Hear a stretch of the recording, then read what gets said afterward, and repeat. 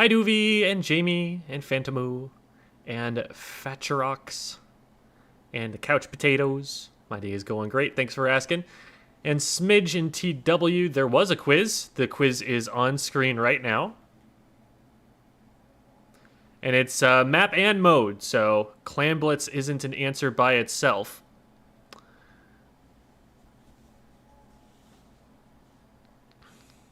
And hello, Bab, and there's Babs' answer to the quiz, and Silver Shadow. And Lumino Life, welcome.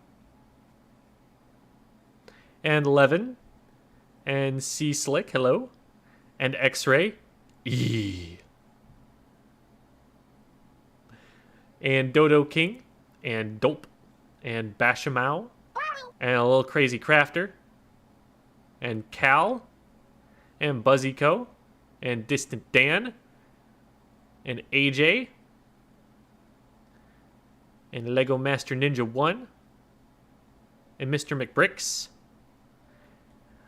Clam is half of the answer. Remember that we need the map and the mode here, so you're only going to get half credit if that's the only answer you're putting down. And hello, average spooky month spooky month enjoyer. I second guessed myself on it, but I was correct. Such a teacher move. I mean, we are at Squid School here. And hello, Green Toaster Dude. Sorry, Green Toaster Dude 2, the second Green Toaster Dude.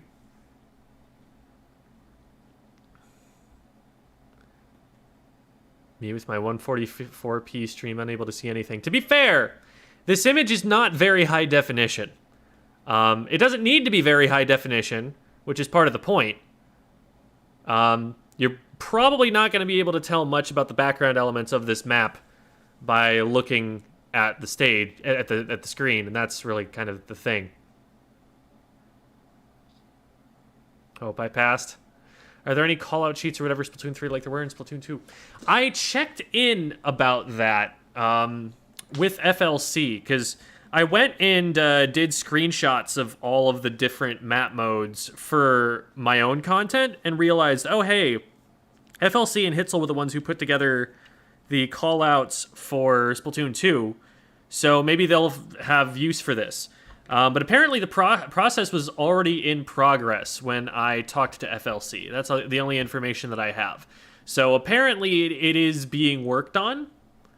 But we'll just have to wait and see. I don't know anything about it at this time. And hello, Marie, and happy patch day. Yes, we are going to be... let's see, it's 9 Eastern, so... Yeah, we may well actually, or is it 9 Eastern? Yeah, 9 Eastern. We may well actually run into that on this stream today. For extra credit, guess the weapon as well? That's just a toss-up, honestly. There's literally no way to tell. Hey, Professor, is there extra credit? No, sorry, I don't do extra credit. And hello, Fatcherox, and thank you for your $2 donation. And you've got your guess being Clan Blitz Mahi. Image quality is so bad. Yes, and that's an important part of the question, because otherwise you would be able to just look at the background and know from that. Maryland? Yes, that's the map mode we're in. It's Clan Blitz Maryland. You're right. Hi, Joy Division. And hello, the Gumi. Sages of the Blue Sky. So it might surprise you. All right. I think I need a tutor. I do private lessons. There are VOD reviews like I do on stream that you're about to see today that are every Tuesday, and those are completely free. There's just a bit of a waiting list for that. I think we are actually pushed all the way out to 2023 at this point, which is exciting. But then I also have a Metafy, which my links get spammed every so often by a bot that I made to spam them. But there they are. So if that is something that is of interest to you, then that is an option. What's the new map with the apartments surrounding it? Apartments. Eel tail? Is that it? Can we use notes on it? Is it open book? I don't know if the book is going to help you that much here.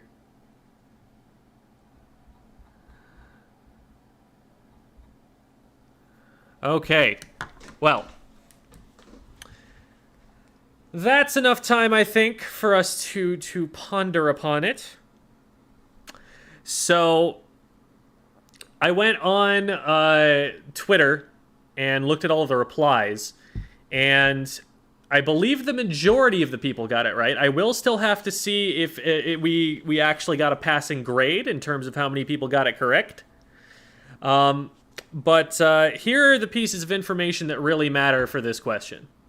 So we've got, first of all, the UI, you can tell that it's Clamblitz 100%. And most people are getting that correct. If it were zones, it would have the rectangle in the middle that has the UI showing who's got control of the zone. If it was Rainmaker, then you would see a line, same with tower control, showing where the Rainmaker is at on that line, and there's no line here. So this is Clamblitz. It's also not Turf War, because Turf War doesn't even have those numbers. So Clamblitz is correct, and most people were getting that right. Now, the next piece of information, and the only other one that we get here, is that, well, okay, I guess it's two pieces of information. Fine, sue me. But we're 100 to 100, so nobody has scored yet, and we're already more than halfway through the overtime timer.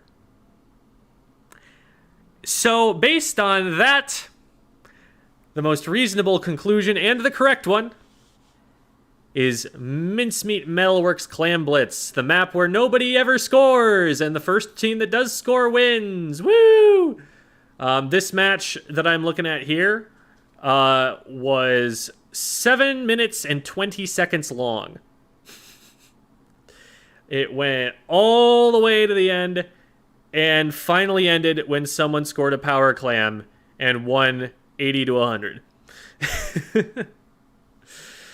So, that's that map. All right.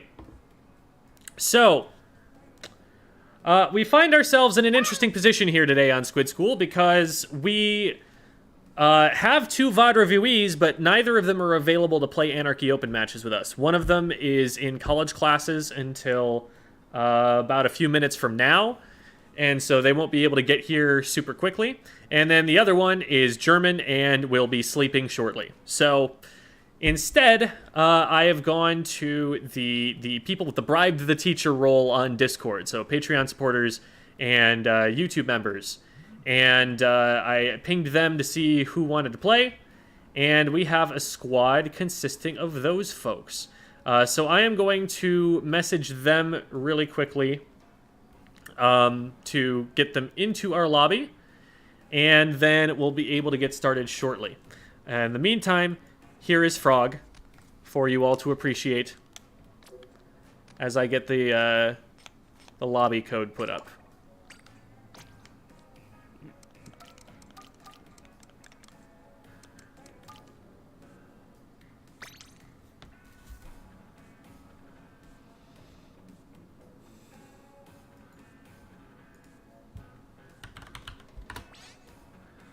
Alrighty. So, I believe Phantomu is going to be available, and so I've sent it to Phantomu. Yasaruni was going to be available. So there is Yasaruni.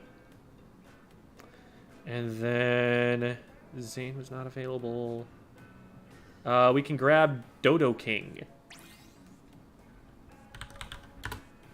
So all of those players, check your DMs. I've sent you guys the password. And just in case I haven't got you guys added already, I'm sending you my friend code as well. All right. I know Phantomu already has me because they're in.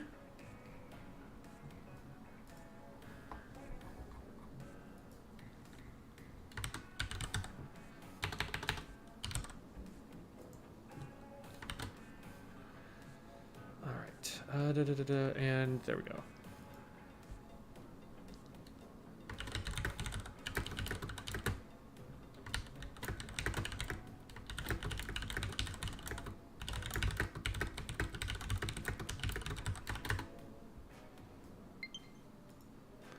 Awesome. There's a friend request.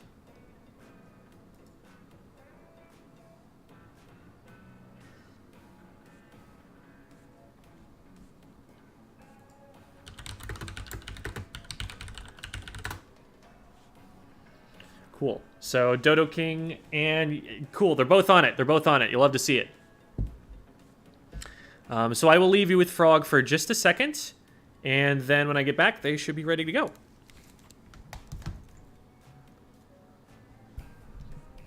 And by the way, Phantomu, I'm actually going to have to close this for a second to accept friend requests, so sorry about that.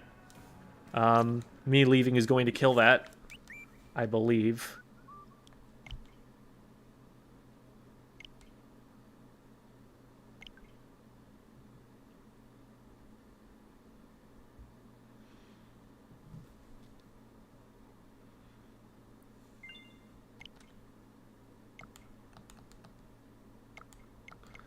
And we might still be waiting. Yeah, communication error. Okay.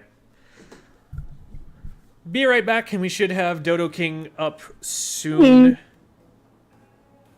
Just getting in right now, sorry.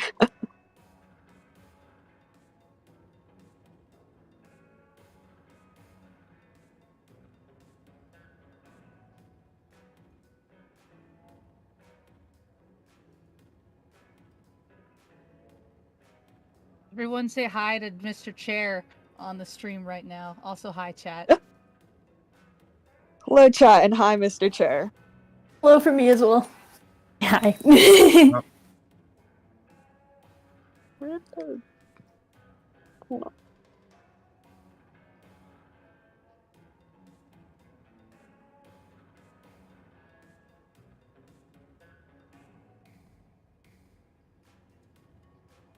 Guys, what's the chair's name? We gotta name Gem's chair. What's Gem's chair's name?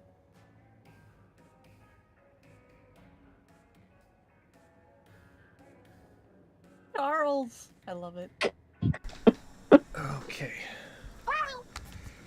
So we've got Dodo King, we've got Yasaruni, and Phantomu, feel free to hop in the VC if you would like, but if you don't like, then that is fine too. Alright, so Frog will protect for just a little longer, and now the room will be up shortly. Alright, room is up. Sounds good. Yep, join now. Alrighty.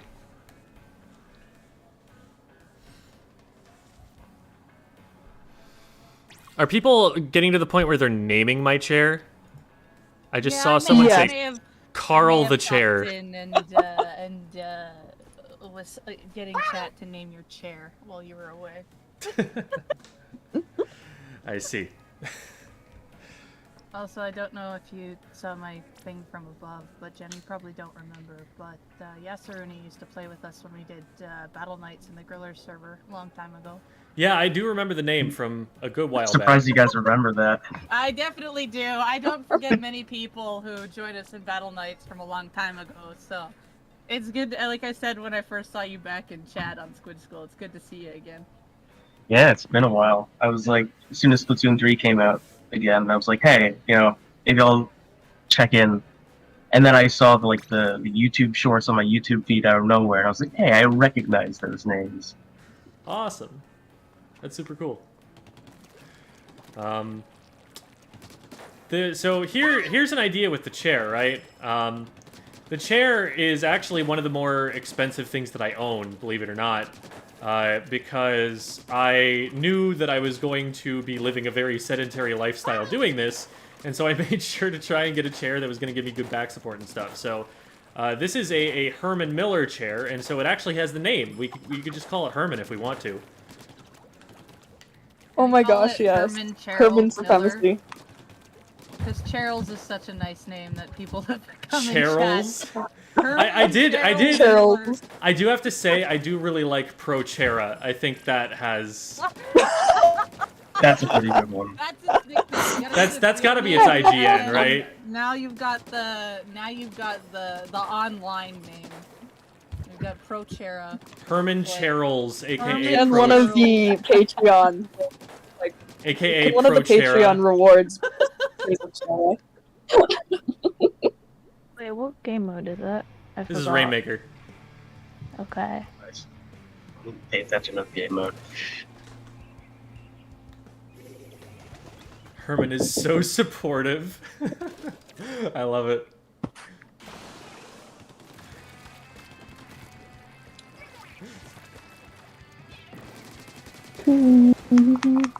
Man, we got that pop before they even shot it. There's one on right stack. I hit him twice. Oh. They're weak. Got him. Oh, one behind me on right. Climbing right stack. See him. Am I There right? you go, there you go. They're still pushing. Two from that same spot. I am dead. Got one. We can win pop here. Got killed by the charger. Tetra's on me. Nice.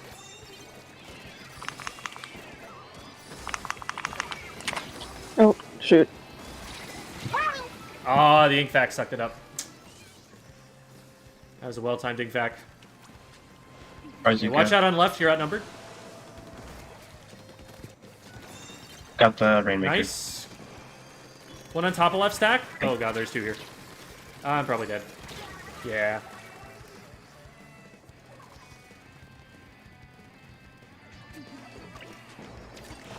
Careful about dropping into mid, it's not painted right now.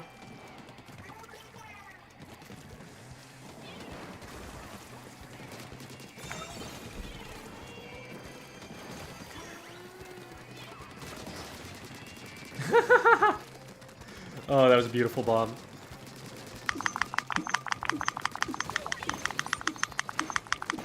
Man, they just keep walking in one by one, trying to get closer to the Rainmaker than they can. Okay. That was a lot down in a row. We should be able to get moving. Oh my god, why did that not hit anything? Down to the slider. That was unfortunate. Yeah. One dropped left, Oh, I like need far to left. walk today.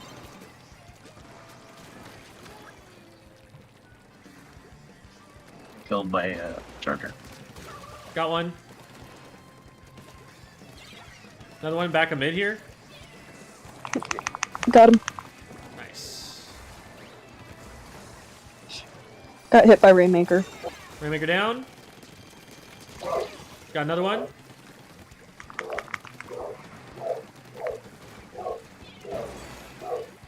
Yep. I'm just going for it.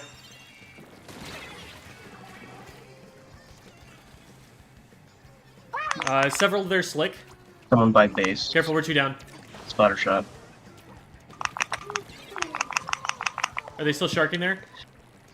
Or they go back? I'm not sure. I think Yeah. they probably are. One of them DC'd, Indeed. but I think it'll play out because they're past half. Mm-hmm. Got the ink back. Traded.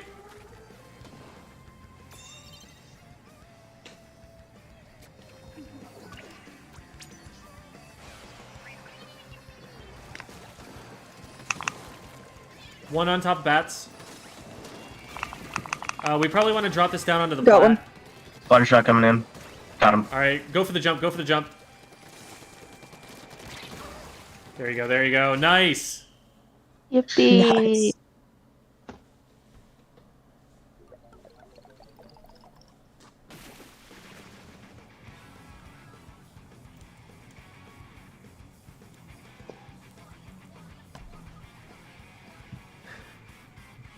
My mic peaking?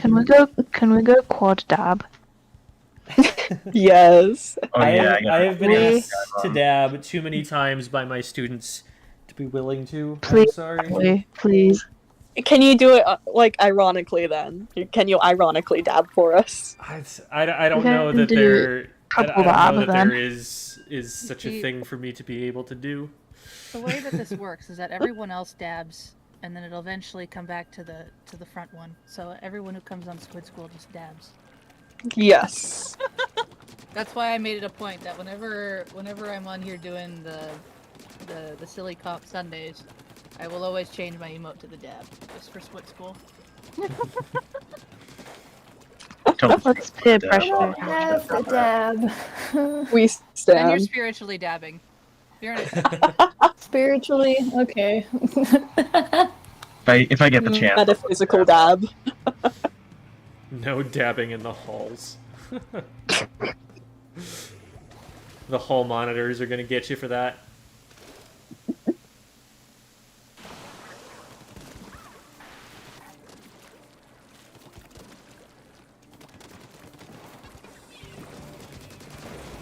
Okay, nice pop. Got We one. already got one. I'm gonna push right. Okay, sniper's on me. Okay, good. Whoa, this rapid is moving a little bit there. They're kind of laggy. Be careful. Yeah. Okay. Saw Rain get popped, I think. Blob got me. They're on right side of their spinner. Not the E-leader. Okay. All right, that's Got two down. Blob. Let's try and get it moving if we can. Okay. They're dropping in. I Got got a the bump. blaster. There's one on top mid. Top mid, going for it. Going for it. No, he just Oh, they dipped. went over the top. That was weird. Got him. Oh, Got I'm leader. jumping real quick. Rainmaker, hello? What? No I'm one. standing inside the What the heck? Rainmaker. I literally Is it- can't pick it up. Neither can I. What the hell? What? No one pick it up. I can't pick it up either. No one can pick it up. What the hell? New Oh bug. God. I've No. never seen this happen in my life. Oh, What? communication very, error. Oh. I was gonna say this is where the music, the da da da da da. Classic Nintendo servers. Wow, that was a way to start that.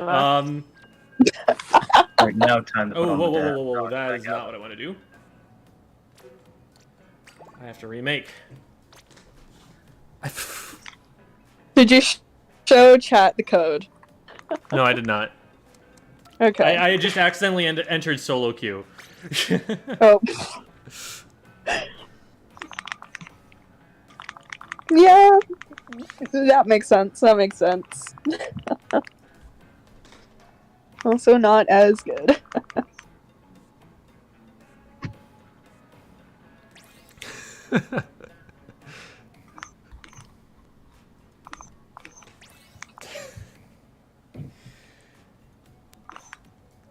I can't believe that I'm an after this NFT. long playing this video game, I'm still seeing a glitch that I have never seen before. I've never seen that ever. That's like Mm-mm. I mean, it is still technically a new game in a way, so we will find a whole bunch of new things. Yeah, I mean, hopefully they've been saying that they're going to be able to fix 3 frames of latency on this next patch, which is huge. Mm-hmm. They're also saying they're going to fix the stamp hitbox. So, fingers crossed, knock on wood. Off I'm when I gonna miss. saw I'm the, gonna miss broken the stamp. amount of stamp mentions that were there for the fixes. By the way, Dodo King, we do have a lobby up. Oh, okay. Sorry. Same password. I'm totally Okay. not looking forward to the point where we go in like open or in series and you just see a bunch of weapons with stamp as the special, Oh. and you're not a stamp. Oh. As a backline, you are the victim of these stamps. So that's gonna be a time. I'm just gonna probably Mhm. avoid on purpose.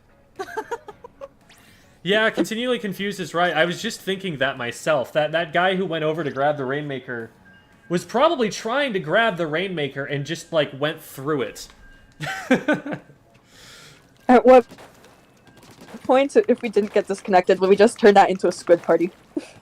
Yeah, I mean, I guess No one that's- can grab the objective. Might as well. Hey Jerry, can you answer a Squid School question? Yeah, sure. What kind of tips would y'all have for someone who's looking into getting into a certain weapon? Try to find if there are top players who stream who play it, first of all, and just watch and copy everything they do. Watch tournament footage of that. Also, you know, any high-level player is going to be able to give you at least some advice about how that's going to play generally, although there's some specific things that, you know, if they don't main the weapon, they probably won't know. Good. Just the machine on right. They're backside of their zone. They're moving to left now. On left, on left, on left. Machine's yes. aiming for me. I didn't get him. Dualies. Shoot.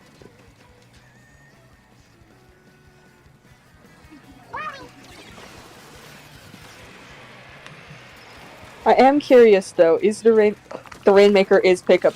Is you can pick it up now? Huzzah! Traded the... There's still 2 coming around left. One on right as well.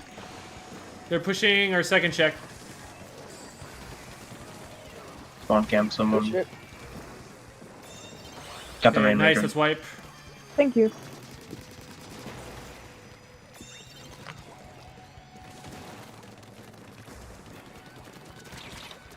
They're on me on left. Dualies.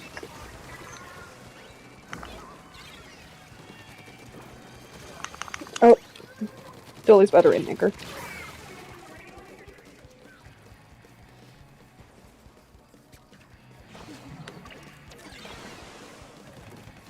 Got the splatter shot.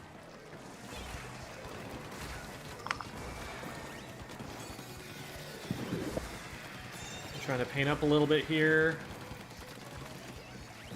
One on me. Dualies. Got him.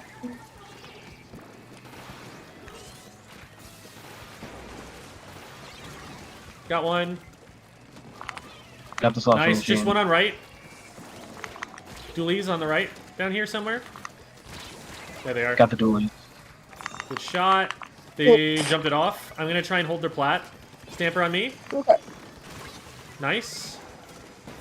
One dropped. Somewhere. I don't know where. Yeah. Splatter I shot. got hit by the slash machine. Got him. Getting attacked by the dualies right now. Yeah, I'm probably dead.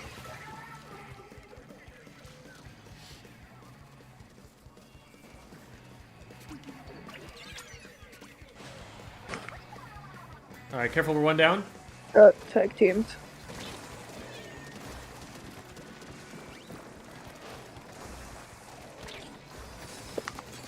Got the stamper. They're just trying to bring it down here That to one. stall.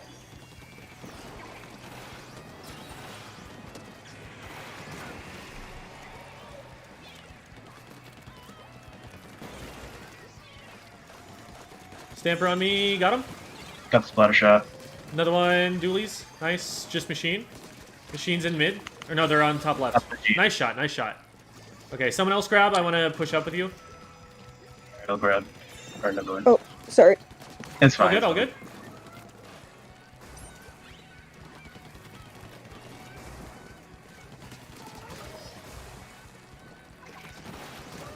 Oh, Okay, someone's just one behind in me. front of us. Someone's behind me.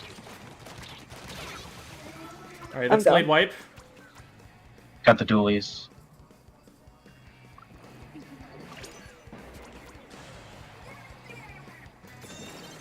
Coming in. Oh shoot, one flanked mid. Yep. Oh, I did. oh, I'm the only one up. got one down, then I traded. Oh, got one with the pop though. If I can get this guy, we're in good shape. There we go. There we go. Can someone jump to me and then grab? I'm Got right it. here, right here. I might need to pick up. Okay, there we go. Oh. Ah, shoot. I'm watching right. Another one with them. One over the top. Oh, I'm dead. Just Phantomu.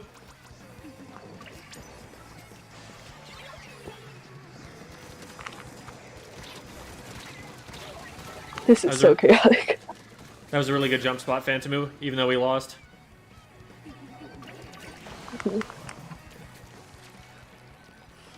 Rainmaker's further ahead than everyone. Got him.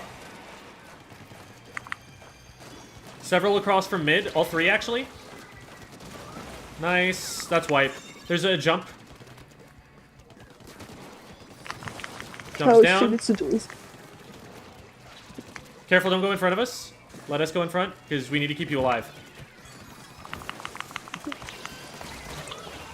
Traded. Still two in front. Still two in front. There's a jump. Get the jump. Get the jump on the Rainmaker. On the Rainmaker. Help. Dualies. Shoot. I'm not very good at carrying Rainmaker. No worries, no worries. All you got to do is use this as meat shields. As long as you're doing that, you're doing good. I love my meat shields. Meat shield supremacy. You know, I think you would make quite good meat shields, but squids don't have bones. Oh, true. We're very floppy meat shields then. Yeah. Not the most ideal.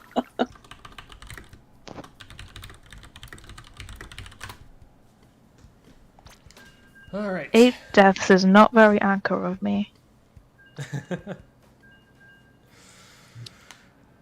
Died more than I like, but I think I did okay. It's kind of weird they don't have the change gear and go and ranked for some reason. Yeah. Agreed. So, the reason that they do that, which I don't fully agree with, but the reason that they do it is because if a solo player gets paired with us, that solo player is going to get the opportunity to be like either stick with team or don't stick with team, and they want them to be able to say stick with team knowing what the comp is going to be if they stay there.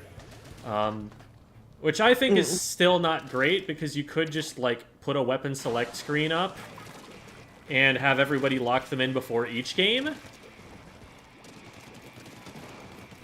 Yeah, But- like how these the lobbies. Got just down. have a little- But that is like On the supposed right. reason for it.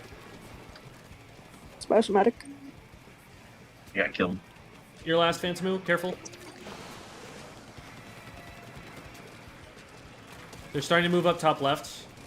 Yep. They're at our goal. Gonna flank with you. Red tank.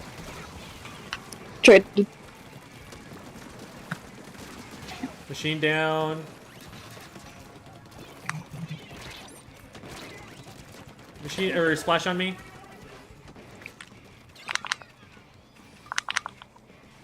They're looking to jump across. Flings have got me. Flings down. Ah, took too long. I traded. Stall Wave them. breakers out. Still I'm one in on from left. side.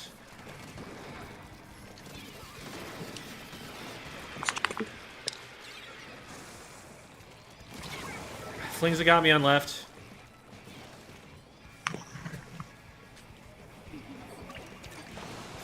Got the Rainmaker. Nice. 2 on Dodo. Got the Got thing. one. Another one on me. Got the Nice. Ponza. Just leader.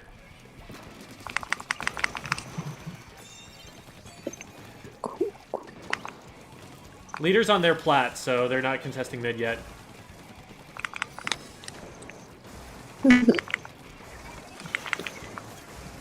I got down, but I think I distracted them. Careful, I can't defend that. I'm just gonna back up.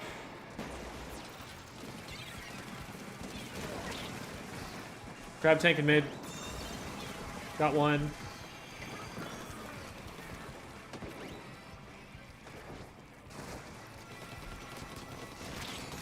Flings it down. Splash is like. Leader down. Oh, splash Just down. machine. Machine on left. They dropped. They're jumping to it. Get the pop if we can. Nice.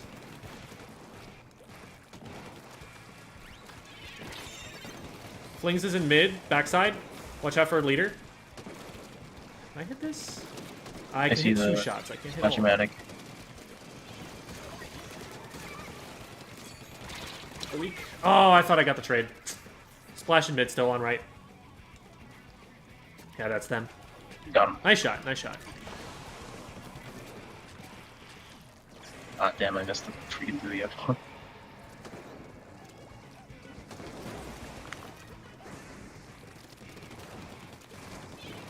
Got the Got Ponza. one.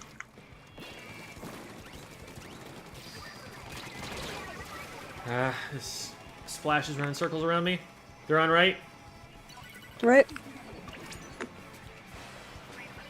Careful, Dodo. All good, all good. Breaker. Flings it down. Zuking. I'm down to splash on right. They're backing up. They're in mid. Slash coming in left. You're last. Good jump.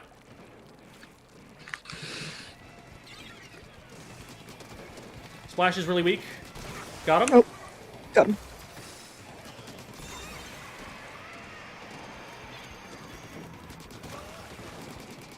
Very nice.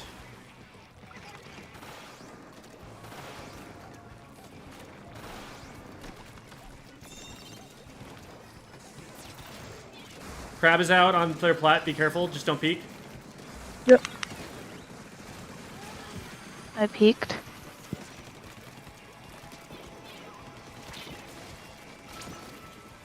Jumping out. Got one. You're alone in there, Dodo. Careful. I'm gonna hide a little bit. Sounds good. I'm near you now. Okay. Lenses coming in from the right. Alright, I see him. Going back. Machine dropped Wait, left. Shoot. Man, I just can't hit that angle, can I? It's really annoying. Got two. One in mid. We need to get this pop. Got the pop. Got the machine. I'll grab it. Got it. Splash weak in front. I hit him once. They're down. Get the No, leader. they ran back. They ran back. They're still here. On right, on right, on right, on right. They're rushing. They're rushing. Yeah. Damn it.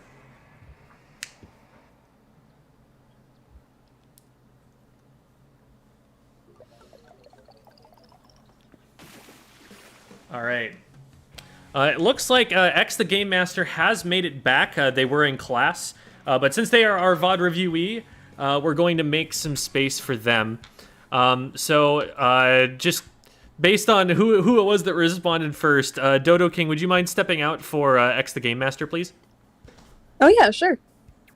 And I am going to be killing the lobby anyway by going and accepting their friend request. Sounds good. All right. See you, everyone. Thank you so much for playing with having me. us. Have a good one. Oh well. Yeah, of course. Bye. Hello, gamers. Hello, XtheGameMaster. It is he. I'm a little bit nervous, but I will do my best. I haven't actually gone to any of the S+ ranks in this game yet, but I was S+, I think 0 in Splatoon 2. And I haven't played with a competitive team, so I don't know all the locations for callouts yet. Well, Just thing is, when the people callouts die. have not been officially decided yet, so that's not a concern at the moment.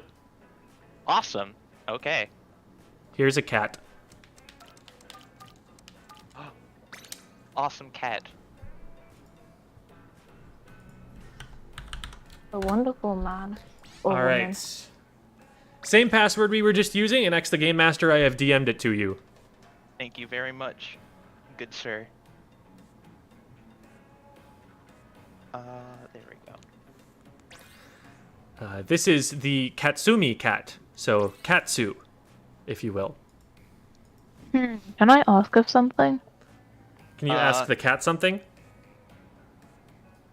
Can I be the Squid School tri-stringer mascot?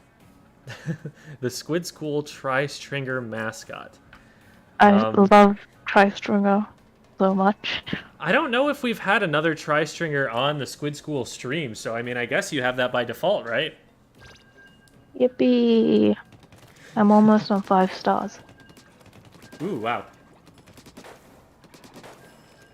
Probably further along than I am on the splatter shot then. Definitely not an easy thing to get, because I'm still working on it for Hydra too. Like a I've quarter of the edited way your to Naruto. nickname in the server to make it official. I'm trying to get the 5-star on inkbrush. I I've refuse to gotten play 4 stars anything so other far. than this. Hi, Krylie. I've also done more PBs than anything, Woongers, so I'm I just guess. Okie dokie.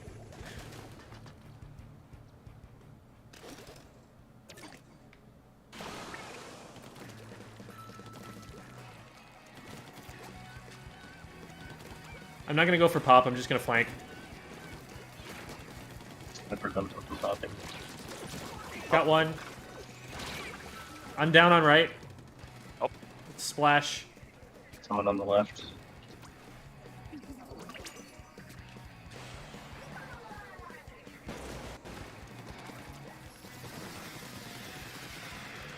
Stringer here. Oh, they're throwing bombs. Splash really weak. Got him. Good. Does anyone mind if I pick On this my up? ouch. Oh, there's someone over there. Yeah, I'll pick it up. Okay, cool. I'm almost here with you, X. Watch out for someone. Someone dropped left. Someone dropped left. Get their back. Get their back. Yep. Nah. Got him. Well, job. this is kind of a waste of my time at this point, but Whoa. I did get them.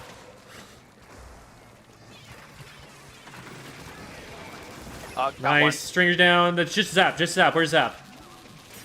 Got the checkpoint. They're in front somewhere. They're on the right side right now. I think they're One going farming up to for top mid. Top mid. Got him. Got one. Well, someone did. They popped, so. Whoa. All right. Got one of That's them. 2 down. Got another one. Nice. I'm giving jumps. Jumping in. Alright. So There we go. Stringers at goal. Or it's at first goal, Oh. I guess. First check. Got one. Okay. Oh, they dropped. Got one. Oh, I Got the Rainmaker. Nice popped. pick. I'm Stringer jumping down. into you, Pomptu. I don't know how to say your name, sorry. Phantomu. Hello. Phantomu, okay. Oh, Phantomu. Oh. Sorry. They dropped on left. I don't know. I don't know how to say my And Zap. name.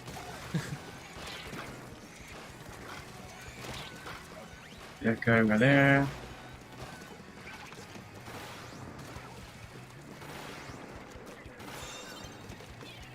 Alright. I'm in their base, killing their dudes. Off them. I'm coming. Not for long though. They got me. I've got Station bomb. killer whale charge. We're gonna One, I got We're one. 2 down. We're 2 down. One behind you, gotcha.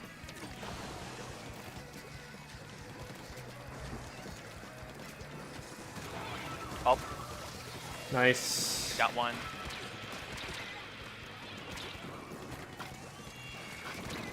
Jumping to you, Gem.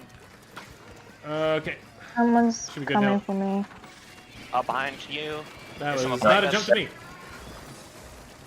Whoa.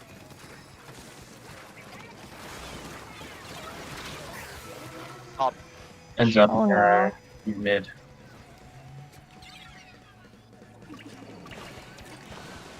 All good. All good. Minute 30. We've just got to hold off 2 pushes and we're good.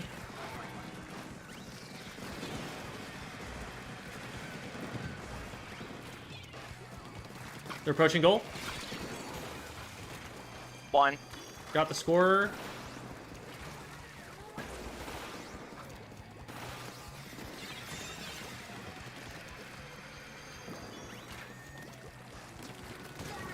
Stringers down, nice. Got the zap. 1 right plat. 2 right plat. Whoa.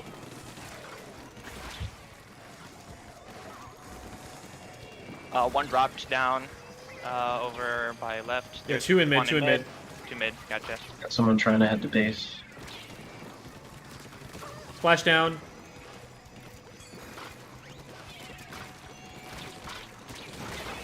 Traded the zap, or the junior. Stringer got me from plat. Just hold it right and try and stall, like in the lower cut there.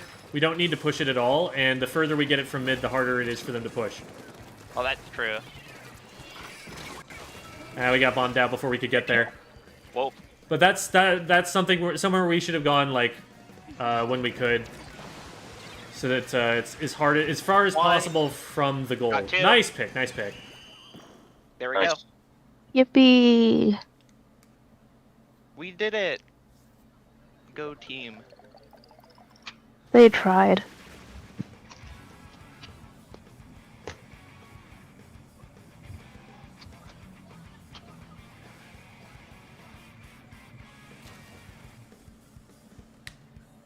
Oh no, Queen Zeria, what happened? Why can you not play Switch? I have a question. Do you have any tips for Splushmatic? It's my main weapon. I want to get better at it. Be zippy, be zoopy. Make sure you have your crab tank for pushing through important choke points. And remember to use your crab tank as a backliner. You basically become Hydra plus Explo when you are in crab tank. So That can be learn somewhat from debatable. like Devi's positioning guides, I would say, for like what sight lines to take, like where you want to be, because there are some places where you can kind of frontline with it, but it also can be valuable if you just take a backline position and try to take an off angle from your own anchor and get some extra firepower on that. Dude, I'm so excited for the Inkbrush Nouvelle drops, and I'm hoping it has Crab Tank. That'll be so fun. Something with Crab Tank, though, to know is that if you're playing with a backliner already, try to either crossfire with them or actually be, like, on the front line with the Crab Tank. Like, either tanking the damage or just, like, in front of the path. Because there's been several times where I have Crab Tanks who actually stand right in front of my face and I can't do anything. So, Yeah, just and a that's quick just reminder. that's just a general rule for having double anchor in general. Someone's flanking. Someone's flanking. I need help. Yeah, I saw the ink brush heading towards our base. Yeah. I'm just trying to They're keep this on the from right. popping so I don't die. Spamming missiles. Missiles by the are Inkbrush. here. I got Brush one. on the slick. Got him. Nice. I'm gonna killer whale this. Why did I use this here? Back. I killer whaled the I the could have charger stopped and that. they died. Yeah. One behind right stack, maybe two. Luna and Brush. Luna's weak. Jump on the Luna, Luna. jump on the Luna, jump on the Luna. There Got you go, nice. Here we go. And Brush ran away to the left, and it's just the Yeah. charger Oh. otherwise. One coming, flanking right, flanking right, flanking right. Yep. I got the Brush down. charger.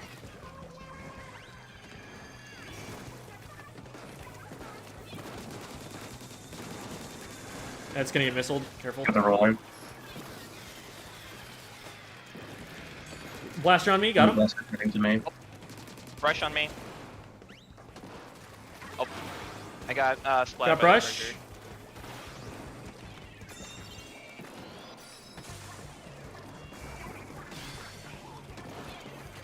Charger top left. Blaster underneath me, got me. He's vacuuming.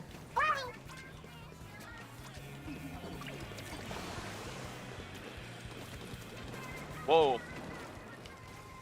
Alright. Roller No. behind us in our base. Oh. So just push forward, I guess. Okay. Oh. Got the roller. Oh my god, I missed that. Luna on me. On There right. we go. Got the charger eventually. It's all fine. Nice pop. Alright. Brush or ink brush coming. Good lead. Here. Got him. Alright. Got him a Right. little too late. It's up on Got plat him. if we can keep it there. We have even numbers. We have numbers advantage. Go, I go, won. go. Oh, I died to a splat. That's bomb. fine, that's fine. One of them died to Keep this the. going. Jumping to Phantom. Nice. There we go. Oh, they're They dropping. might drop it down right. They're dropping it down right. Watch Jump. out, Brush. Oh my god, Squid. I spammed that so many times.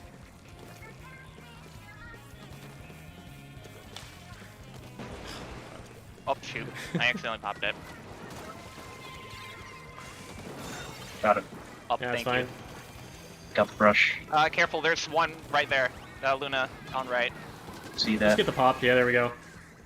They've got it There we back. They threw it at the Rainmaker. Got the charger. Roller to the bottom right. Anybody gonna grab the Rainmaker or we don't let it reset? What? Got brush. They are lagging like crazy. The Luna. Rotation Oh, going one on. of them disconnected. Yeah, it was the roller there. Flanking charger. Oh, the brush got me. I'm just gonna stall it over here. Yeah, it's fair.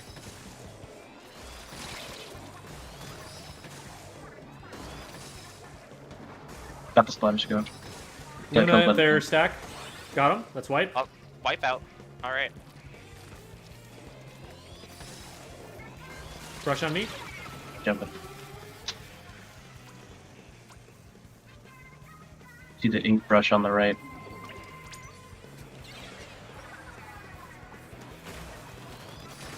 Oh, they dropped.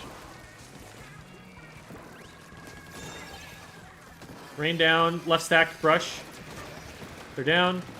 Just a charger. Charger's on me. Yep. They're backing.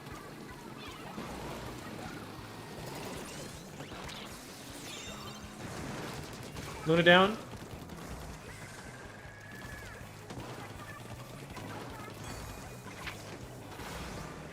Oh, they had another I got disconnect. sniped.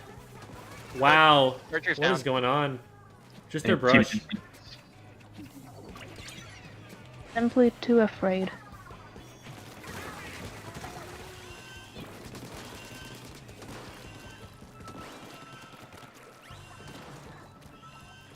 Oh.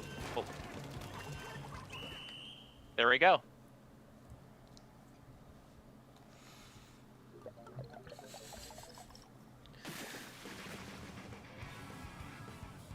Not bad.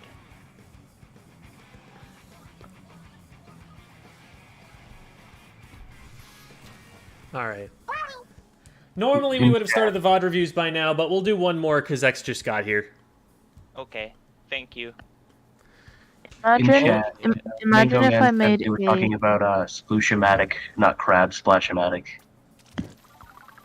Imagine if I made a tri-stringer body pillow. You should make a strike. You can do that at your discretion. I will Make not a stop you, strike- nor will make a I tri-stringer effect pillow. endorse You have this to consider behavior. the consequences of your actions. I mean, I'm willing to. I'll do it if I become the first S+50 player in the UK. That's probably already happened, unfortunately. Wait, what? I'm pretty sure dude is already S+50. No, I mean tri-stringer.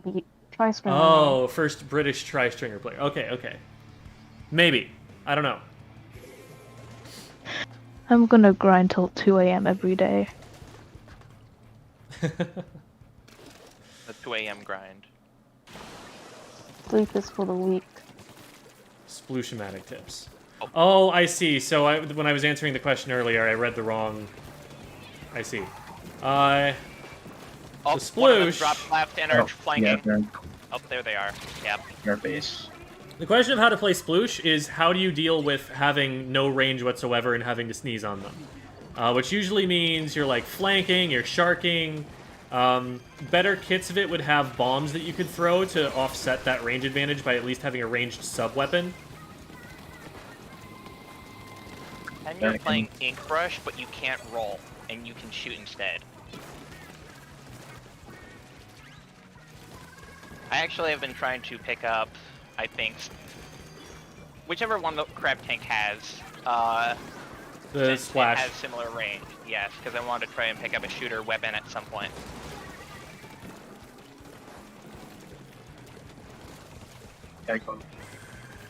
Aerospray and tent on right. Blaster down.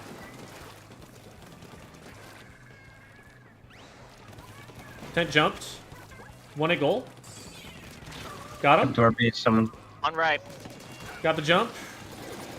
Just a got vac in front of me. I'm gonna grab the Rainmaker. Cyber. Alright. I have... Got 3. Oh, they're already dead. I'm sorry. I should have asked for...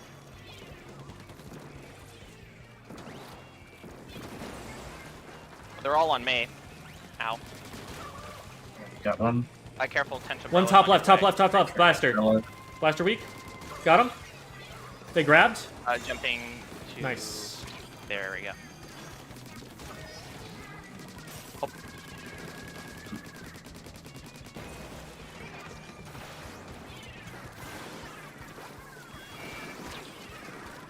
on left. Oh, right. Airspray grabbed it. Da.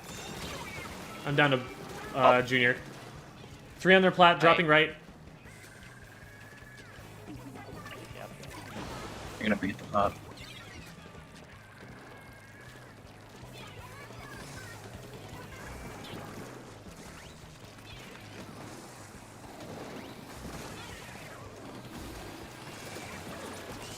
I got one. Got the vac. Rainmaker down. Another one on top left. Their plat. Oh. Nice. Watch out, right side, right side. Got him. Blaster in front. Blaster's down. Oh. Got the junior. I got That's splatted by a 2. bomb. Let's pick it up and go. Just get lead, just get lead. We're 1 point away.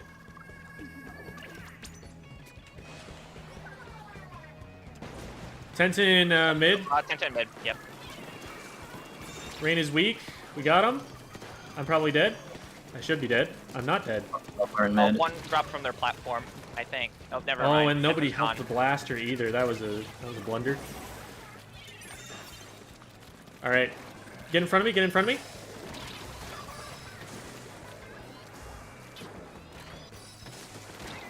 Running from Blaster the on side. right. Got one. Oh, so that's a Rainmaker free zone. Good to know.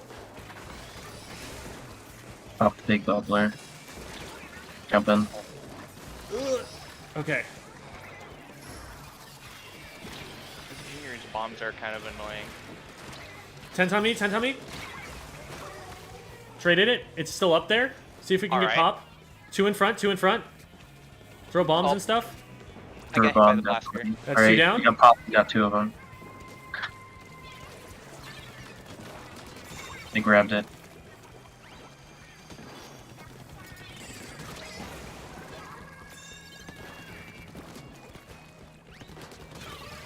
Popping back. There we go. There's that lead.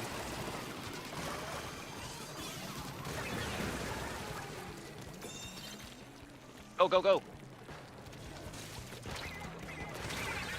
Out. So close. Yeah, that's a push we can defend though. Let's try and shark somewhere in mid. Got the Rainmaker. One. Nice. Oh, there we go.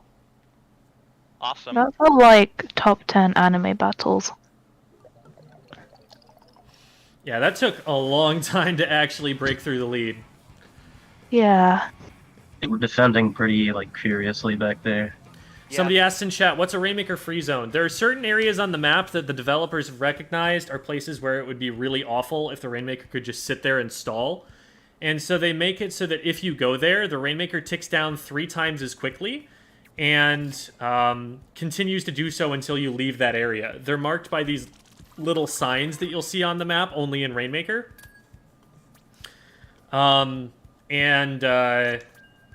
It kind of forces you to get out of that spot. Well, that's my highest KA game of Splatoon 3, so that's a good one to end it on. And of That's course, awesome. I forgot that we were ending it on that. So we're just gonna hit sleep mode real quick and get out of that. Okay. That was fun. That was pretty That good. was fun. I think we all did pretty well. A communication error occurred. Oh no! Oh no. I wonder What a how that tragedy. happened. All right. So thank you Imagine- to Phantomu, Dodo King, and to Yasaruni for joining us for our Anarchy Battles Day. On behalf, I suppose, of the VOD reviewees. Thank you. So you guys are all set to go. Salutes in chat for our friends there. But we are going to hop into the lobby and get going on our VOD reviews here. We've got a match for X, and then we've got a match for Bungee. And yes, Phantomu? I'm getting one on the 20th.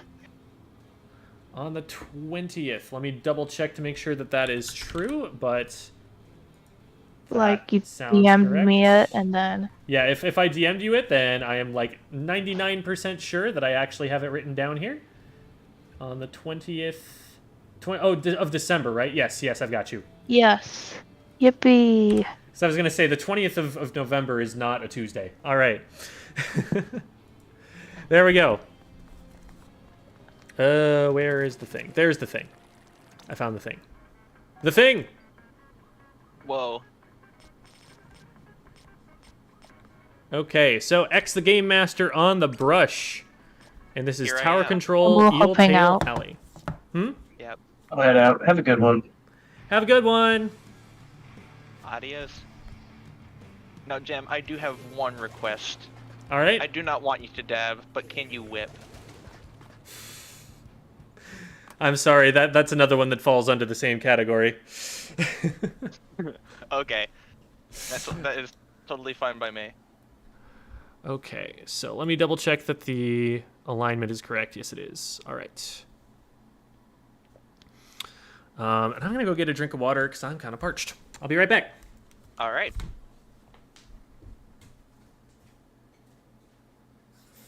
Hydrate, don't dihydrate, kids. And squids. Time for Herman Charles Miller to take over the stream again, guys. It's a heist. He'll never know. Just convince him to make a screen pointing at Herman. Yeah. BRB, and now time for Herman. Who is Herman? The chair. Oh. I forgot you weren't here for this one, but I was last time Jem went away, I asked chat to name the chair. I love Herman's stream. He's so cool. When exactly is the update dropping? Right?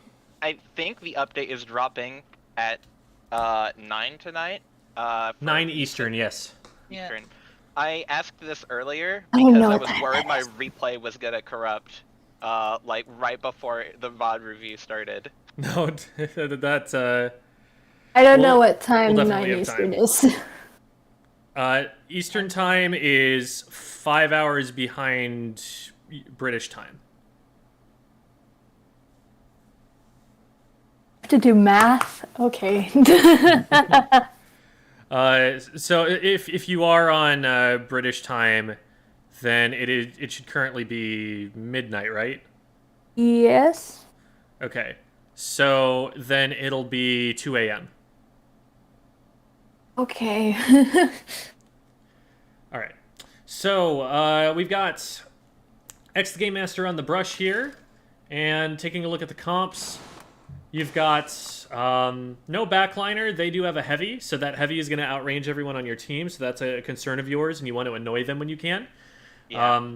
Throwing bombs is a great way to annoy them, because if you throw a bomb at them, then they have to move, because if they don't move, they die, but if they move, they lose their charge, and so you're really reducing their ability to have an impact on the match by doing stuff like that. Targeting them with Killer Whale can also have the same kind of impact. That is something I do over the course of the game.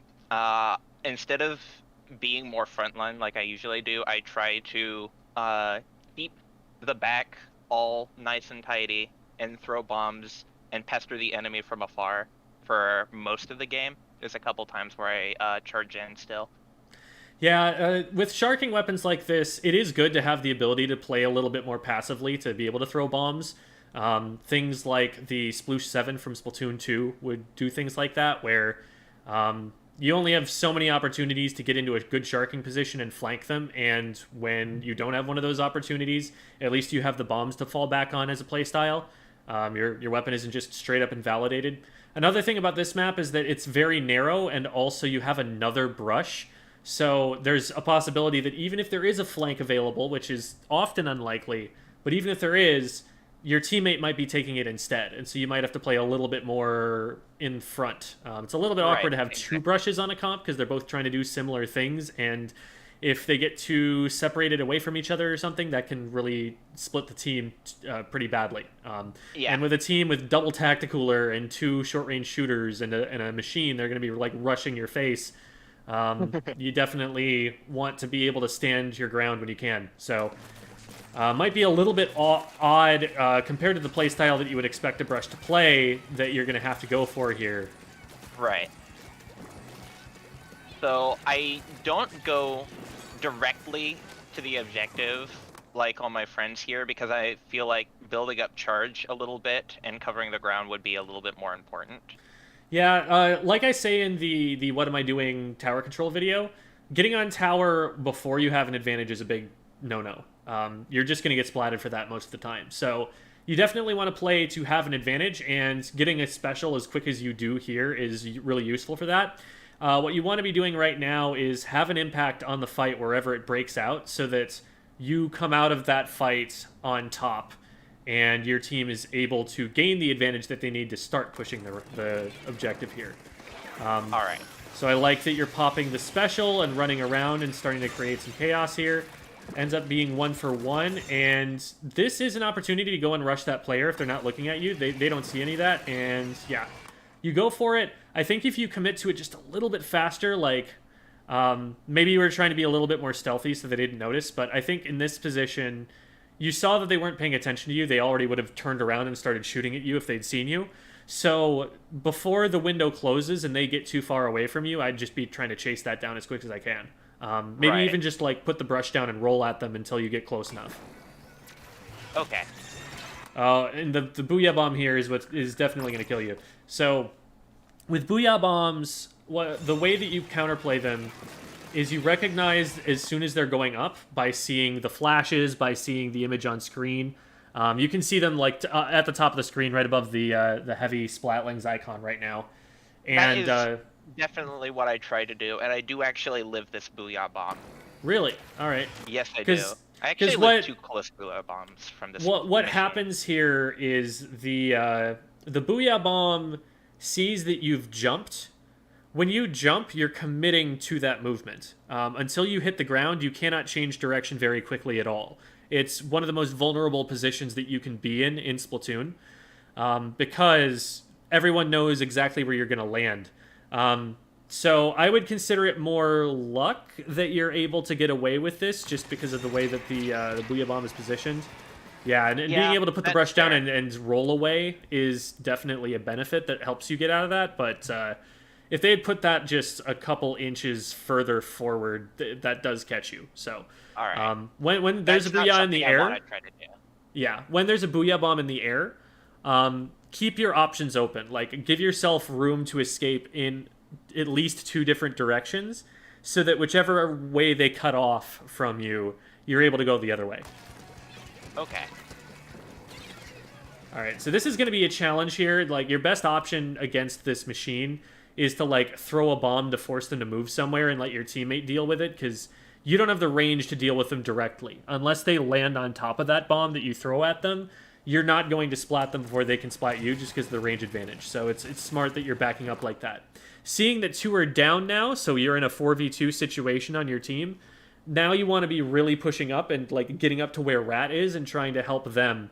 Because at this point in time, you can assume that you probably control the space between you and Rat. If you come around the corner on right and realize that there's someone behind Rat, then okay, maybe you have to deal with that first. But given that Rat is that far pushed up and has not gone down, you probably have control of everything between you and them. And so now would be a great opportunity to push up and get up with them and try and be helping them out.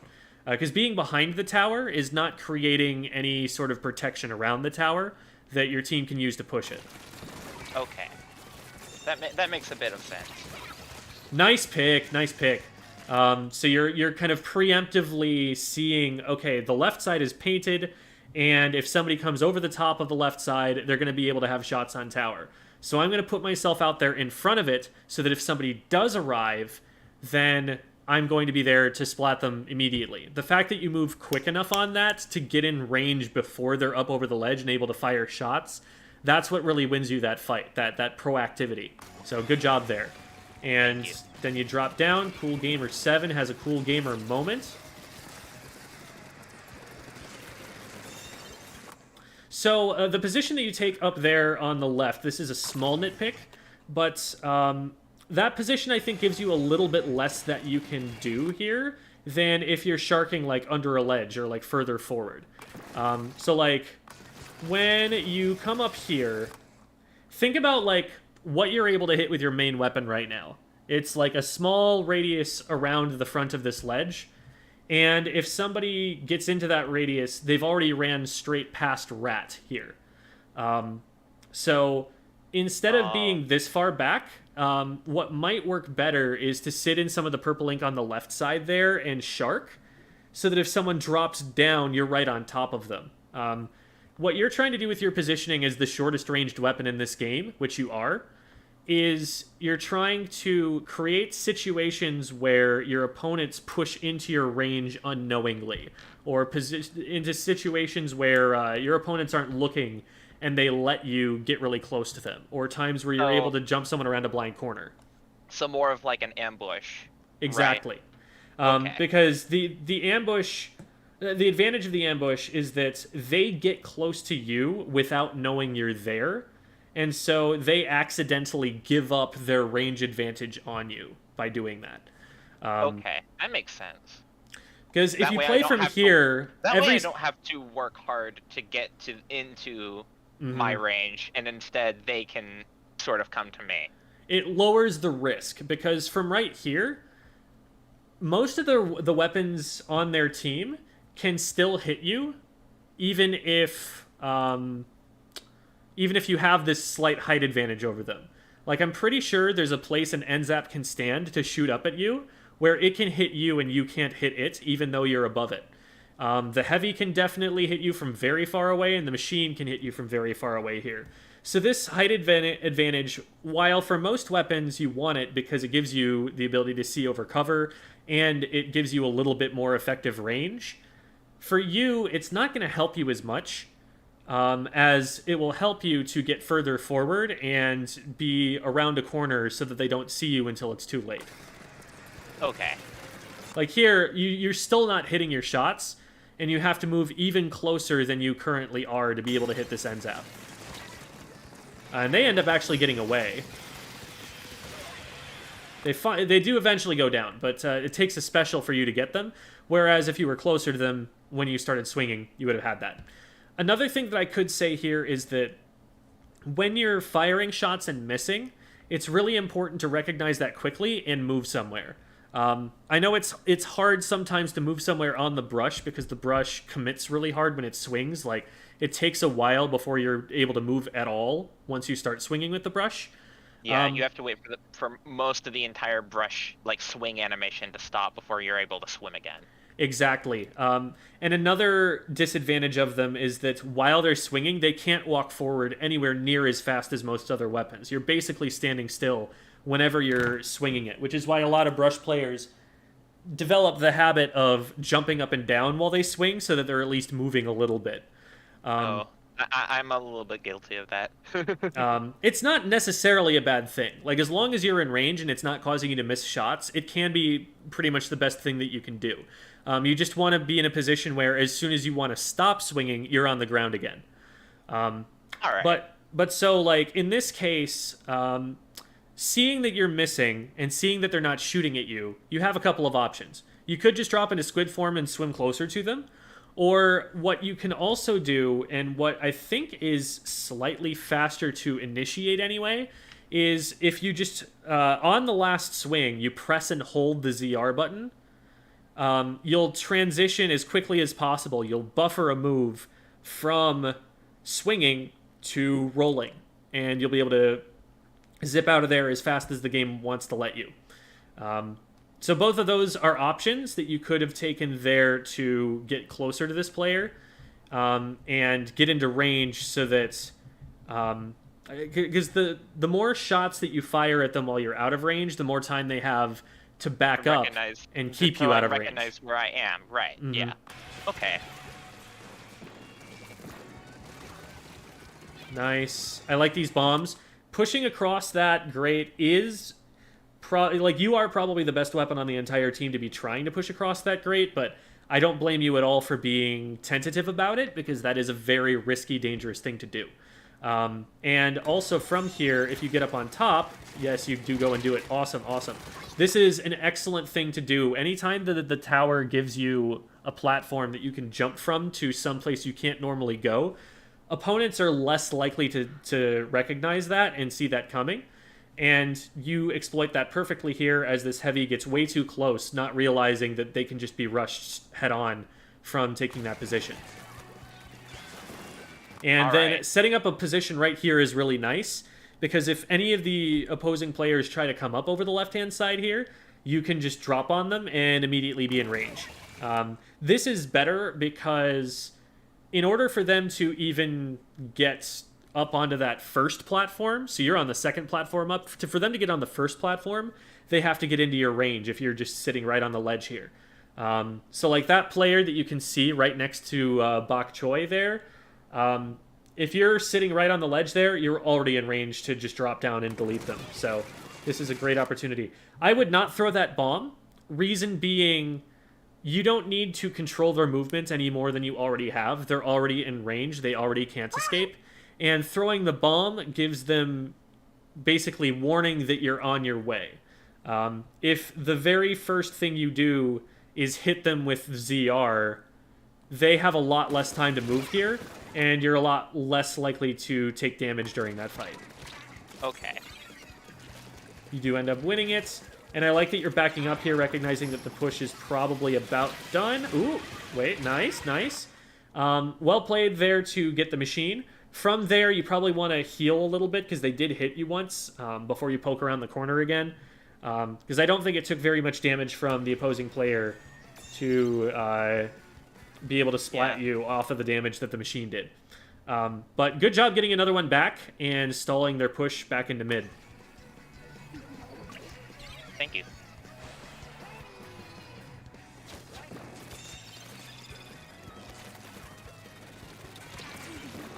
Okay. We did hear the wave breaker go out, so when you hear that audio cue, just kind of train yourself to think, wait, am I going to need to jump? And wave breaker is especially brutal against brushes, because it takes away your ability to, like, quickly roll and maneuver. You can jump while rolling and jump over that line, but it definitely slows you down a lot and takes away a lot of your maneuverability while you're there. So, marked now. I'd be a little careful right now. You're one member down. The other team is popping specials. So you don't want to go too far in, because you're going to end up outnumbered wherever you go. So 1-for-1 trade, not too bad. Good bomb. Nice. Yeah, they need to immediately be abandoning their charge there and backing up to survive that bomb. So it's already a win, even if they respond correctly to that, and they were just a little bit slow, and so they end up going down to it. Alright. So, well placed. Thank you. Oh, yeah. So there, the player was in range for longer than they were actually shooting at you. So even once they get to... Let's take a look here.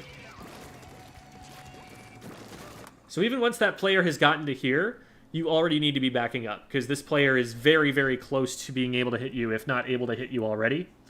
And this is what I was talking about earlier with being up on this high ground here. That Zap player can still hit you. Right. While you can't hit them. And so from here, your best call actually is to back straight up instead of trying to back around to the right, so that you fall off the ledge, and now that they have to hit fall-off shots to catch you. That's the, like, you want to think, what is the shortest distance that I can run before they can't hit me anymore? And so from here, that shortest distance is directly behind you instead of to the right and behind you. Okay. So your team is 2 down, and somebody else tries to get on the tower, which predictably leads to them going down.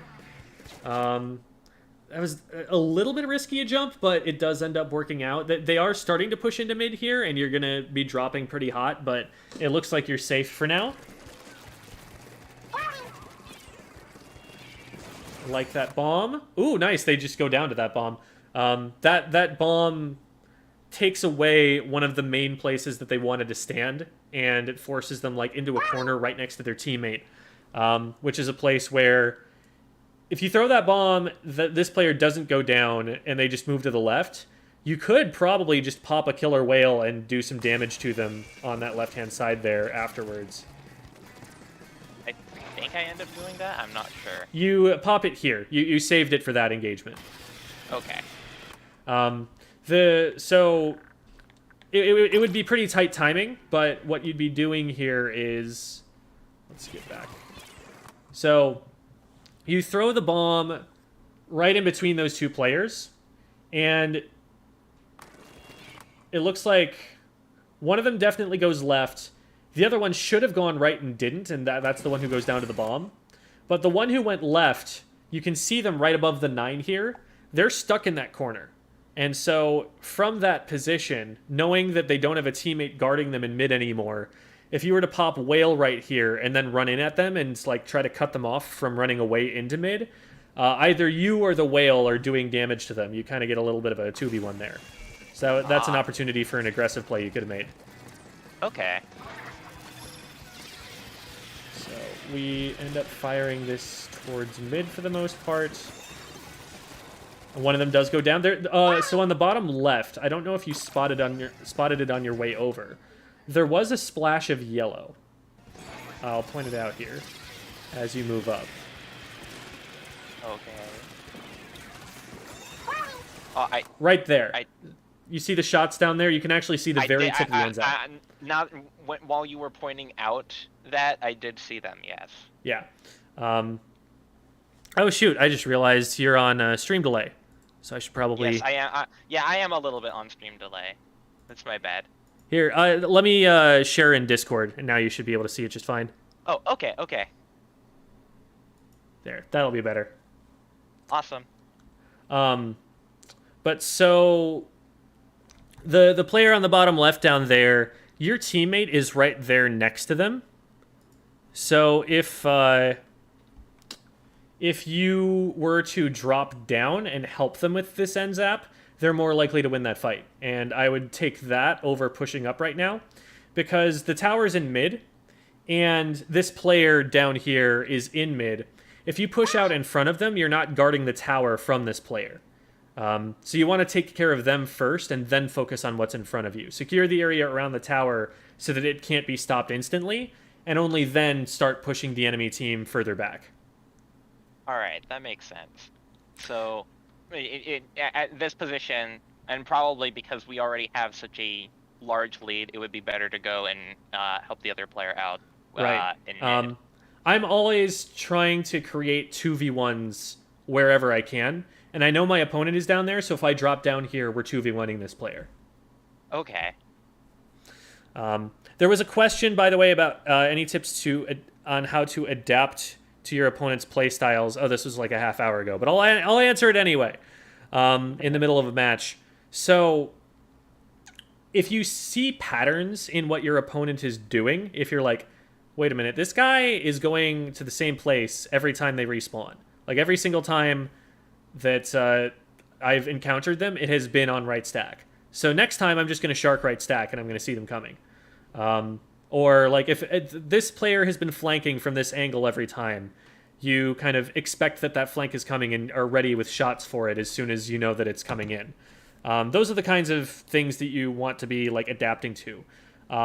If they're making mistakes, you can also capitalize on those. Like if, for example, a frontliner is playing so far back that they're right next to their backliner, that means you can take space in mid because they're not up there with the rest of their frontliners protecting them, and you can create temporary numbers advantages. So that's also an option. But for the most part, the kinds of reads you're going to be making on players are going to be, where do they tend to go, and how can I deal with that when they get there? Okay, so that zap does end up going down anyway. But then somebody else is on the tower. And see, this is why pushing up there is less beneficial to you. Because you're like, wait, we've got an advantage. Why isn't the tower coming to me? It's because mid hadn't been cleared yet. You've still got this machine that's sloshing up into mid. People are starting to jump back into the tower already. even though players have been going down, no progress has been made because we didn't clear this out before we started pushing forward. So now we should be able to get something done here, because that player's caught, and it was the heavy that jumped into the tower. So they should be going down pretty soon. Yeah, that's a frontline move that the tower made, that the heavy, sorry, made there. Like, they don't have any like high ground or ways to create a space to use their range advantage. They either stay on the tower and get rushed by people who can climb the tower and get right next to them, or they drop off the tower very visibly and end up someplace where someone can just be waiting and sharking them. So that was a poor positional play on the heavy's part to jump into that. Right. Ooh, yeah, that'll happen. Yeah. Team is still in the lead, though. Team still has advantage here, so you can probably still jump into the tower just fine. That is what I do. Nice. Now, with that player in front, yes, you need to keep yourself safe from them, but you're running so far away right now that they're just going to get free attacks on the tower. I think part of what I'm worried here was that there's all this yellow right around this area that could be a problem later if someone tried to flank that route. So, the reason that I still don't agree with dropping back that far is that if somebody is on the enemy team, they're not going to flank all the way into mid to get to the tower at this point in the game. There are no checkpoints in between the tower and KO, so they can't take all that time to get all the way around into mid. Like, look at the area that you're painting in mid down there, which is basically like below your left foot here on the image. That area isn't someplace that's advantageous for the enemy team to control right now. With the tower pushed that far in, if they're going to flank the tower, it's going to be a shorter flank than that. Okay. So right now, what you want to be doing is drawing aggro away from the tower so it can push as far as it can. Because it doesn't have to go very far to KO. And if you're back that far behind the tower, that machine is just going to attack the tower directly. And as a general rule in any of these moving objective modes, you have to expect that the very first enemy player that the objective runs into is going to stop it if you aren't in the way, if you aren't in between them and the tower. All right. So, yes, definitely, make sure you don't die here, but also recognize that sloshing machine's first priority is the tower.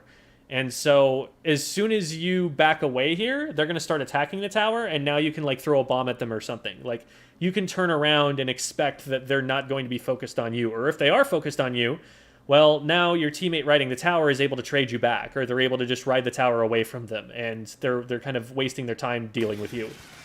Okay. I'll keep that in mind, I think, next time. Yeah, because, right now, you're further back than even a backliner would be.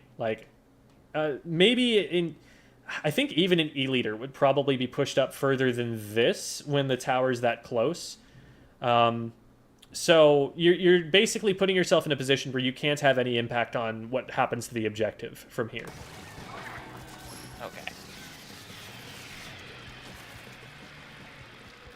You do get one with the whale, which is a nice pick, although getting picks with whale is going to happen less and less as time goes on, because players are going to get better and better about dodging around it.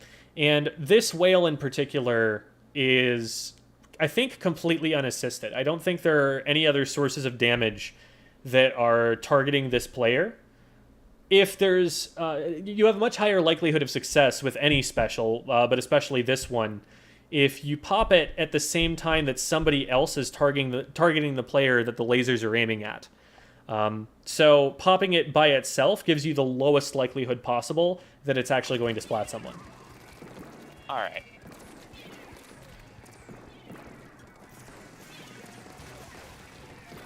Yeah, this is pretty passive, but it's also totally fine. Your team is down a number of players. Okay, close one. Your team is down a number of players, so it totally makes sense to play a little bit passively before they all get back. So throwing a bunch of bombs in places where you know they want to stand is great.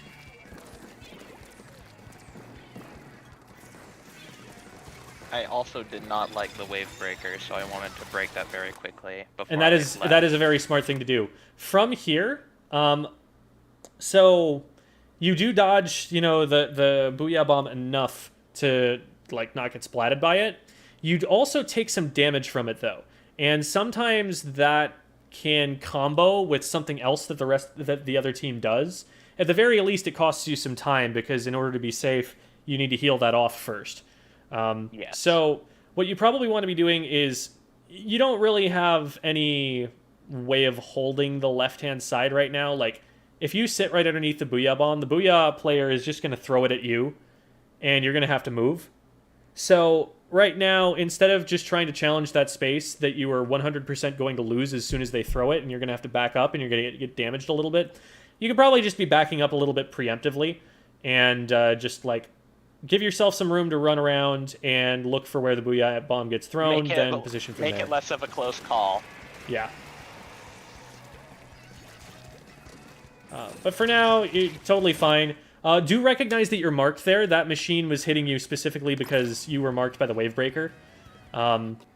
Knowing that that's the case, like seeing that icon around you right there, that should always make you play a lot more cautiously, because now instead of, expecting maybe they don't see me, like sitting in the ink, for example, is not hiding you at all.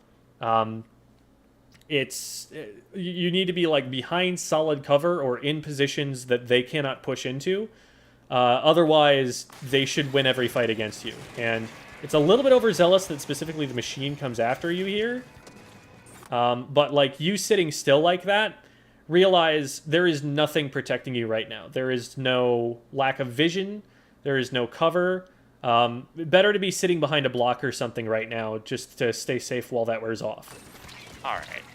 Also, movements can be really helpful. For example, if you time it carefully and you start moving in one direction as the mark is wearing off and then just abruptly reverse directions as soon as it wears off, you can get people to think you're going right when you're actually going to turn around and go left. Because you're giving them the information that you're moving right, and then as soon as they don't have information anymore, you change that up. That sort of bait works a lot. That, like, throws off the scent. All right. Mm-hmm. Good job by Rat there to cover you as the machine engaged on you. That was a really good pick from them. And smart on you to stay on the wall right here. That's a good reaction. You're spotting that the heavy is already getting charged and that by the time you pop over, they're going to have it. So you're keeping yourself safe from that. That's good.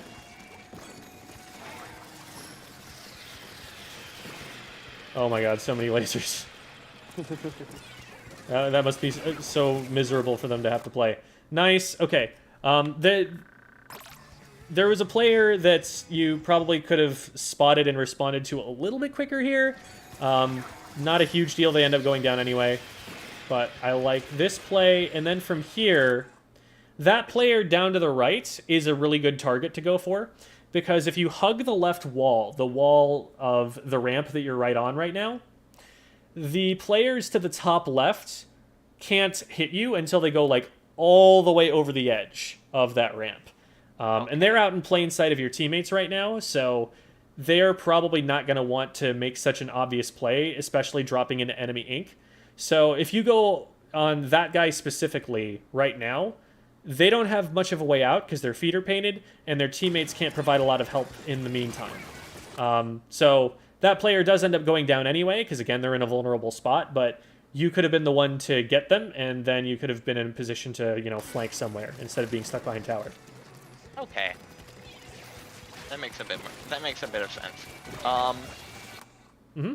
So what I'm what I'm picking up from a lot of this is that I could probably do a bit of a better job with like sharking and staying like closer towards ledges where people will drop from in order to capitalize on those a little bit more. Yeah, ledges, blind corners, just situations where you use Ninja Squid to get in. All of those are phenomenal opportunities for brushes to be a huge pain in the butt. Now, I guess one thing I shouldn't mention is that I am not running Ninja Squid on this because I'm trying to run dual bombs currently. Okay. So that was not something I was running at the time. Maybe it'll be something I'm running later, but I don't have the gear. I actually do have drop roller, which is a little bit just a funny pick, even though it's not optimal. And I think you've seen that a couple times when I jumped to the tower and then rolled off. Mm-hmm. Yeah, I don't worry too much about gear personally, but I would say that not running Ninja Squid on a brush is a very non-standard pick. Ninja Squid is very, very common for weapons that need to get very close to a player, so things like tri-sloshers, brushes, rollers, Luna Blasters. Those kinds of weapons are very ambush-oriented, and so having that stealth that might help them close the gap a little bit more safely helps them play a lot more aggressively than they normally can. Otherwise, you do end up having to play basically like a junior, throwing splat bombs all the time. And unlike the junior, you don't paint for quite as powerful a support special. So you're getting less value out of sitting back and painting up before you go in. The aggressive side of the brush is more to its forte. All right.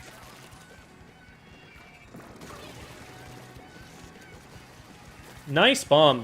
They stood on top of that for too long, but like that bomb was placed perfectly so that they have the choice to either take the shots and die or stop taking the shots and move. So again, your bomb placement has been really good so far. Thank you. I say that and then you miss a bomb, but that's because the tower is a moving target, and it's not the easiest thing to land a splat bomb on anyway. I should have probably aimed a little bit to the right there. Mm-hmm. I used to play the Nouveau inkbrush back in... I don't know, I'm probably mispronouncing Nouveau that. is how that's Nouveau. pronounced. It's French. I played that in Splatoon 2, and I enjoy the ink mines on that. But it'll be very hard for me to go back to it because I've found so much love for the splat bombs on the kit. Splat bombs are my favorite sub-weapon by a wide margin. They're very, very good. So if you do like the ambush-heavy playstyle, then fabulous weapon for you. If you like to play more of that supportive role, sitting back, throwing bombs, going in once you have special, that sort of idea, something to think about would be the Splattershot Junior.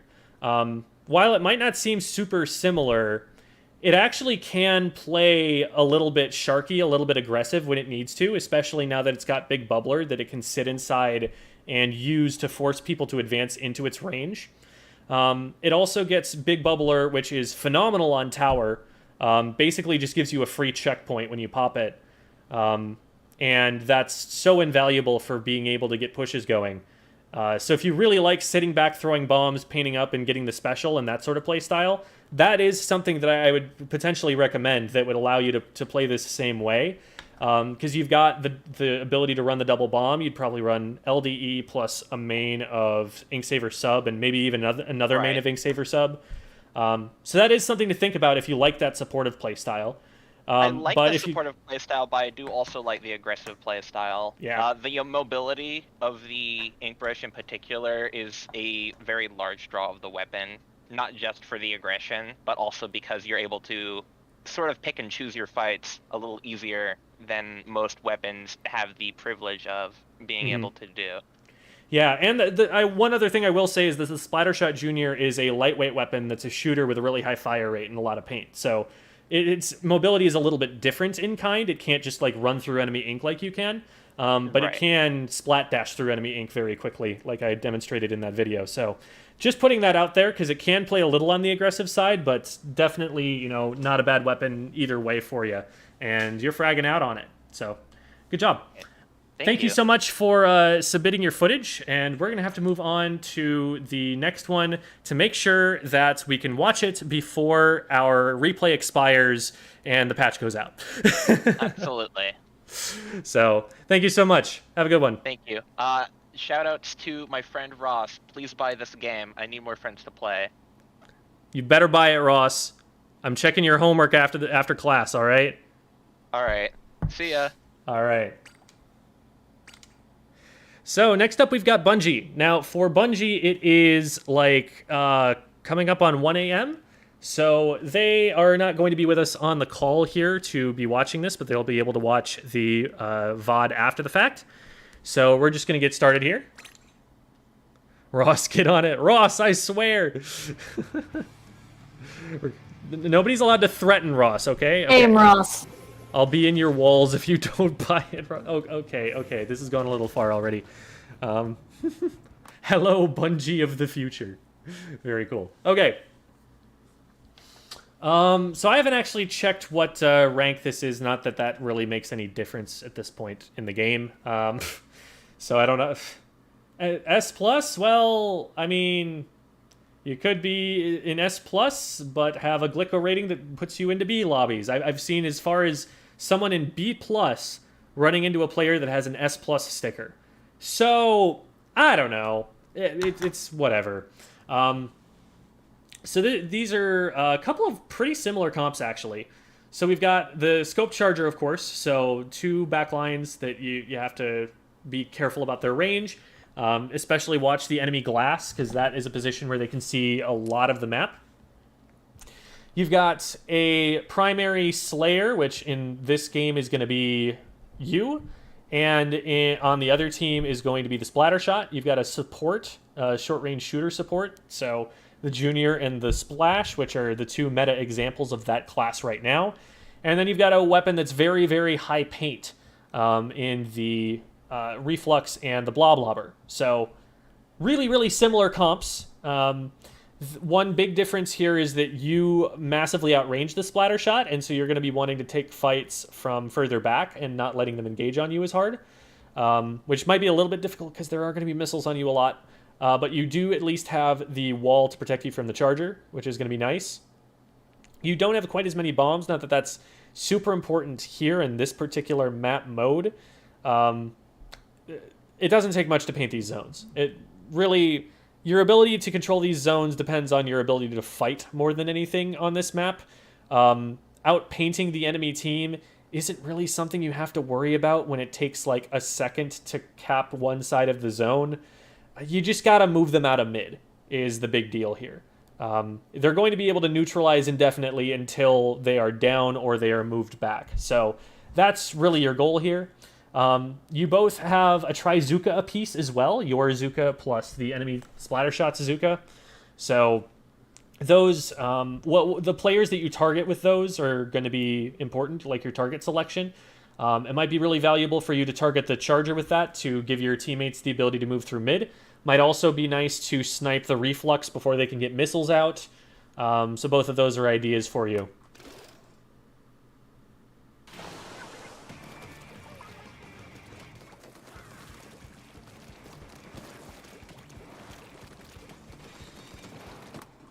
All right, so we end up moving over to here. We probably could have moved just a little bit more quickly. I think jumping up out of the ink is a little bit slower in some of these cases. Like, jumping off of that ledge there. My recommendation in almost every situation is if you're going to move off a ledge, do not jump off the ledge, swim off the ledge. Jumping off the ledge is going to keep you in the air for longer, and like we talked about in the previous VOD review, being in the air is one of the most vulnerable positions you can be in Splatoon, because you do not have access to swimming in your ink. Swimming in your ink is the fastest movement option available, and you want to be able to do that as much of the game as you possibly can. And so if you stay out of the ink for this long, you're not going to hit the ground quite as quickly, and you're not going to be able to swim up as fast, and your teammates can get out in front of you and potentially not have your support. Okay, so we're playing really aggressively here. We're putting out the wall to try and just force them off the zone right away by ourselves, which is a play that I like. But I also like that you're recognizing, oh, shoot, there are missiles on me. This isn't going to work anymore, and you're backing away. So what I want to see right now is you moving in a different direction from Dub Dub so that your missiles don't go in the same place. Because if you run to the left with Dub Dub here, you're going to trap them in the corner. All right, good. You go in different directions there. Jumping off that ledge, so 2 things about that. One is that when you move up there to push forward, you're not recognizing that you're in a very dangerous spot. The enemy team has already moved up to past the pillow on the left, so you can see that splash on the left. There is an enemy player on that position. The enemy charger is already in mid over here, and there's also one on the right zone. you are encircled fully in front of you right now. And if they just collapse on you right here, this is a pretty easy pick for them. Another thing about this is that once again, you jump over that ledge. So they're going to be noticing you because you're up in the air. You're very visible. There's a lot of contrast between you and the space around you. So they're going to spot that quick. And you're landing on enemy ink. And you're not going to be able to touch the ground for longer that way. So that was a really dangerous play. Thankfully, they don't punish you very hard for that. Missiles are out again, forcing you to disengage from that. That is very annoying. But good job here recognizing that the left side, at least, was relatively unguarded and that you could neutralize by taking this. And this is going to force the enemy team to deal with this side of the map. Now, I would not disregard the fact that they were pushing the right that hard. You had a teammate back there, for example, who you left behind as to come over here. And if you don't pay any attention to that, you're potentially leaving them in as much as a 3v1 right now.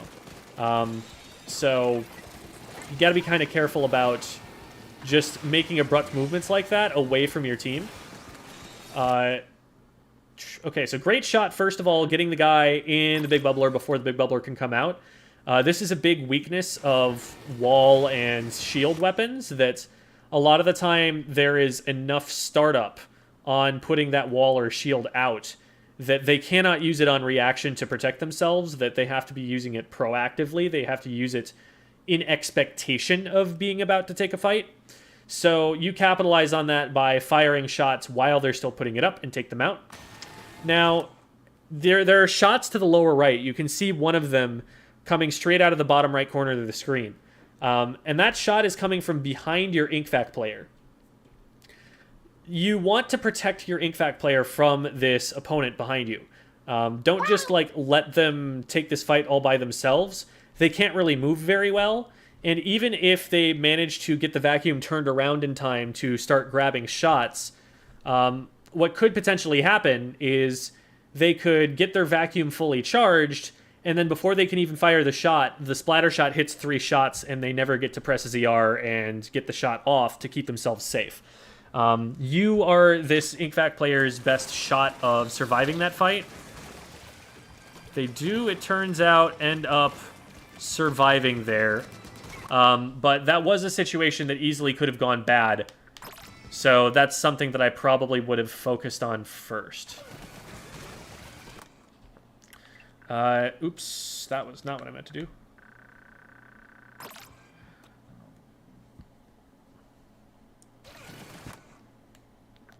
We're almost there. Alright, so nice shot there.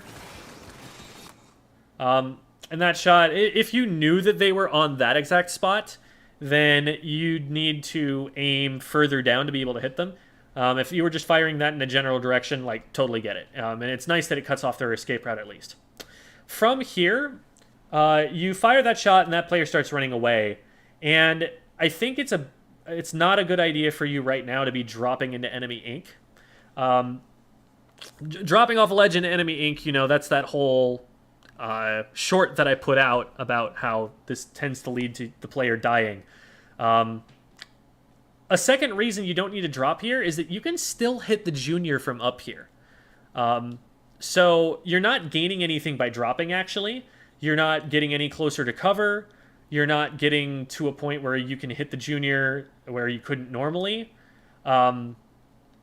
So just keep your high ground right here, because the advantage of being up here is that if you need to rotate to the right when you at some point in time, you safely can do that. Whereas if you were to drop right now, you would now be in full view of the enemy team and you'd be trying to paint up this wall.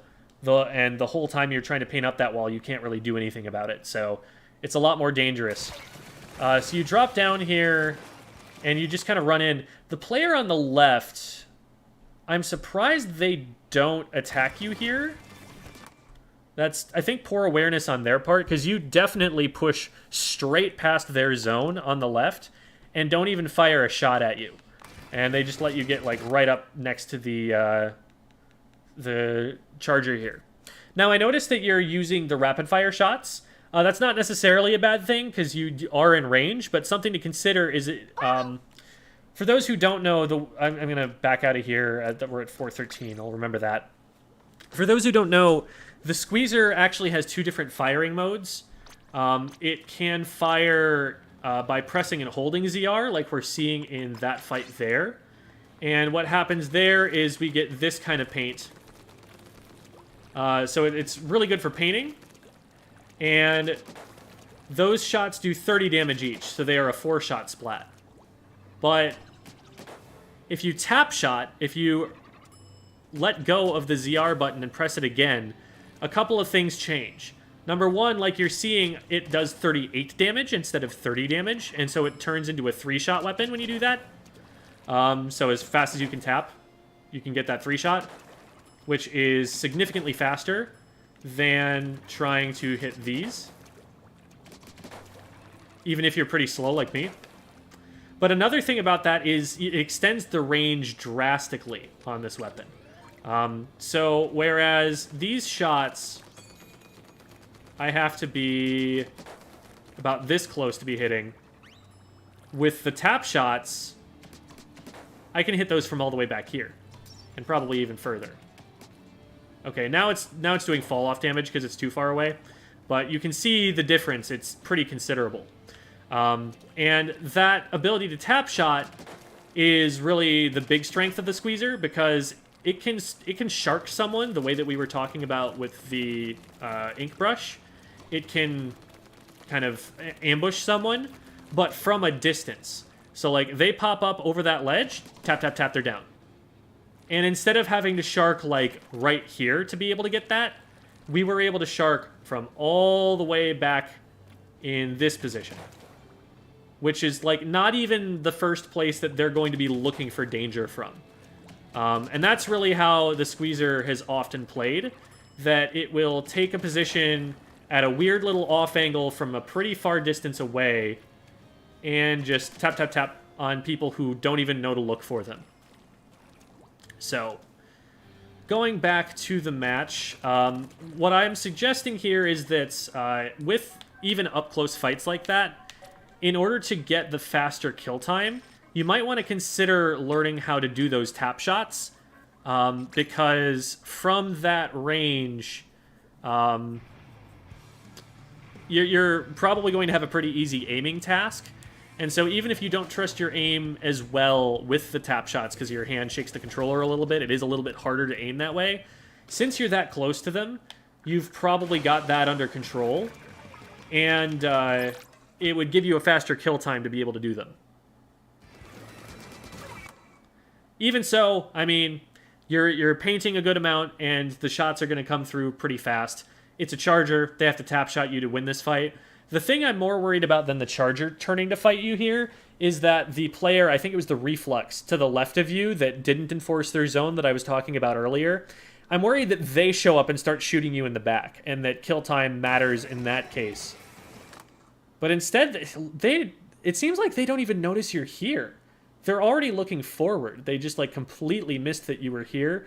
They've also completely missed that you've splatted their teammate, so like their teammate probably ouched right here, and they're still just pushing straight in front of the ouch in a 2v4 numbers disadvantage without dealing with you there. So these are a lot of things that you should not expect you're going to be able to get away with, because what should have happened in the first place is the reflex should have been shooting at you as you approached. Then once they traded your teammate, they should have been once you splatted their teammate, they should be looking to trade you back for that.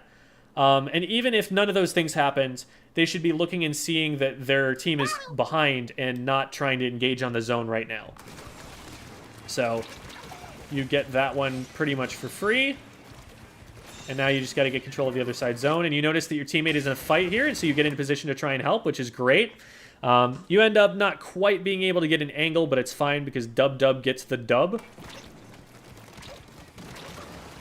Ooh, that was a scary one, and that was another one where tap shots would have been a good idea. Number one, because, again, the range is increased when you're tap shotting, and you're right at the edge of those painting shots here. Like, when you back up there, they could have backed up out of your range. if you were using tap shots, they had no chance of pushing back out of their range.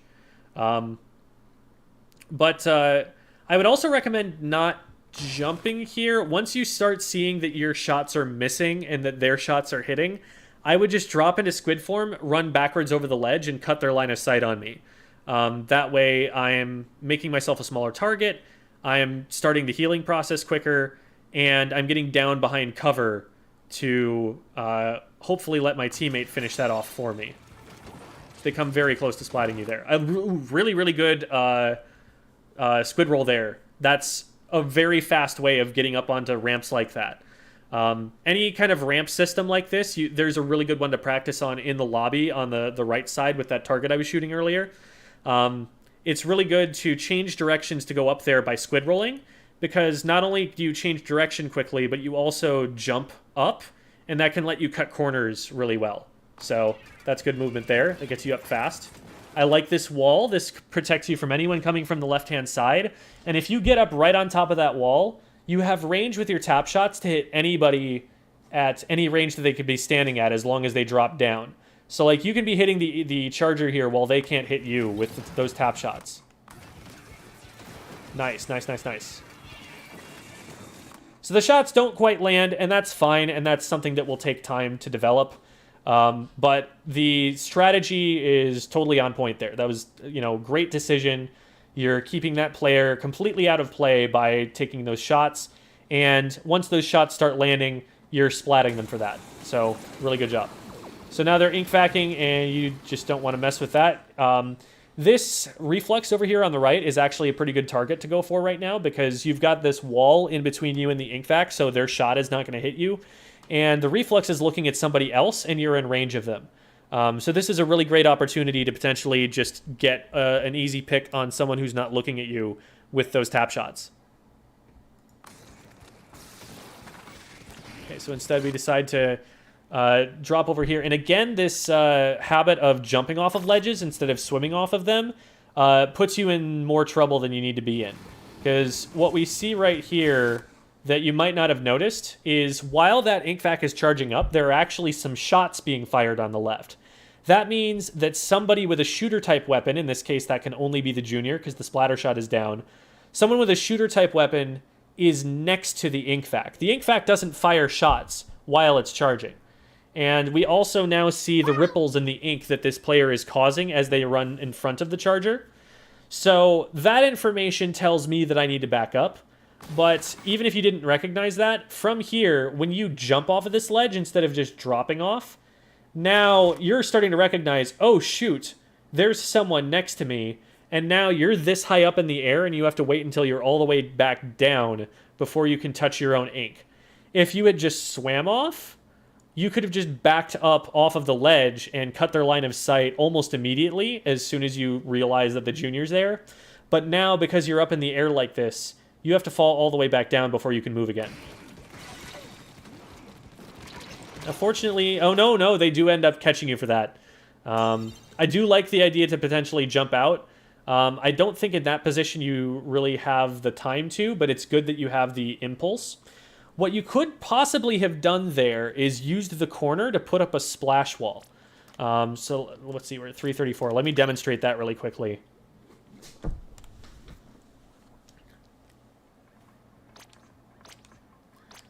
So this will take a little bit of practice to get into your muscle memory, but it is a really powerful defensive tactic to get you out of a lot of situations scot-free. So I just need to find a hard corner here. There's one.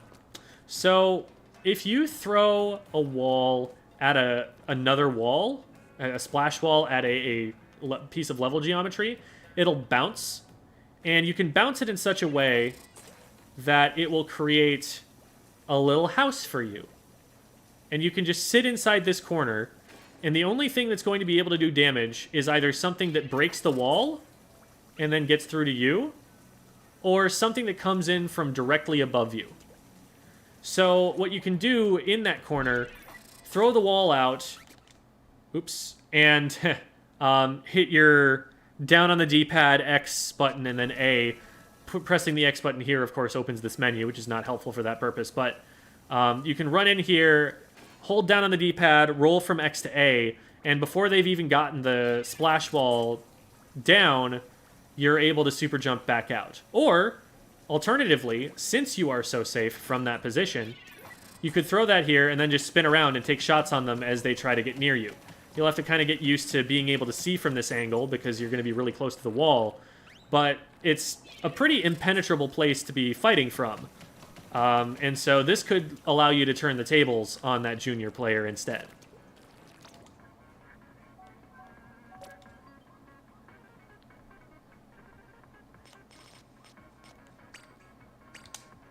The update goes live at 9 p.m. Eastern, so it's in 57 minutes from now.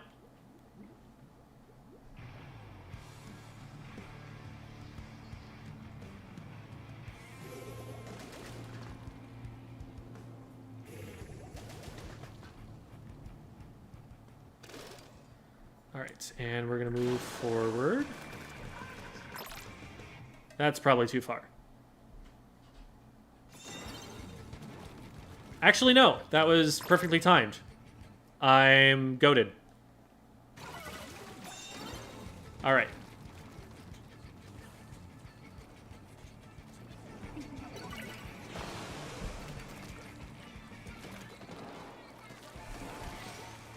So we see that there's a player on the left and that there's a jump coming into them. So that's something that gets our attention. We should also, though, be checking the glass. Remember I talked about how that's a dangerous place to watch because maybe chargers come in or something. And right now on screen we can see that, I think that's actually the splatter shot, is up there on the right glass.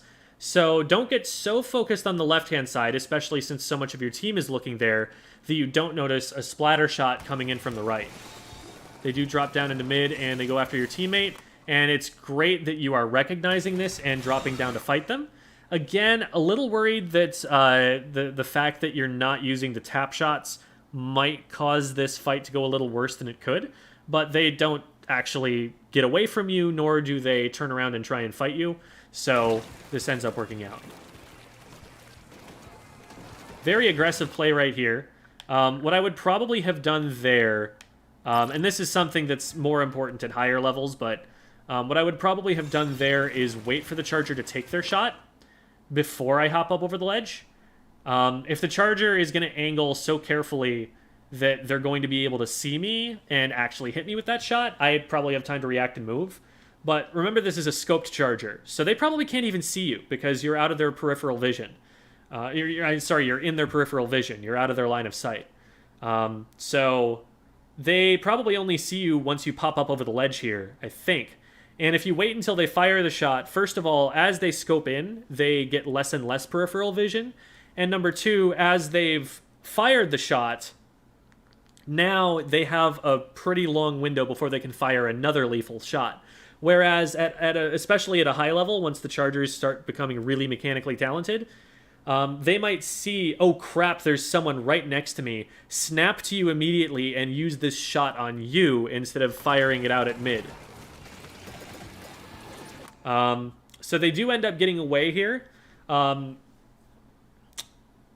One thing that I can say as a frontline weapon to another frontline, well, in this case, you're playing kind of like a frontline weapon. You're more of a midliner, but one thing I would say is when you're in this position where you're right on top of someone and it's time to start hitting shots, still don't start firing until you know you're going to hit those shots, unless they already know where you're at and it doesn't make a difference. Because when you fire shots, that gives your position away, and if you commit to firing too many of them, then you can give your opponents initiative on you. You can give them time that you don't need to give them. Once they pop the ink vac, I wouldn't drop down into this because now they're going to slow me down, and it's going to be hard to kind of get behind them here. Oh, you do end up pulling it off. Nice. I'm just worried that, like, they're going to prevent me from, like, hopping back up over the ledge, that I'm going to be really hard committed to this, and if a teammate of theirs comes back, then I'm going to be in trouble. But it just so happens that all of their teammates are dead. Nice pick. And that looked like tap shots. I think that was a 3-shot there, so nice job. Oh, beautiful. Nice pick. I love how predictive these shots are. You're not just looking at where the opponents are. You're firing them where you expect they will be. And that's kind of how you have to play it because of how slow the travel time is on it. So beautiful shots right there. That puts them with no chance whatsoever of coming back in this. You win that fight really cleanly. Good positioning on those fights. So awesome job there. So biggest things I would say is they're mostly mechanical things. There are a couple of awareness things I would say as well, but number one would be when you're going off a ledge, don't jump off, swim off. Number two is try to rely on the tap shots whenever you can, because those are better for combat. Obviously, there are times where you just want to be painting and then you want to use the painting mode, but it is a painting mode. We refer to it as such, so you should be trying to use it that way. Consider using that wall trick. That can save your life in some situations. Also, hello, Merlin Wizard 25. Welcome with you and your friends. We have been invaded by wizards, everybody. Be on your best behavior. And then finally, for our last takeaway here, I would say this is more on a macro level and not so much a mechanical thing. Know where your teammates are and go to assist them in fights, because you as a midliner have the range to join their fight even after the fight is started. You don't need to be like right there on top of them to be in range of it. You can see it and just like turn, and half the time you're going to be in range of that fight already, even though you're not threatened by it. And so you have a unique ability, being that range of weapon, to be able to have an impact on those fights from further back. And so you should try and use that when you can. I'm not saying like never take aggressive frontline engagements like you have been. There are definitely some weapons that you just beat in those kinds of up-close encounters. But when you can use your range, you always want to use it, because your range allows you to hit other people when they can't hit you. That's really the big, powerful thing about the Squeezer. Its kill time is fine. It's pretty decent. But if you're just using it to try and get right up in their faces and splat them and have a Trizuka, there's already a weapon that does that. It's called the Splatter Shot. And it splats faster than the Squeezer does without the threat of giving you tendinitis. So I would instead choose that if you want to play a frontline weapon. But the Squeezer's range is its biggest strength over the Splatter Shot. So try and be using that whenever you can to win those fights. Squid Wizards. Squizzards, if you will, yes.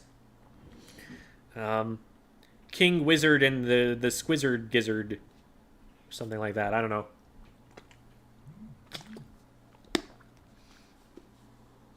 So, thank you so much, Bungee, for submitting your clip for us to VOD review today.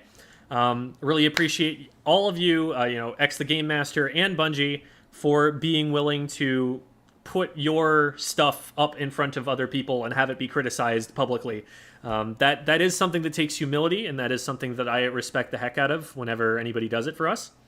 If you would like to be VOD reviewed on the Tuesday show, all you've got to do is join the Squid School Discord server and find me there to DM me. So there it is. Just send me a DM and we'll get that set up. Bear in mind that is currently backed up to January of 2023 right now. Just all the Tuesdays are full up from there. So that's the kind of wait we're looking at there. If you are interested in a VOD review and you need it now, and you don't want to wait that long, there is a Metafy account. I do charge for those because that's at that point it's going to be taking up time that I would otherwise be spending making videos, which is my livelihood. I am a full-time content creator on YouTube, so I do charge for those just because that's taking my time away from what would otherwise be making me money. But I am still perfectly happy to do those, and you can find that at the links that I just posted in the stream chat. Bungee's in the chat and says, "You're learning Squeezer and actually come from shot." Also, are you supposed to be sleeping? Aren't I supposed to be sleeping? It's 7 p.m. No, I mean Bungee. Isn't Bungee supposed to be sleeping? Oh, Bungee is in the chat. Yeah. I see. Maybe they are. Maybe they just weren't. Interesting. So maybe they just weren't able to. Maybe they just weren't able to join us because it would have been too loud and they'd wake people up or something. Or maybe they are just not sleeping. I don't know. Thank you so much for the gifted memberships, Last Data. I really appreciate that. It's super kind of you. I wasn't talking to Jem when I said that. No, Jem can stay up. Jem, go to bed. It's past your bedtime. Yeah. No, it is 7:13 p.m. for me. I'm fine.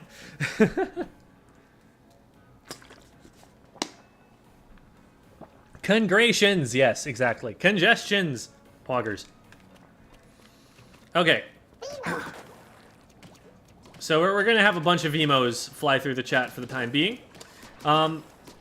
So I am actually feeling up to streaming for a little bit longer. So I think I'm probably going to do some solo queue and Q&A type stuff. Because it's been a minute since I've done that. And I'm sure the people got questions. So I'd love to be able to read a little bit more chat and do that sort of thing. King Gizzard and the Wizard Lizard has... yes. I think their name is great. It's very memorable and very fun. And it is not also a term for excrement.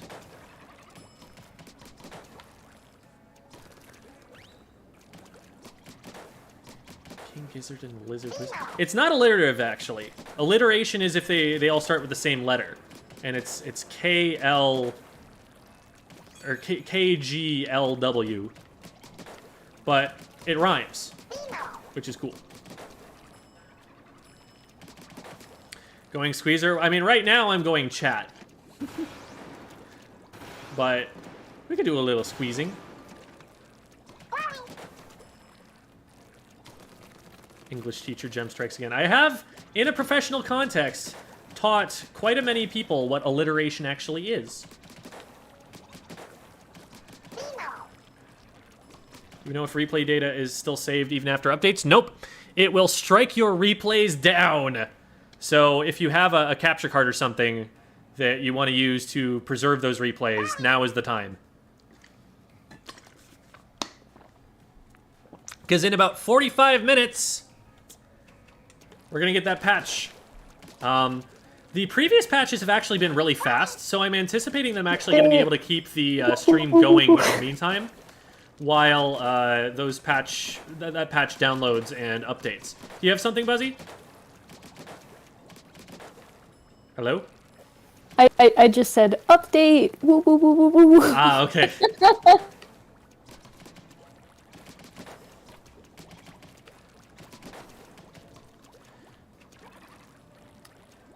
All right. Let's see. Probably not comeback. It's probably not the wave on this weapon. Let's go with that. That seems like a wiser thing to do. And then let's just jump into an open and see what happens. Tower control on Hammerhead and Mahi. Cool. These are not good modes, or map modes. Tower's fine. Tower, Hammerhead, and Mahi is not. But what the heck? We're playing a weapon we don't play. We don't care that much.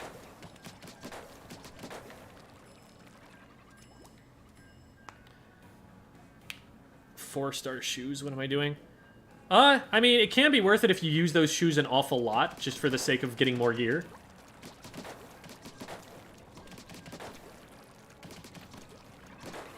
Depends on what else you would want to spend your money on, I guess.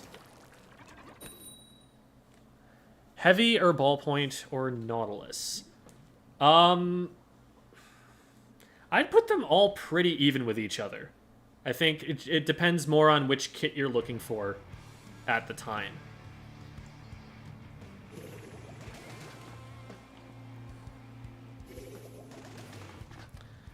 Is Squeezer just better Splattershot Pro? As a main weapon, yes. That is literally the answer. It paints better, it has more range, it has a better kill time. It's also less ink hungry.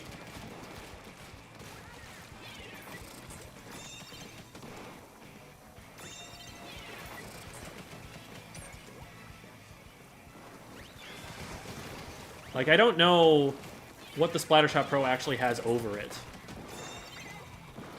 I don't know if it's true that it's less ink on green. Because I am running out of a lot of ink right now, but...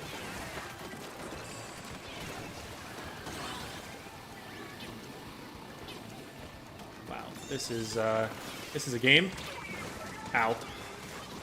Already through the checkpoint. Unfortunately, I don't think we get any further. Get out of there, Solar Apple! Survive! Live to fight another day! I'm not making that jump again. I've learned my lesson that I have to go for that.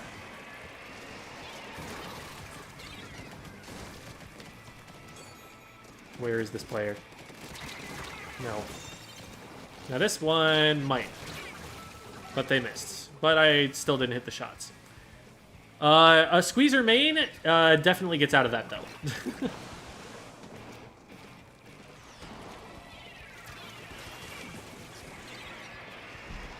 Alrighty, well.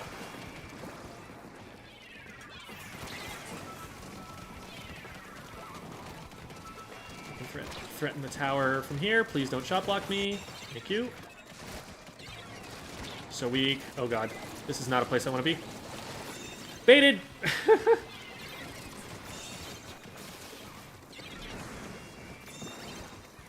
There is someone, like, right down here, I thought. Man, I tried to save him. Tagged him once. Can I hit him again? I probably could have hit him again if I had aimed better. Ah! It's a little bit too slow at painting my feet. This is not looking good.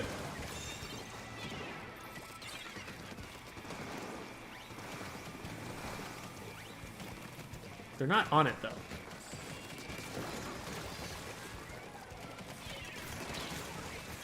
Nice. We just need one person down. Oh, they're jumping in. I'm getting shot blocked so hard right now. Feeling like a Hydra player right now. Getting salty about not being able to do things.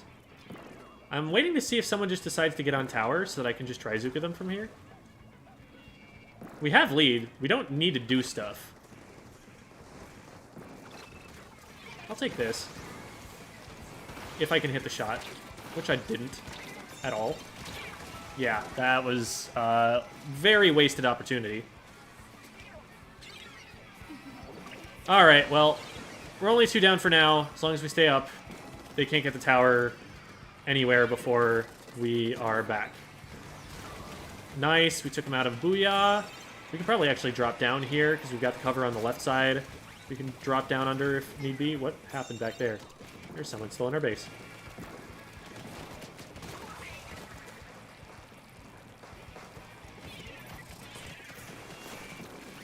We got this corner covered. Nice. There's someone trying to shark towards us from there, I think. Yeah, I figured there was going to be someone sneakishly around there. Uh-oh.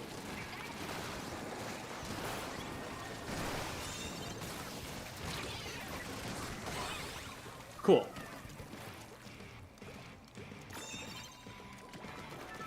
Let's paint up over here so our teammates can move around, and also so we get our Trizooka. And see there, my range is what wins the fight for me. Oh, I thought that player fell into the water. Shoot, I didn't shoot at them because I thought they were going to land in the water from there. But then they landed on ground. I was like, oh, they're in range of me now. This is bad.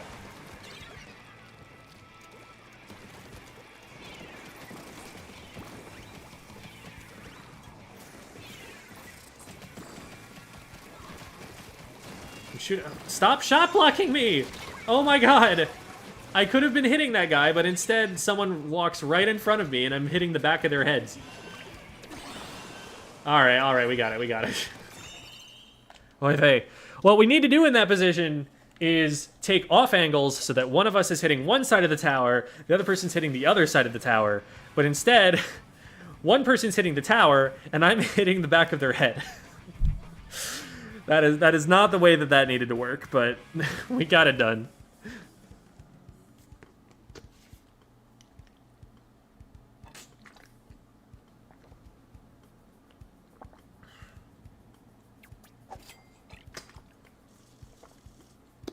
That map for that mode looks really, yes.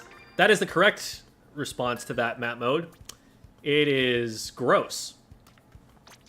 I just got a level up in the catalog. Ooh, new badge. Nice. Have I done this yet?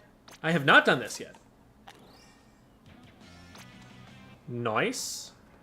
And let's also go and check, because now all the shops are reset.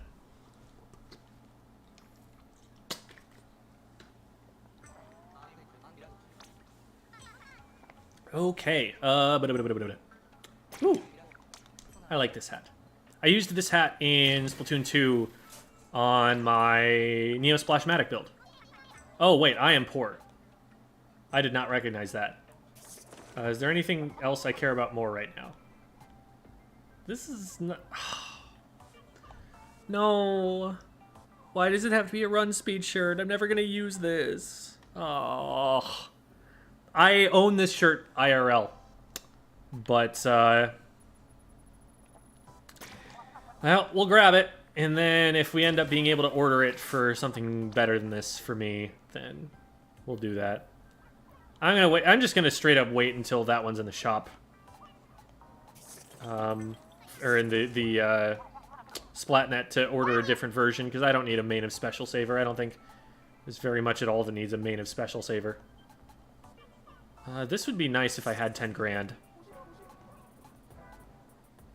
Why is everything a main of sub power up?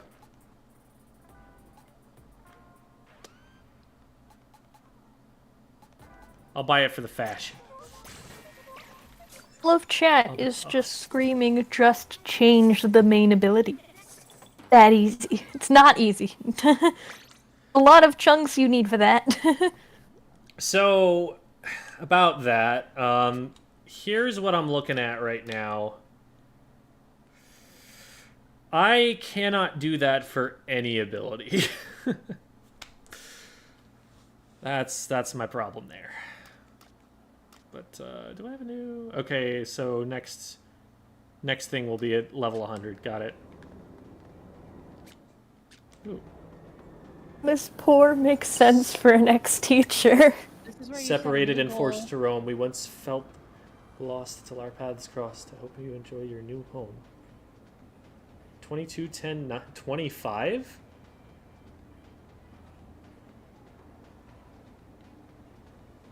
I don't understand. That almost seems like an elegy, like someone passed away. Would that be... Oh, would that be 2022 October 25th? So today? Today's date.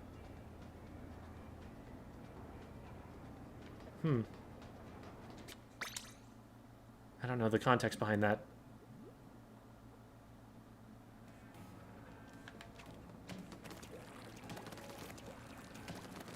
Teacher salary. You're not wrong.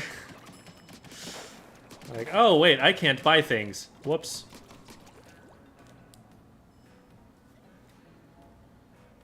Stretching out my wrists a little bit, because I'm going to be tapping a lot with this weapon, and that is going to that is going to hurt after a while. Gotta get on the salmon run grind.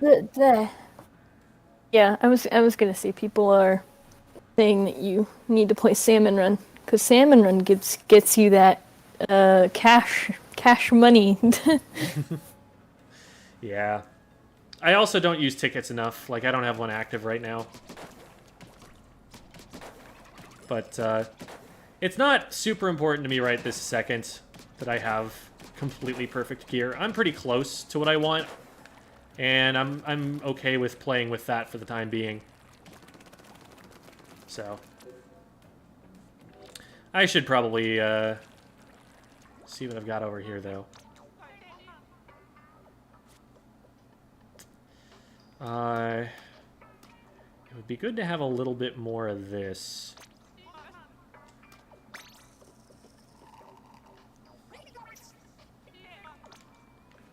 And I think I do have some gear that is actually higher level. I know I have something that's 3-star. Okay, so that's 3-star. I thought I had an LDE thing that was also 3-star. Yes, I do. It's these things. Do I have a 3-star? Well, quick respawn's not bad, but not what I want right now. Do I have a 3-star ninja squid? I do. And then the shoes. These I might not.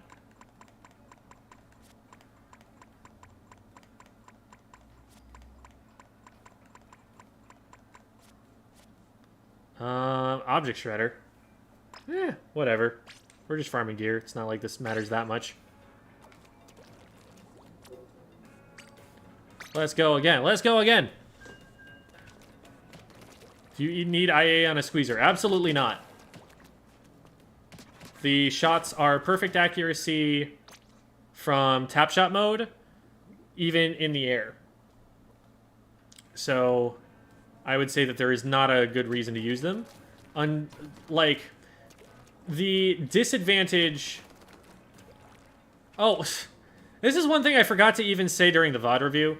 When you're firing the rapid-fire shots, you lose your perfect aim RNG. So right now, when I'm tap-shotting, perfect aim RNG. You will shoot exactly where you aim. Every time. Even while jumping. You can see the 4 handles all around it. As if this weapon weren't good enough already. But it is when you start holding down the button that the accuracy gets worse. So, again, another reason to want to use the tap shots. Because it could decrease your time to splat, not just because you need fewer shots, but also because you don't miss at random.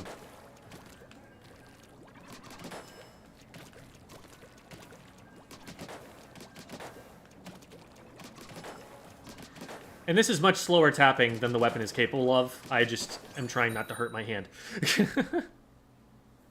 Do a challenge where you use a charger like you use a carbon roller, like get really, really close and just tap shot people down. Ugh, that'd be annoying. What do you think the best special is? Missiles. Hands down 10 to missiles. Distant second, Booyah Bomb. Distant third, everything else. Trizuka is up there. Crab Tank is pretty darn solid. I think there's probably more potential in Tri-Strike than we have found so far, but people are having a lot of trouble with that right now, and I reserve judgment until... I thought we could fight that a little bit better than we did. I was hoping to hold the ground there and let my teammate follow up and help me, but... we weren't on the same page. Oh, that is a big bubbler. I did not see that. My shots were on.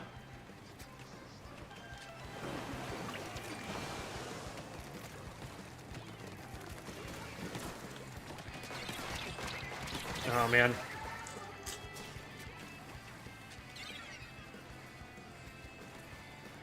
Synapse is who we are playing. Okay, well, that makes sense. Synapse is a player for Super P. They're like, what, 2800 X power or something in Splatoon 2? Top level frontliner. So I guess that just makes sense, huh?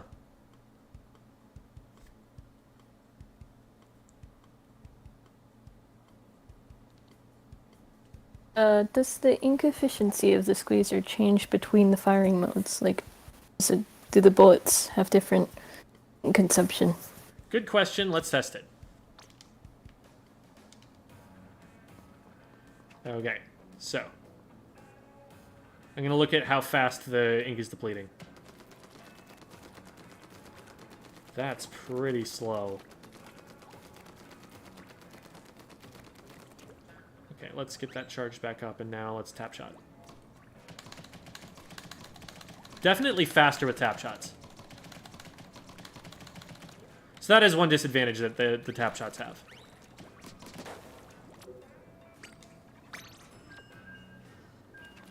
Would you consider turbo mode with the squeezer cheating? Absolutely. That sort of thing should only be used in cases of physical disability.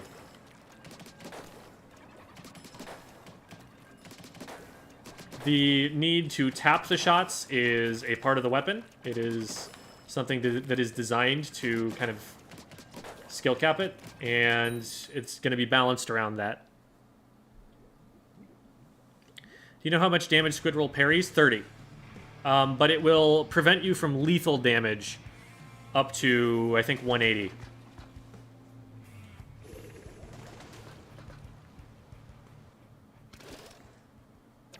I am told that Squeezer has 55 tap shots and about 98 hold shots. On a full tank, that is. With no ink efficiency, presumably, in the build. I missed every shot. That is unfortunate. At least my teammate traded there. So we got a 2 for 2 on the right. Just one of us got sniped. Why are we on the tower? What? Yeah, that's not going to work. That was a 2v1. We had not gotten rid of the charger. That's a problem. That person's so weak. Weak. There we go.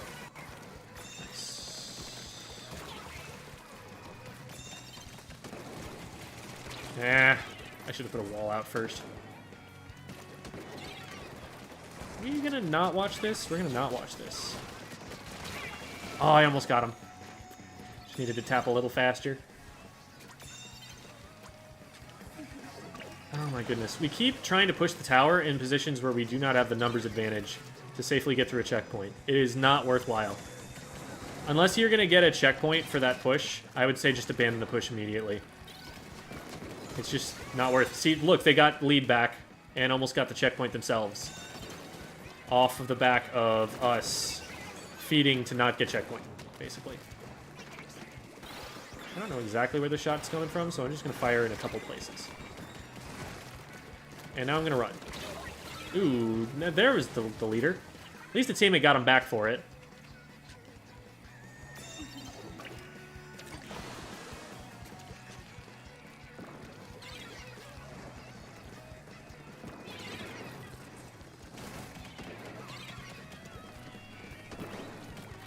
Leader can't hit me from here, which is nice.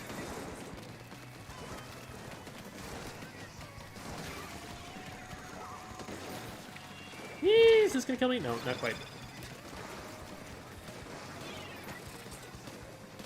Wall feels like very necessary on this map.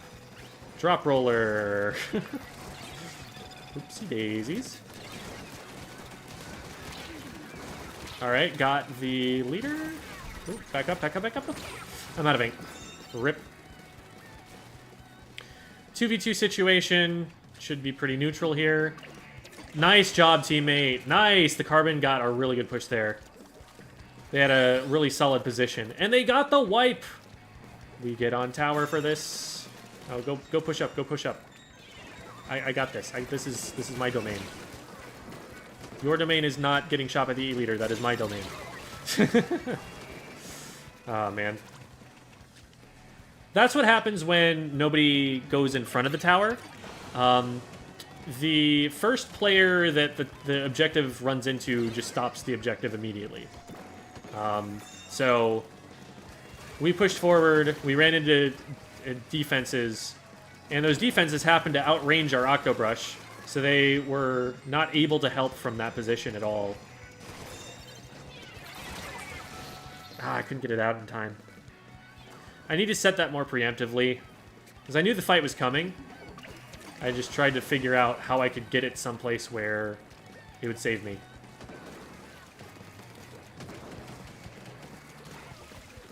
We can probably keep this moving. Oh, they were so close.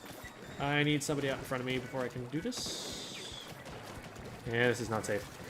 I'm gonna do that first.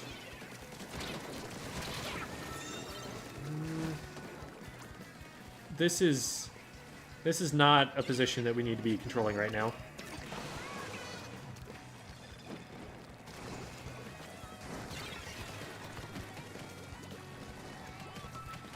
Also, the phrase is search and destroy, not seek and destroy, but I guess they don't have enough characters for that. I'm going to fire at the right side, and somebody else is going to have to deal with this guy. Darn.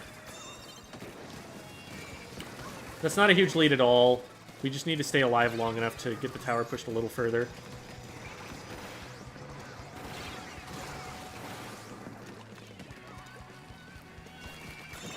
The heavy's going to hide behind there with charge.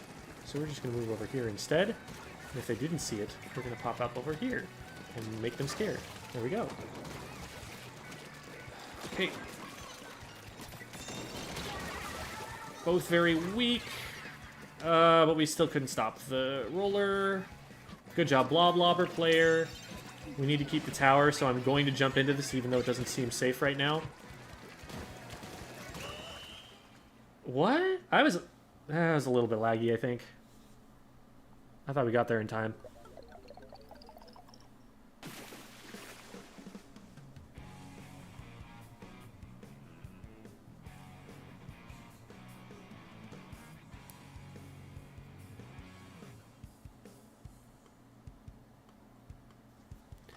Hi, Ren! Welcome, gamer. On the topic of squeezer turbo, would you be okay with more limited turbo that taps every 20 frames or something?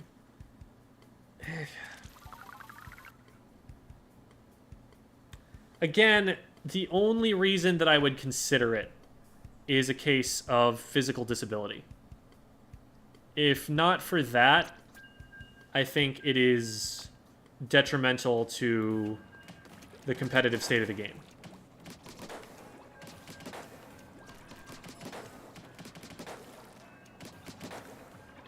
I think Seek and Destroy knows that they're on stream.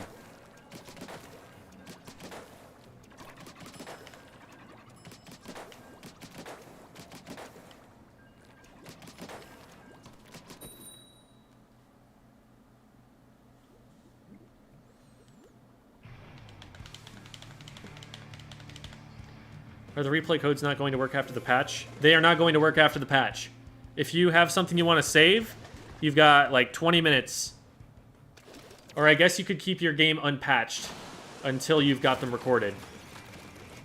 But that patch will make them impossible to read, so make sure you get them recorded however it is that you plan to.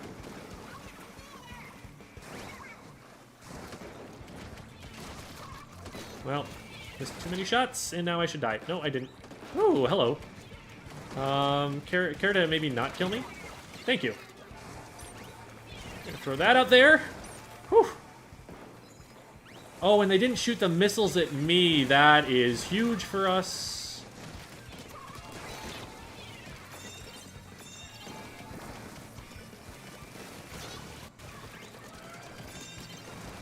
Oh, I've hit them twice. There we go. Let's go. Good stuff. Okay, let's try to sit back a little bit and maybe take a Trizuka position. Man, I thought I had that charger. At least we got the checkpoint. But we're not going to get anything more.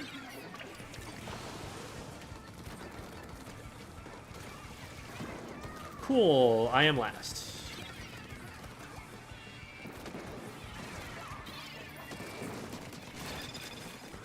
Man.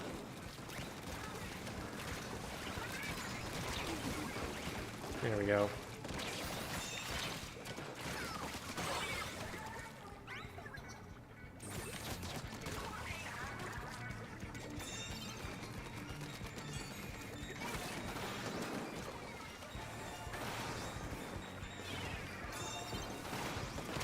What? Okay. Also, where... I don't know. Maybe I pushed the tower too fast there. It just seemed like we could probably have had more of an impact further forward than that. Well, I don't know. Can I hit that? No, I don't.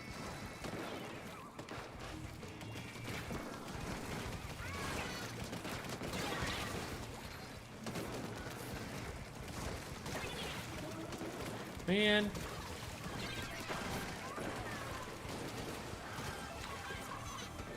Oh, crap.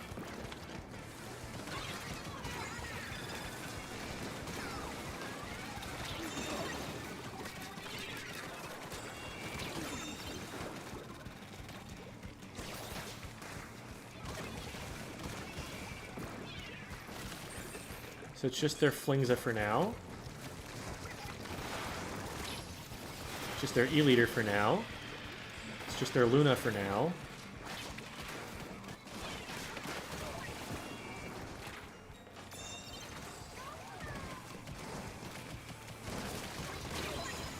I'm okay with that. We get a checkpoint for that. And hopefully teammates rush that player down somehow. Or like pop missiles on them or something. Or get sniped repeatedly. Well, we got all the checkpoints that we need to be able to get lead.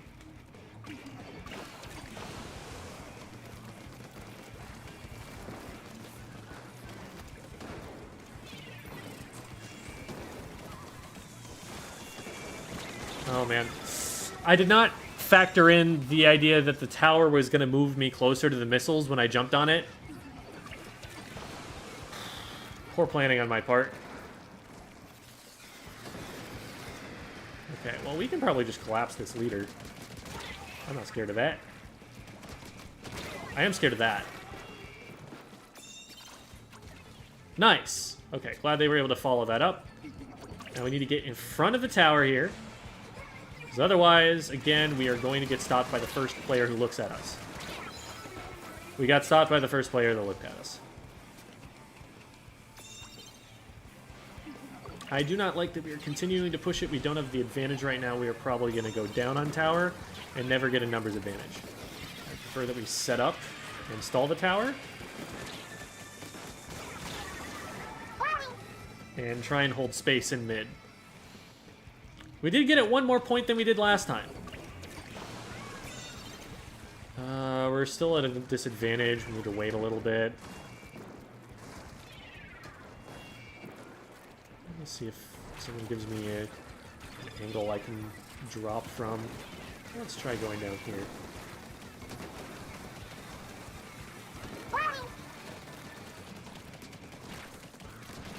We got that. Yes, we do. Right. We're going to go up here and try and distract so that my teammate can get in behind. Nice.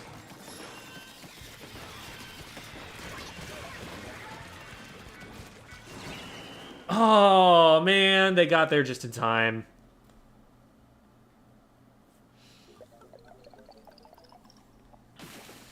Had to protect the tower from the Luna Blaster. That was a guaranteed pick on the Tower Rider if we let the Luna Blaster stay there. Just couldn't get back to the tower in time. There's a cat. Thoughts on the Squeezer? It's a very, very, very good main weapon with a very, very, very good special and a sub that is a bit of a bummer for it. It really doesn't need the wall at all. It would love a bomb. A bomb would make this weapon busted. A bomb would make this immediately a top tier, I think. But as it is, the wall is just not really what it needs to be able to have the impact that it wants to have. Still very playable. But I would say high tier, not top tier. And the thing is, the splatter shot, which it is competing for in terms of its special, does have a bomb. So I wouldn't say that it's competing for exactly the same niche, but if you want a Trizuka on your team, it's hard not to consider running the splatter shot.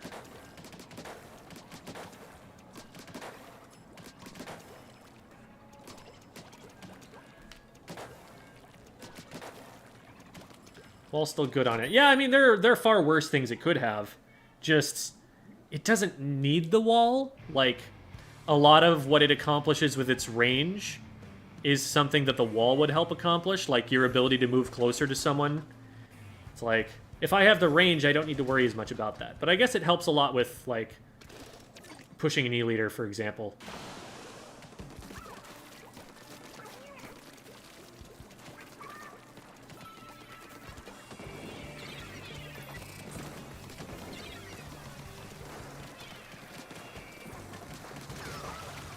Nice. Please go away. Nice! Oh, that was a good shot. I should have died for that. Cool. So there's check. What are you trying to do?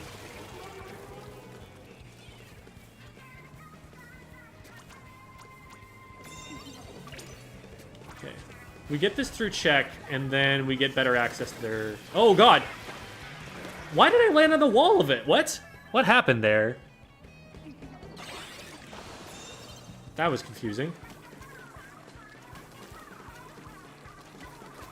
I guess maybe I was, like, on the grading part, and I squidded through that. That's probably what happened.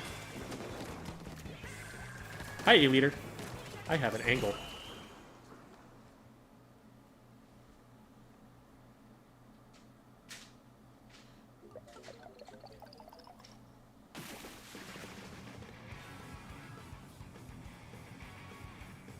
Yeah, I got this banner the day I got accepted on Metafy.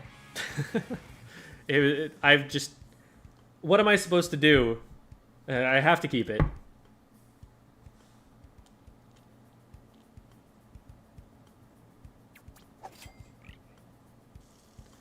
Alright.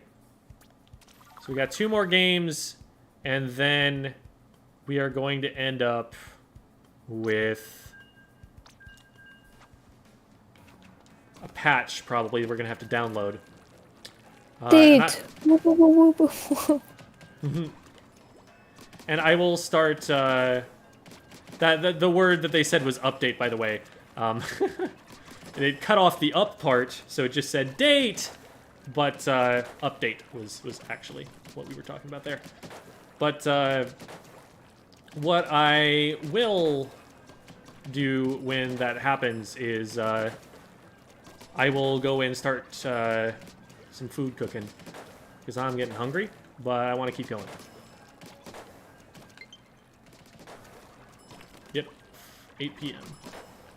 So, we'll be getting the 1.2.0 patch. It does some interesting things that might have a pretty significant impact. One of the things it does is reduce input latency by 3 frames. Which is pretty significant. That should help a lot of people. Well, it'll help everyone, I guess. It's attempting to fix all of the Ultra Stamp hitboxes. So that should make those weapons feel a lot better to play.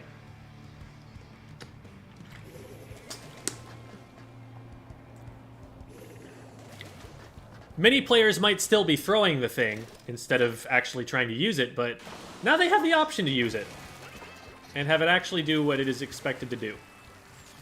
And I think that's neat.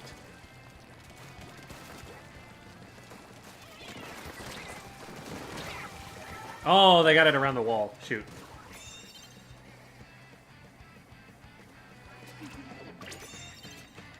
Well, my team followed up, even if I didn't.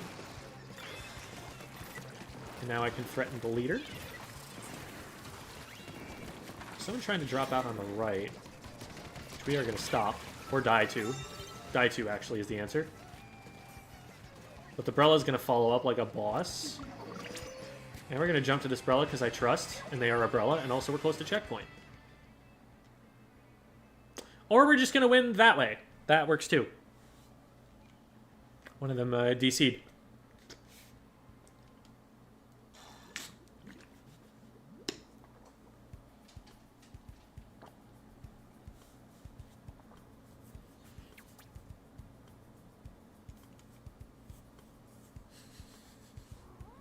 Truly a Splatoon moment. Hi, cat. You're making noises. Haha. Now you get to say hi to chat. Against your will! This is my kitty. His name is Romeo. He absolutely hates what I am doing to him right now and will wriggle out as soon as I give him an opportunity. Mwah. There you go, buddy.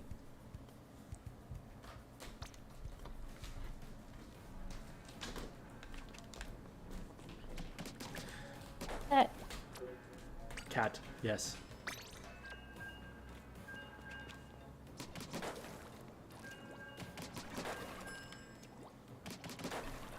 He is lovingly torturing cats. So much fun.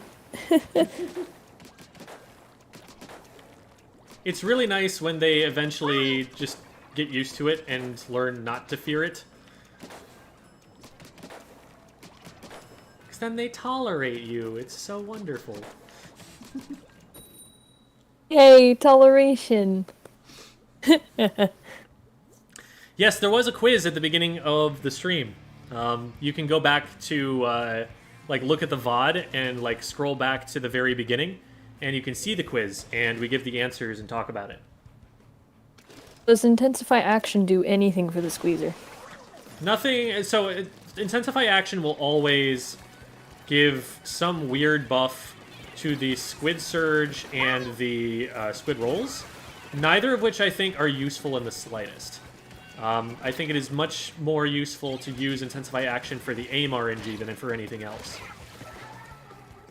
And since the Squeezer, with its tap shots, has no aim RNG even while jumping, totally pointless, I think.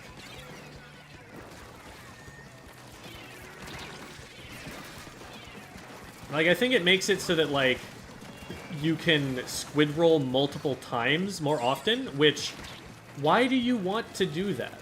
That's not a helpful tactic.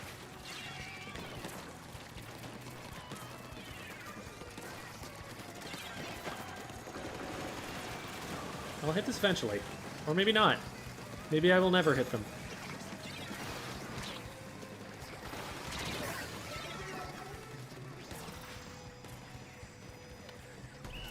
So, we ended up with double chargers there, which makes it really hard if we have to defend something in a clutch situation. Kind of oof. But might be able to get another one in.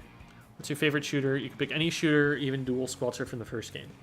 10 attack splatter shots, Splatoon 2. Splat Bomb plus Inkjet. Best sub in the game for that weapon, plus a special that is sick and very fun to use, and pretty effective given the right circumstances.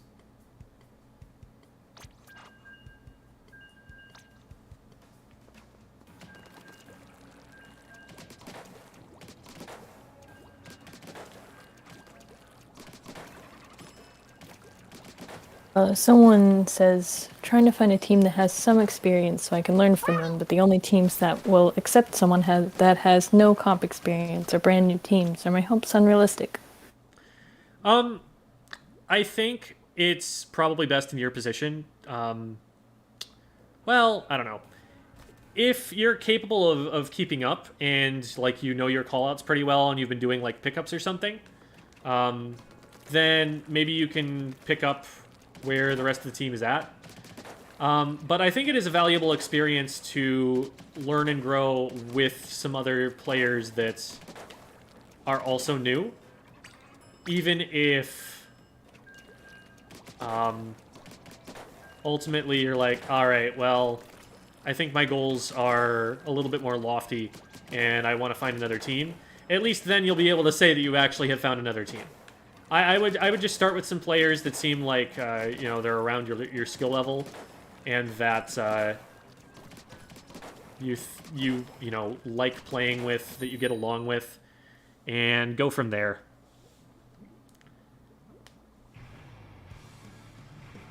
Would people be against them porting T-Tech over exactly how it was in 2? Absolutely not. I would love that kit. It would be lower tier than the current Splattershot kit is, for sure. Because Inkjet is much less of a priority, but I would run it anyway.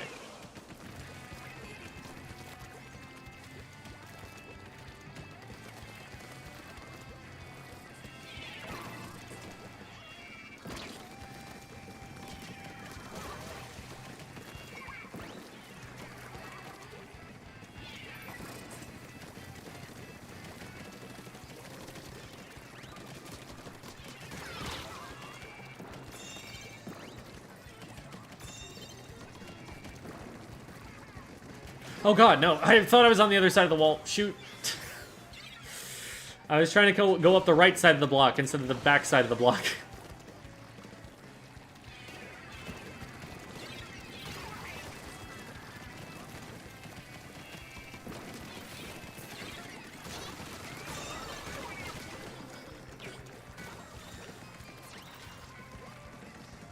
There's still someone up there in our base somewhere.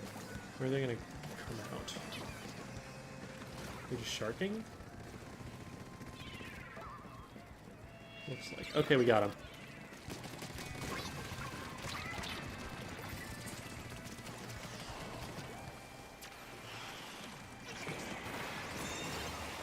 Ooh, 2-for-1 special. There's one on the other side, and I just threw that into the water. So that's cool.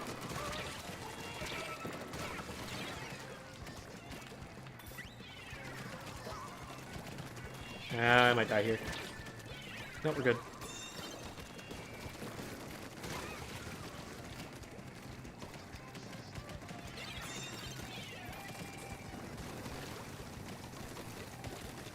Well, this is fun. Thank you, teammate. That was actually extremely helpful of them.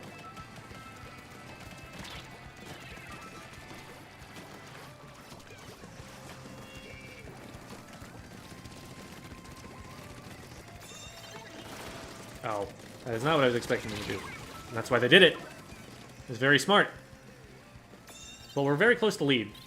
Nice! Okay, we snuck lead from that. So I guess that helps. Wasn't the best play I could have made, but it was a play that got us the lead. And you can't complain too much about that.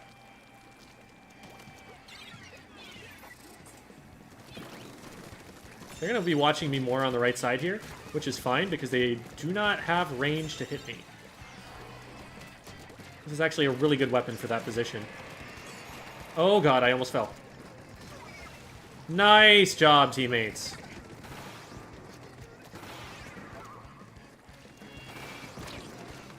Ha, got him. Oh god. Please don't kill me, Hydra. Thank you.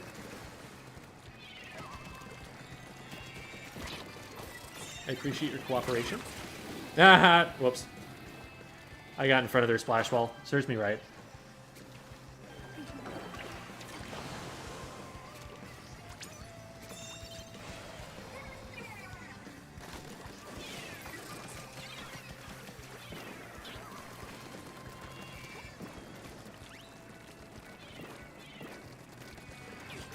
Oh. I accidentally bobbled there and ran into enemy ink, so it revealed my location. I didn't have time to decide whether the splash saw me or not, because they were going to be on top of me if they did. So I started taking the fight. I don't think they actually did notice, but I don't think I would have had time to take the chance that they didn't.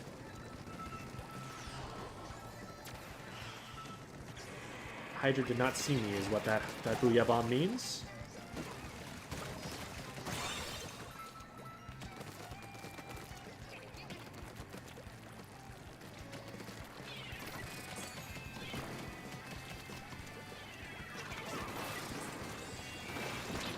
Oh no, the tower picked me up. The tower made my Trizuka miss. Ah! The update seems to be live. All right, awesome. And this seems to be a KO. Let's go.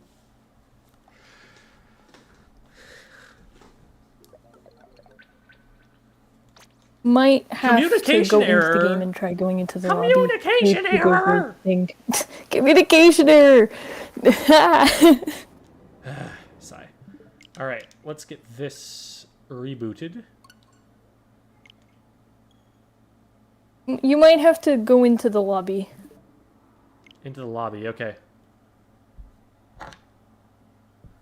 I thought I would just initiate from restarting.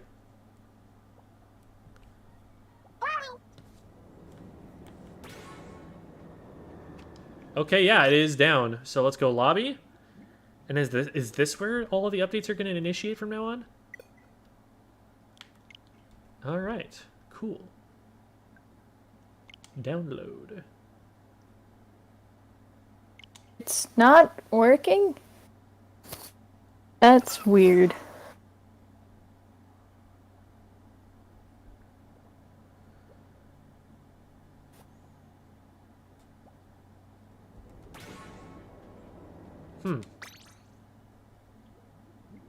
Definitely not working. All right, let's close the software. It's not actually downloading anything.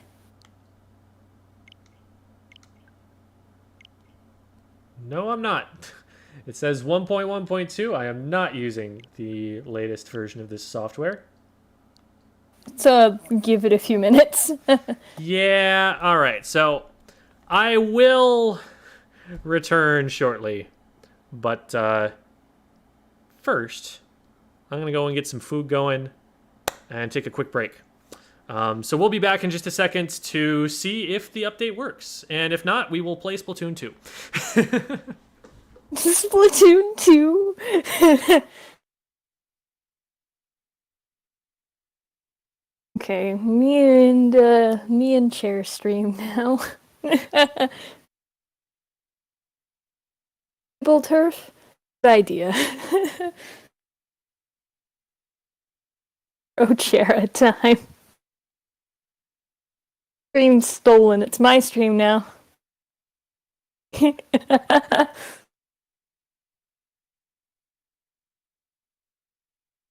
Was he, him? Oh, Devi's here. Never mind. Not just my stream anymore.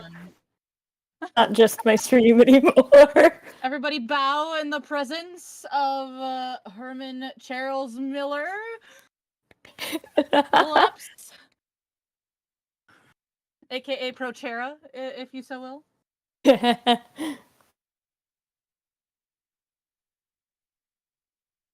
Best chair streamer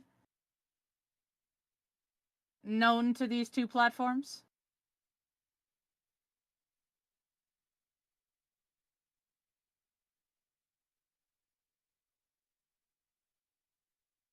It's downloading the update for me. Hell yeah. Update apparently works now. As soon as Jen comes back, I'm just gonna leave and I didn't exist, okay? Oh, okay.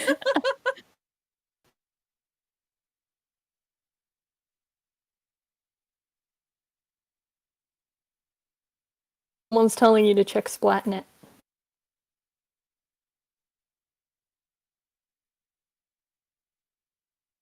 Gear. Splatnet gear?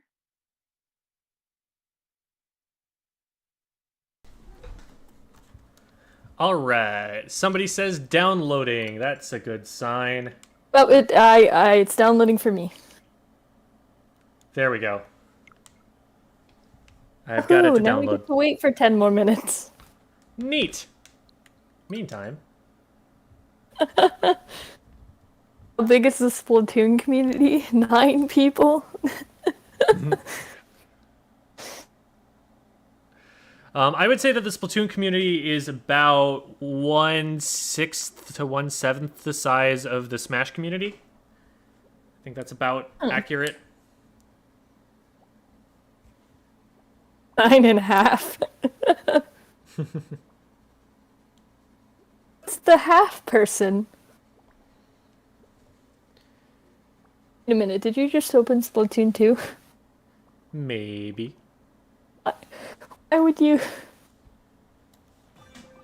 If it connects to the internet, then the download for Splatoon 3 won't work. Hey guys, we have to Pearl and Marina. Oh, alright. Remember when you couldn't skip the news? God.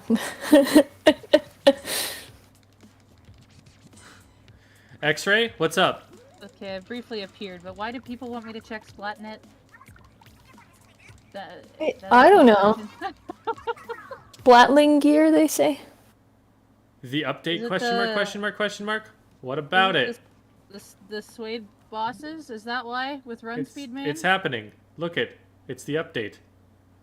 It is in progress. The new update just turned Splatoon 3 back into Splatoon 2. Yeah, exactly. See, here's the only problem with these Run Speed shoes. As much as I paused? appreciate them, yes, Run Speed Oh. Main is not on my shoes. Well, that's sad. My Run Speed Main for my Hydra build is on my shirt only. Otherwise, I only run a main of Run Speed. Oh yeah, that's gonna be done in 2 minutes. Never mind. Mine says 37. That's because I have gig fiber and you don't. Can I have some? I'm sorry, I don't think it works that way. The sadness. updates are paused if you're currently playing software that has online play. Yeah. Yeah, That's the thing that it tells you. my current Hydra build is with the mains is actually LDE run speed and ink recovery up, believe it or not. That is what I was recommended after my review with a former top level Hydra that was and is my idol / inspiration to why I play Hydra. So I didn't even consider it at first, but after looking at my playstyle, yeah, it actually works. Yeah. Gonna have to wait until almost 3 a.m. before I can play Splatoon 3 again.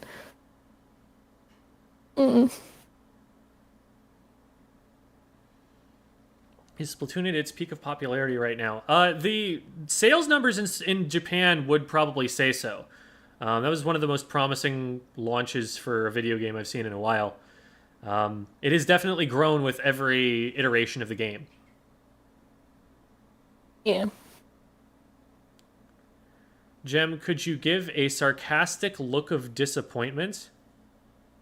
So am I sarcastically disappointed? Like, is this not real disappointment, or am I being sarcastic and like I like what's the vibe here? What's my motivation?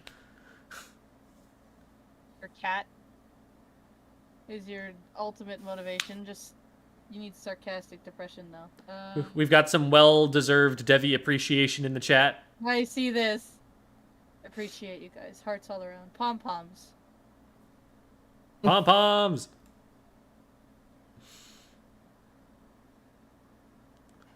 How do you put yourself in Switch screen?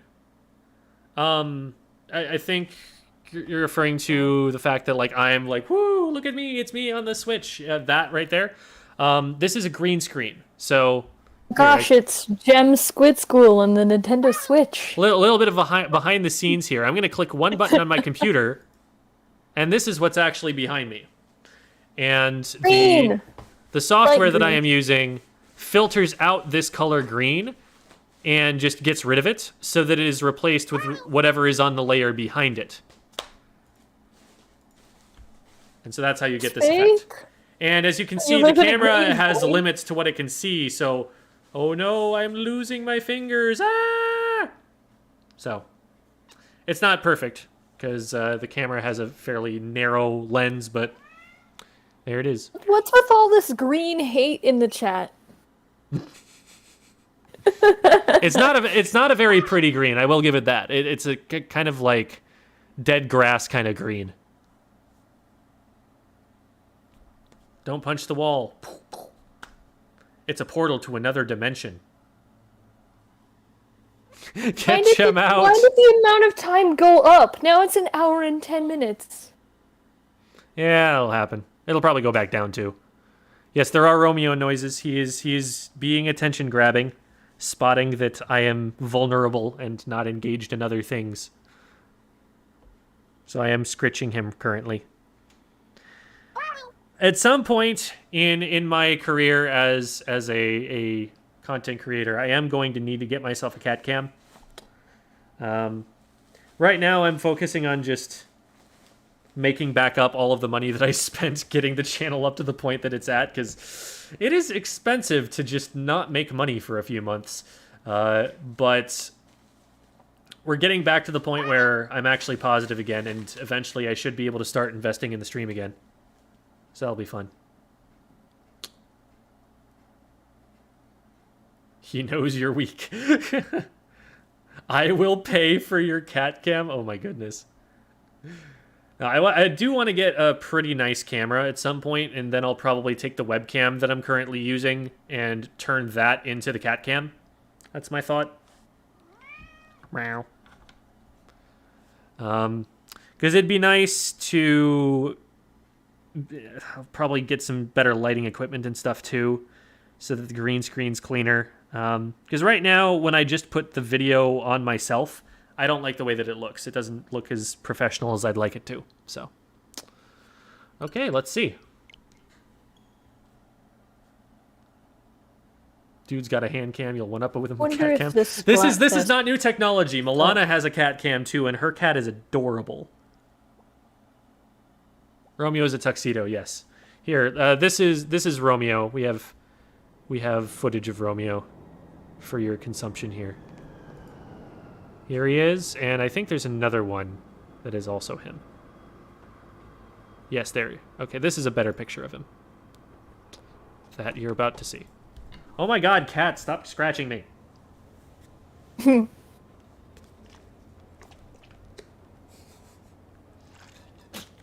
Version 1.2. He's scared of water bottles.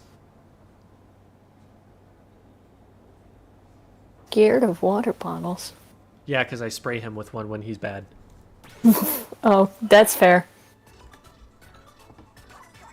Malice in his eyes. Get rid of the...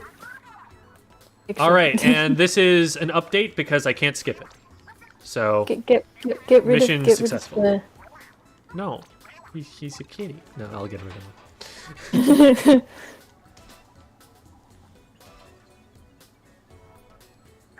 All right, so it's still the same rotation, unfortunately. Splatfest news. I'm sad. Interesting. I'm surprised that there wasn't Splat. I mean, it's supposed to be on November 11th, so I guess that would make it 3 weeks. I thought that was the actual Splatfest. Right, and you There need has to some... be... There's going to be some time leading up to it, but I guess it's not this long. Oh my god. That the anime hero just dropping $50 saying time to start a cat cam fund. Oh my goodness. Thank you so much. That's so kind of you. You can truly call them a hero now, right? Loaded with the sauce. It's going to save the stream by adding a Goodness. cat cam. Save the stream? Yes, it was definitely in danger before now. I know. It was in so much danger without a cat cam. You Such were a in mess. danger. Problem solved, right? That is very generous of you, though. Thank you so much for that. Make it a sub goal. Here's the thing. I don't get subs on Twitch. Subs on Twitch are only available if you're a part of the affiliate program or the partner program. And I am in neither of those. Alright. Because Twitch is like, you're not allowed to stream to YouTube at the same time you're streaming to Twitch if you want money from our platform. Mm-hmm. I don't know that... Which is kind of mean. I don't know that enforcement of that is actually that strict or anything, but I don't want to take the risk. I've decided to... Oh my god, Queen Zyria, thank you guys so much. That's so kind of you. Want to give Gem money, go to YouTube. I guess, yeah, it is coming back to the stream because it means you get more footage of Cat. So there's that. Guys, if you want to give Gem money, go to the YouTube. Yeah, okay, so yeah, if you want to, like, you know, subscribe to the channel or donate or whatever, then you do have that ability on YouTube, if not on Twitch.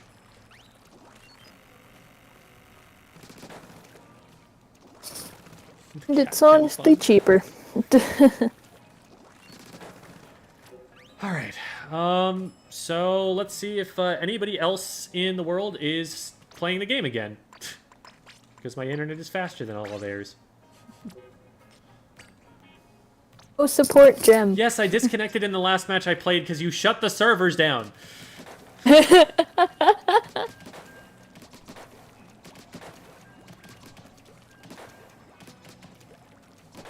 I don't think you're gonna get many people because the update is still updating for a lot of them. But the people that I will get a match with will have really good internet. And it'll be the best That match of is Splatoon true. 3 I'll ever That's play. True, that is true. Here's the real question. Am I actually gonna find Gem in a lobby?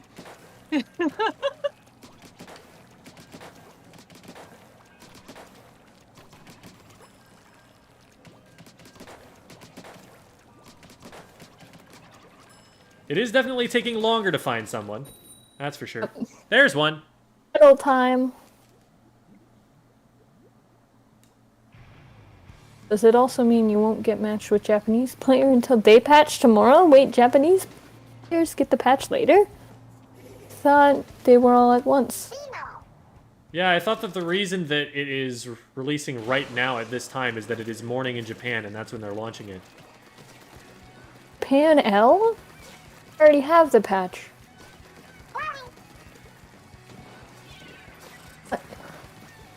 This mini is going to be annoying if they are allowed to stay here. The America was first. Oh, they're definitely going to be annoying about it.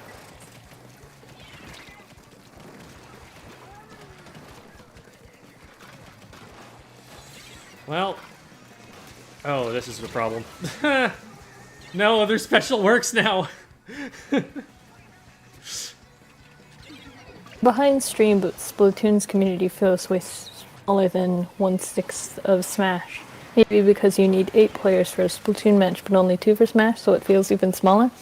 Yeah, that might be a factor. Wow, they one-shot me.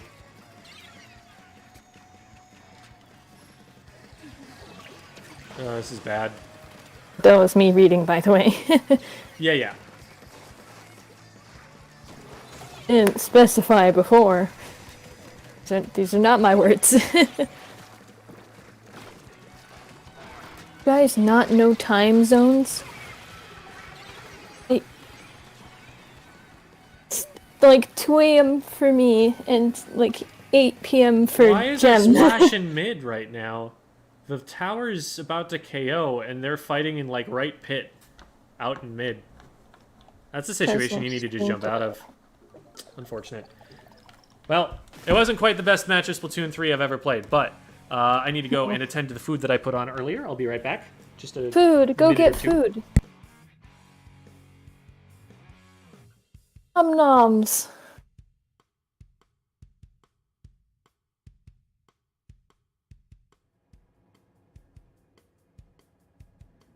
Gem food ASMR?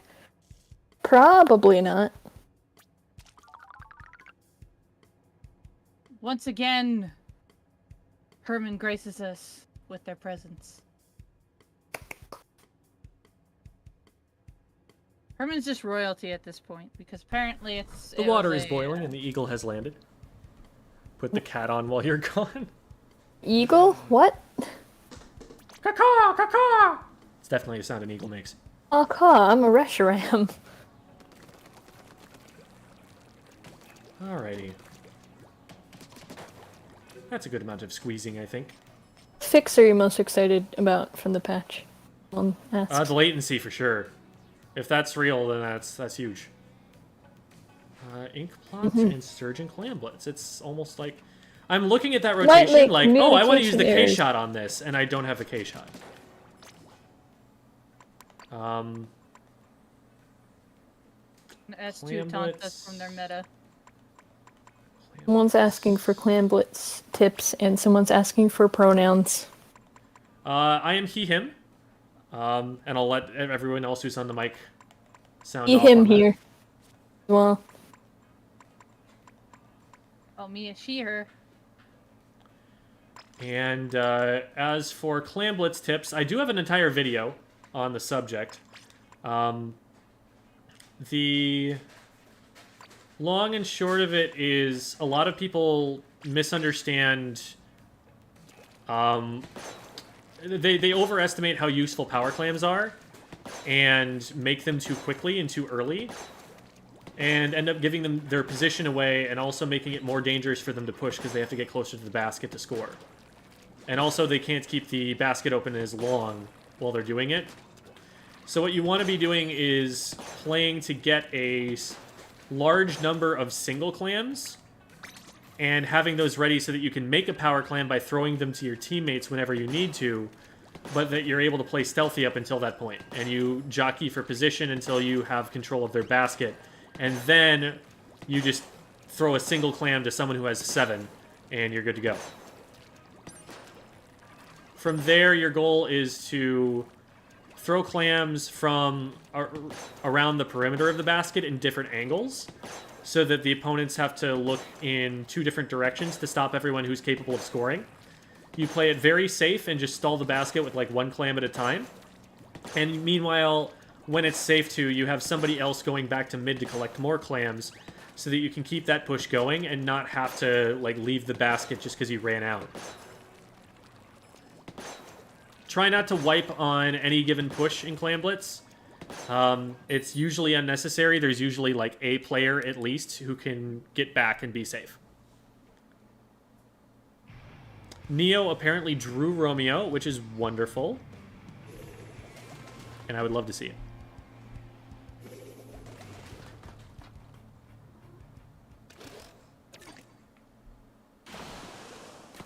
That is a heck of a name that Biscuit just wrote in the chat that I can't decipher.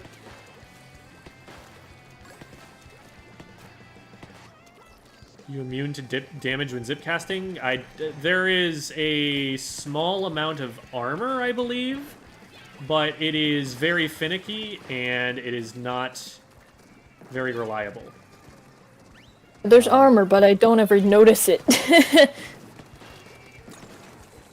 Does make the armor noise when you get hit while you're in it, but you just die.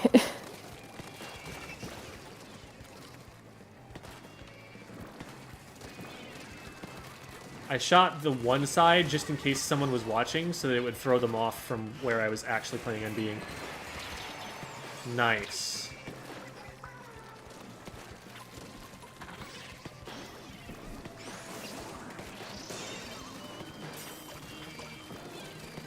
Oh, God.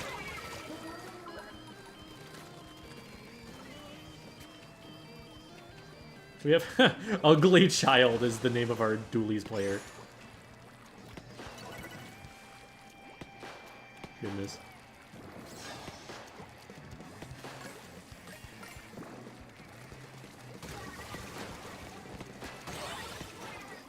Beautiful. Armor when you're flinging.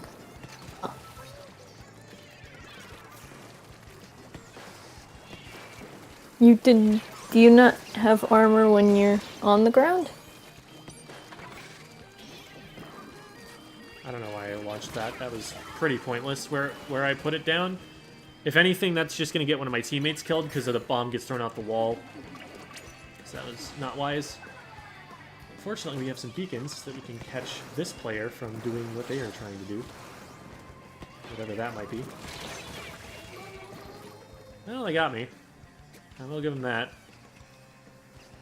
And that goes in, but we don't allow any other scoring unless someone gets in over the top. Which we might be letting them do.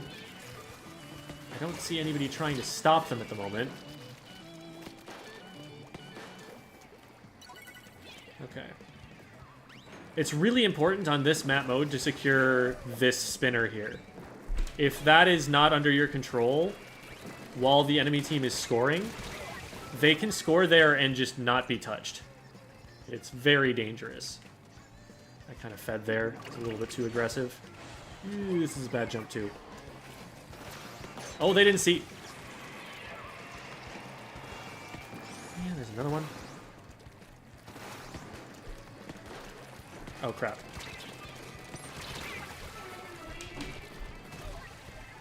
Teammate followed it up, which is awesome. I thought there was a second player there. The second player, if they were there, really needed to help their teammate with fighting us.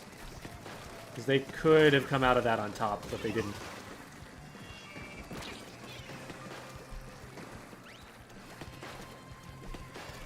Okay, we're pushed in pretty far, which is fine if we can get something going with it. But if not, I might need to just back up a little bit and wait until we have an advantage. Ah, crap.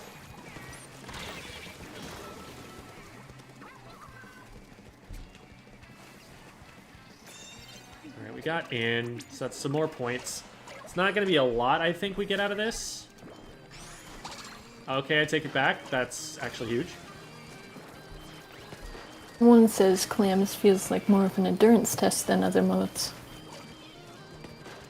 I mean, it takes a little bit longer to KO in one go, in one push. But it absolutely can happen, especially with teammates who know how to play the mode to follow up on offense the best.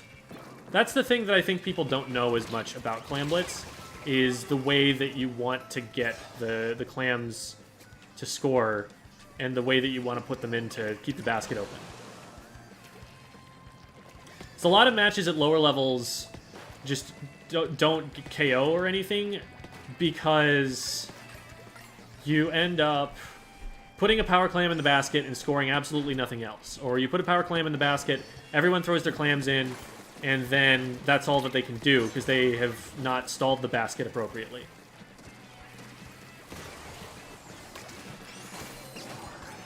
Got rid of Now the... we wait for... Okay, no, actually, it just ends as soon as the basket's open and we're in the lead. Got rid of the Splatana Stamper tech. One where you can squid form and Didn't go they super remove fast. that on the last patch, or was that actually still there? Well, chat's talking about it right now, so... I don't know. How do you think a Grizzco Splatling or shooter would work?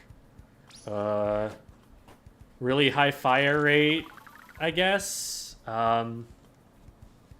It's probably all you can do. Or maybe like every shot is a 50 damage shot, but it's on like a splatter shot. On a splatter shot's fire rate.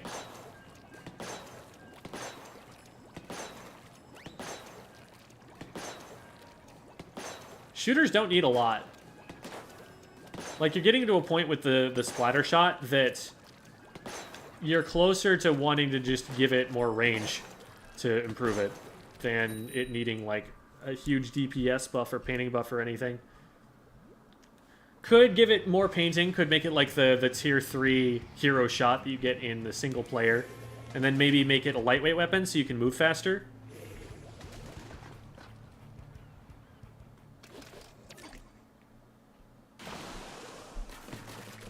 There are a lot of Owens, but one of them is a speedrun labber. Some new experiments to learn new speedrun strats. That is Dynamo. I died that wherever I am standing. Good job following up on that, though, from the teammates. So I put my Switch back in the dock, and now the update is updating a lot faster, about as fast as yours. Okay, cool. It was just the fact that it wasn't in the dock. I probably die. No, I don't. I guess I understand.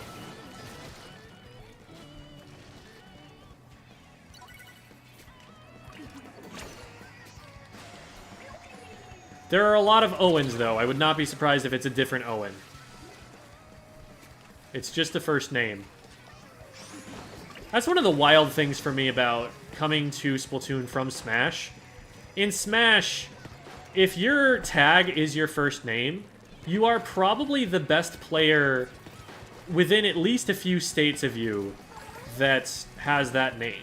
Like, you're the one that is important to know about. You are the Andrew, or whatever.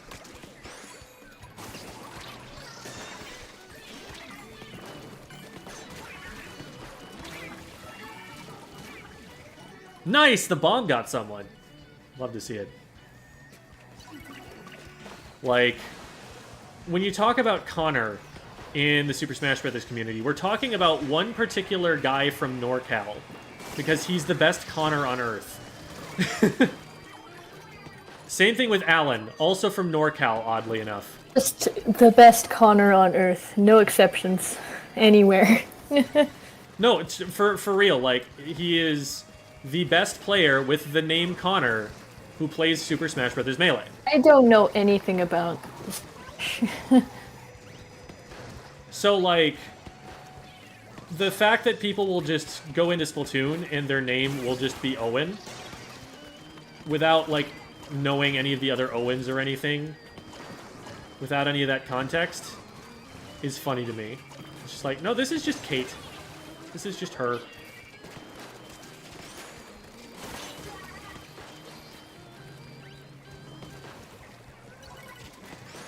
I'm in the game. Hey. Congratulations. Video gaming. Video gaming. How did that person get in between me and the rest of my team? What? I'm gonna play games with the stamp. Oh, no. Oh, no.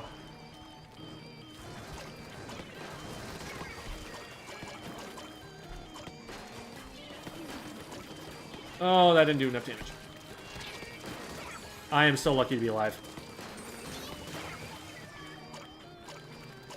We need one more.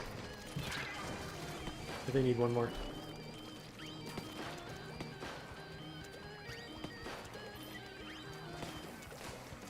Goodness. Oh man. That neither put me in range nor let me drop safely anywhere.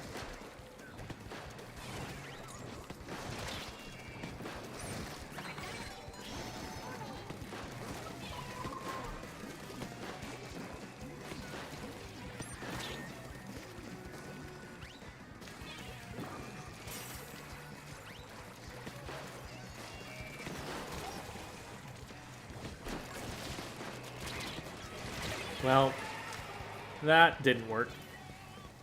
This Dynamo's been all over me, which is unfortunate because we don't have anybody who has the range to contest them. They can just do whatever they want. So, would have been great if we could get like the Explo on one team and the Dynamo on another, but sometimes matchmaking just do be like that. I've got to go check on my food. It's probably ready by now.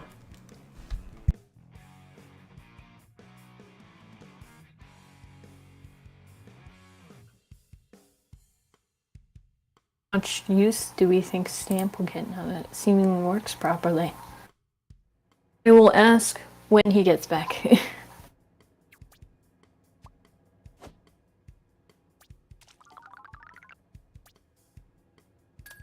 Hold on, I'll let you almost hear my game audio so you can pretend it's my stream now.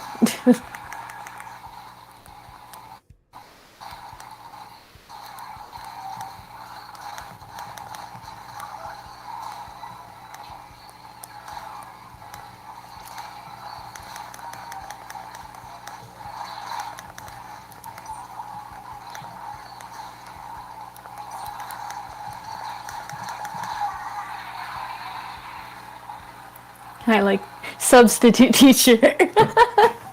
I cannot teach.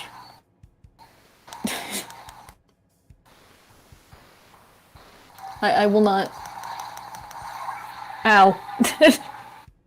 This sounds like a harsh wind in the distance.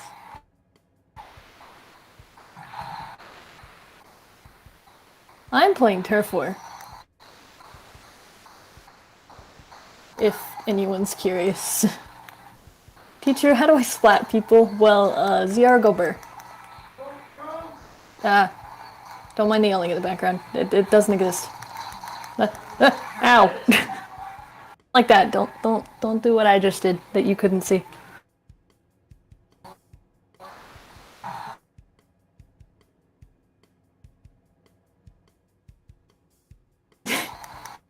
As the inkbrush main, I agree. You're just that teacher that just puts on a movie. Yeah. Oh, substitute teacher, how do I win game? Do objective. Occasionally. I am returned, and I am infooded. You've been fooded? Turn down game audio. Turn down game audio. I am laden with food. It was being a substitute teacher. Being a substitute trying to teacher. teach people how to win game and splat people. Mr. Teacher, can I go to the bathroom? No. Absolutely not. Absolutely not. Hold it. Hold it. Don't even go next period. I will tell your next teacher that you do not have permission. You're not allowed. Will Jem be back? Jem's here right now. Am I not good enough? I mean, yes, I'm apparently not good enough because our team's in danger. They took away phantom waves? What are phantom waves? Or I guess were phantom waves.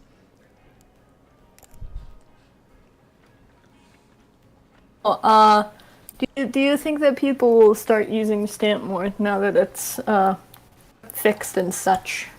I think they're going to use it for 2 weeks.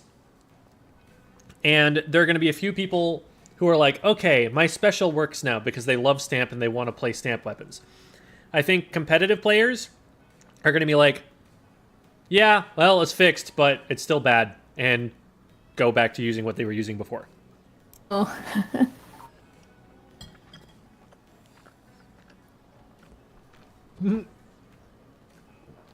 Invisible wave breaker waves. Cool. I am glad that that doesn't exist.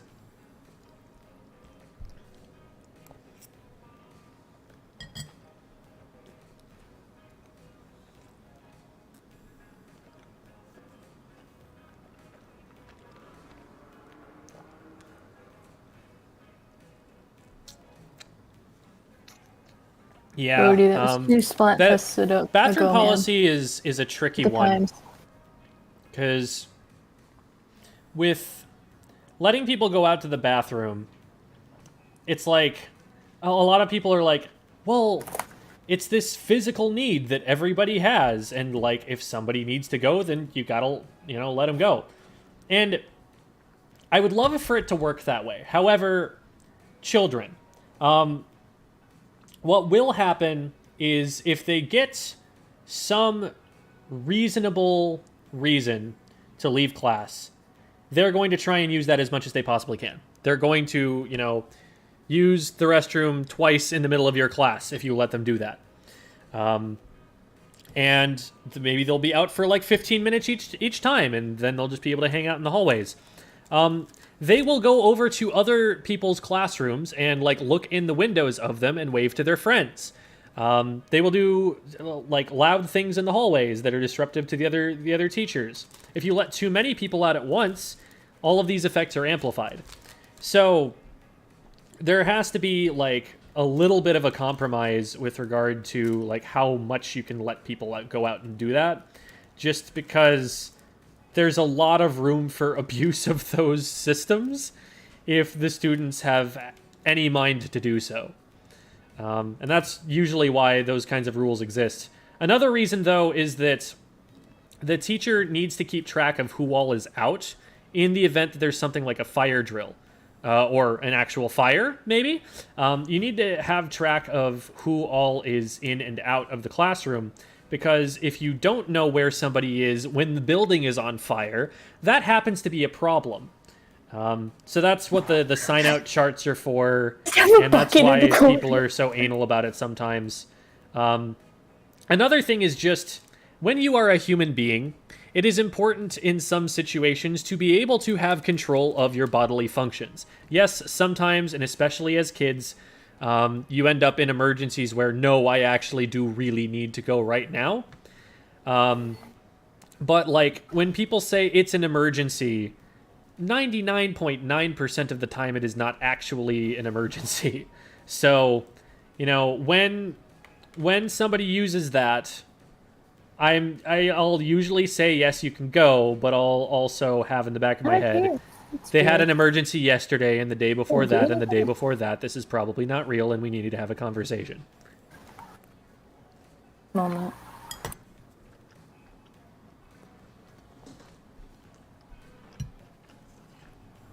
Though I may have found another glitch. Still can't hear, but I found another glitch. Can you not hear me? Was no enemy income the ground, but I was getting stuck in. Buzzy, do you not hear me at all? Enemy Hello? Buzzy? blue. Yes, was acting like it was orange. I guess Buzzy can't hear me. Well.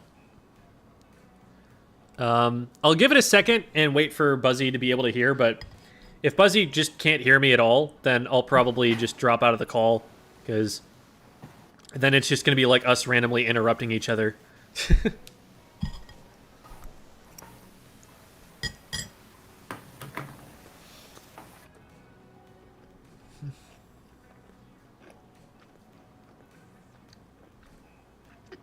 Well,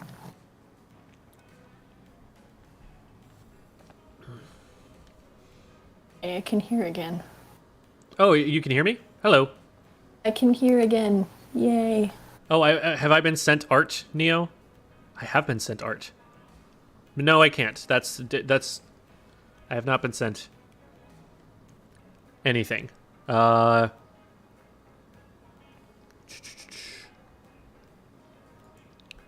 Oh, is this in Password Guardians? Is that where that is? Have you noticed the latency difference? Someone asks. Neo, I don't see any art. Where is your art? Where is Cat?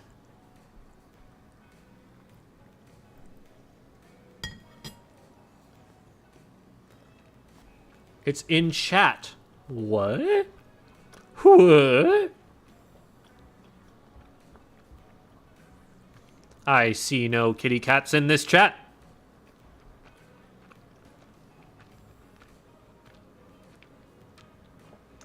Oh, it's a link. I don't know if links work. Because the thing is... Yeah, I don't think links work. Thing is, if links worked, then the scam bots that would come through would probably get some people just because they accidentally misclicked on it. Send it on Discord, I'd say. Yeah. Mm-hmm. That's what I was expecting to happen in the first place.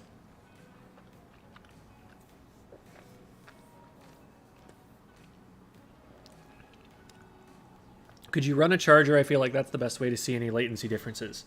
I'm bad at charger, so I'm probably going to miss all my shots anyway, but we could give it a shot. I think I enjoy mini splatling.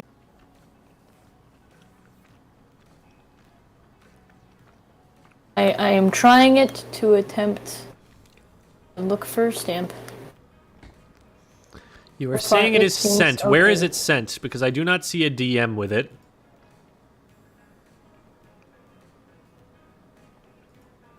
Difference between I am in S fact plus in the 2 DM with you, Neo, and I do not see it there. The difference between an S plus 2 and S plus 9 player. Someone is asking. In Splatoon About- 3, there probably isn't a statistically significant difference between those two players. Someone's not moving in my game. Well, hello? It's Dynamo. Are you It's in alright? art chat. They Oh, are that makes alright. sense. That makes sense. That is a reasonable place to put it. Okay. It is Romeo. Oh my god. Okay. So we're going to open this.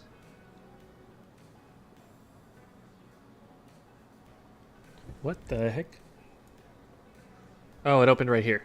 I see. I see. Okay. So now...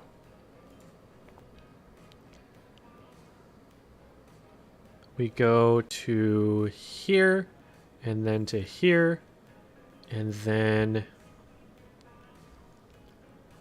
we've got to click this, and then make it go to this window instead, and we center it. And now, the moment of truth. Well, okay, hold on.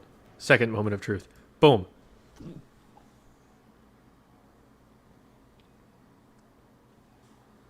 There he is. It's the boy. Got an aw snap error again. This always happens when I'm talking to Jem. Oh shoot, I just closed out of chat by mistake. Whoopsie daisies. Save your chat messages. Currently you are silenced.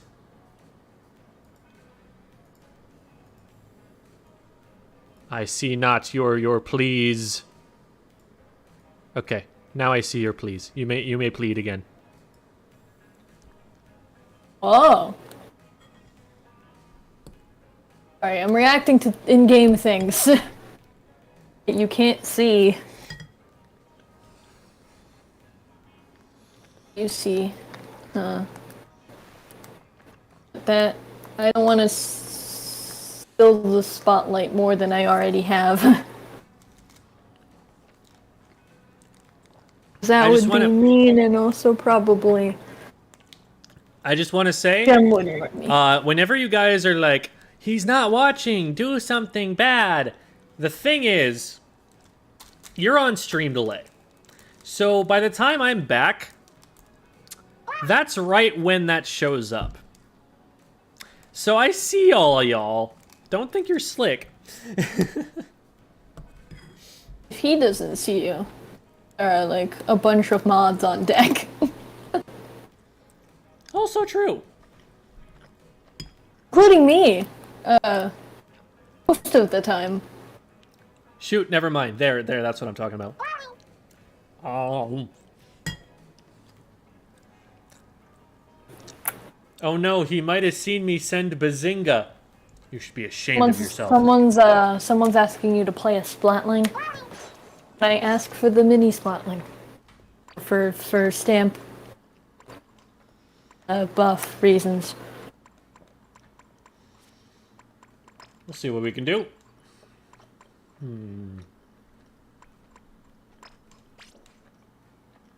DC. Yay.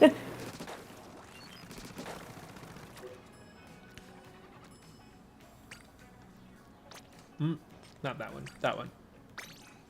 Would I ask to join as well? Hey, Maybe Jem, next for time. reasons, I need a picture of Romeo. DM me and I'll be able to send you whatever it is. Did the lag improved? I have played one game, but I don't know. Could I ask to join in, perhaps, maybe, in games? Oh, like you, Buzzy, would like to? Yeah.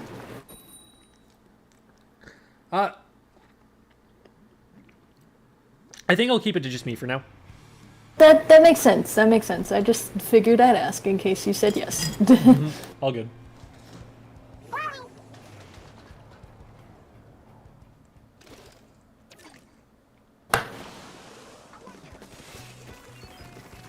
How do you graph just go an back to inversion for a staring at relation chat. on a graph? So you're putting a graph in a graph? Graphception?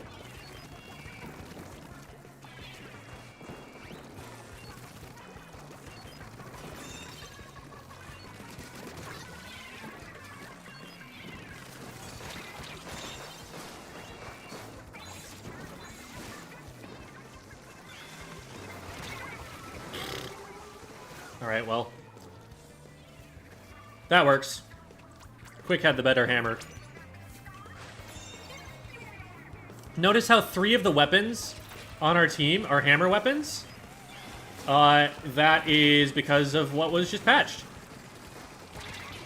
This is a thing that we are going to be seeing for the next week at least. Yeah, this is a bad idea. Unless... Oh, wow.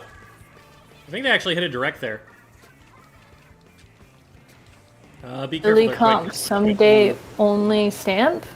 Quick was way too far up there with everybody down. They probably didn't notice that we were wiped. Fabled gold scale, good job.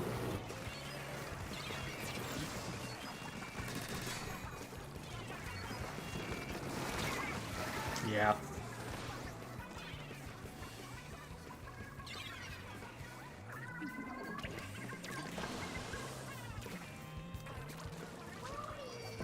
Okay, good pick there from Dev, and we just shoot the back of this, and they should be able to get it. Nice. You think It's really NZAP important would- for us to step on the tower there, because if we didn't, then we leave it in a position where they could potentially just get lead by hopping back on. Whereas if we tap it, now it immediately starts moving back to mid. Nice. You think NZAP with Fizzy Bomb and Crab Tank would be an effective kit for high-level play? Better than the one it has now, that's for sure. NZAP with Crab Tank sounds really good. Like, that's pretty close to best case scenario. Why is nobody on tower? I'm hearing some echo, by the way, from your end. Oh.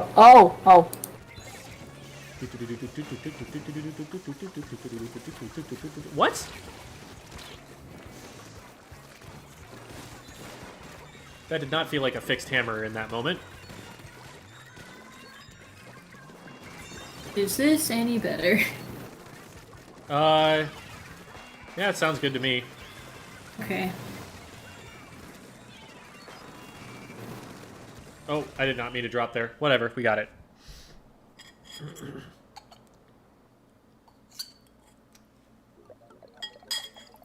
And the hammer is still bad. Splashdown, folks. Oh.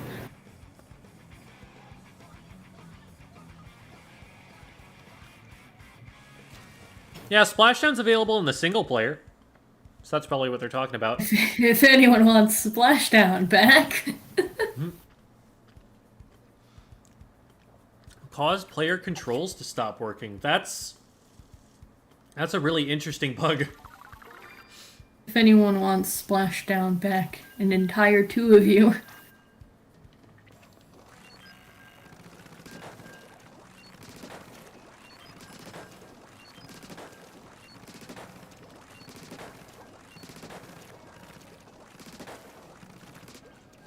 I'm honing in on how much damage I actually need to splat someone with this thing.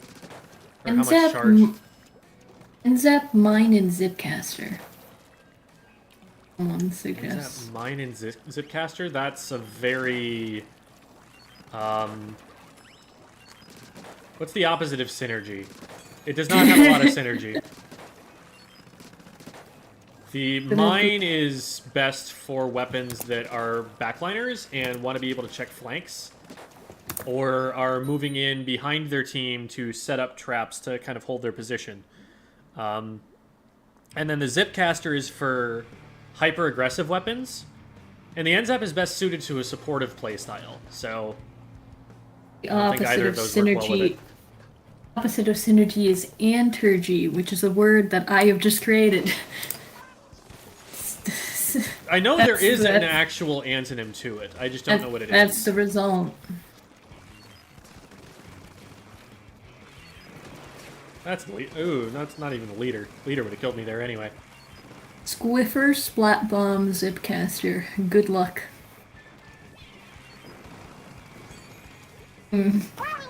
That could be fun.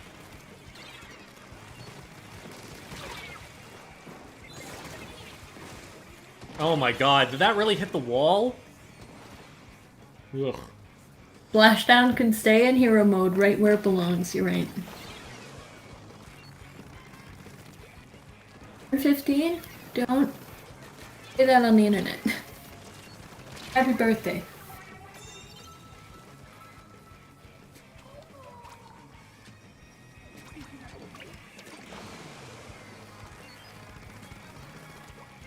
Well, there's dapples in here somewhere, but they're not actually putting beacons down.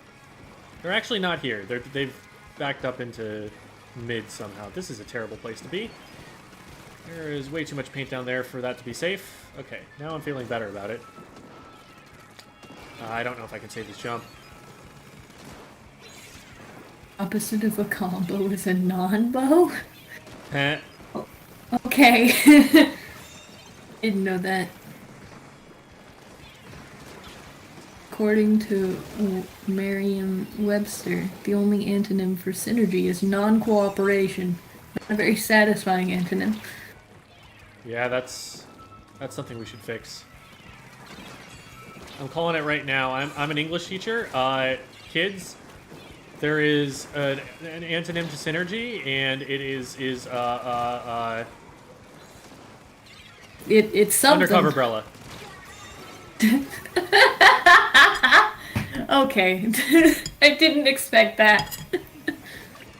But yeah. You're right.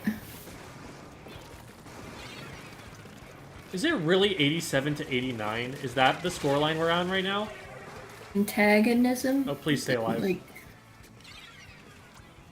opposite of synergy is my life. Oh. If subject of authority says it, I believe it immediately. You're an actual teacher? Someone asked. Yes, I was a professional English teacher for 3 years. I'm still accredited. They did sort of fix the tick rate. A little bit. Tick rate and latency are two very different things. Tick rate is how many times the game checks to see what has happened. And then latency is how long of a delay there is between when your inputs go in and when they actually register in the game. There's going to be a little bit of latency created because the game has to figure out what happened at a certain point in time from different places when the information is sent at like different speeds and slower speeds. But I don't remember them changing anything about the tick rate. The tick rate should still be 15 per second, 15 hertz. So the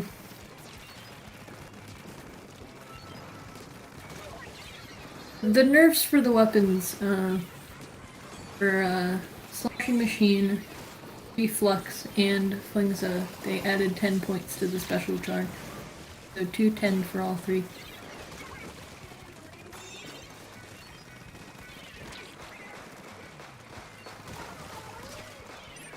They also nerfed fizzy bombs.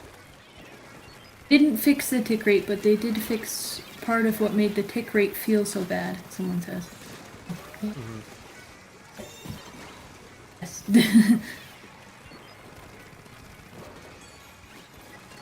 Oh, hi.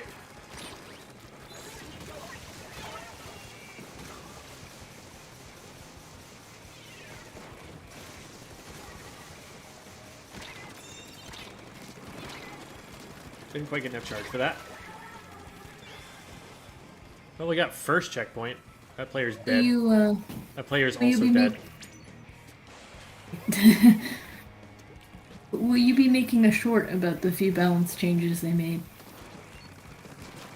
I don't know if that's a short or what.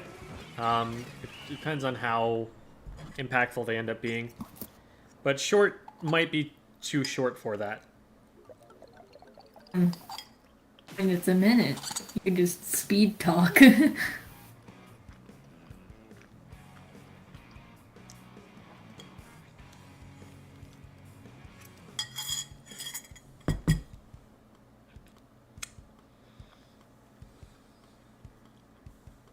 Forget the fly fish fix so bombs don't bounce out so egregiously. I'll make a short, their format sucks, someone says. I'm sorry that I'm not reading your names. Shorts are... Your name's wrong. Shorts are fine. Like, it's been a really important part of growing the channel, and it's not like I'm going to stop making shorts. But there are certain things that will take too long to discuss for me to put them in a short. And that's really the reason that I would consider not doing so. But a lot of the growth that this channel has experienced in the last month and a half has been pretty much because of YouTube Shorts. So, I wouldn't undersell it. I think every content creator who's serious about making Splatoon content right now seriously needs to be putting stuff on TikTok, as well as TikTok and YouTube Shorts, because you can put the same thing in both places. As well as doing the long-form content. I think those are both important. That is a cosmic brownie. You do have an eye there. My tastes have not changed since elementary school.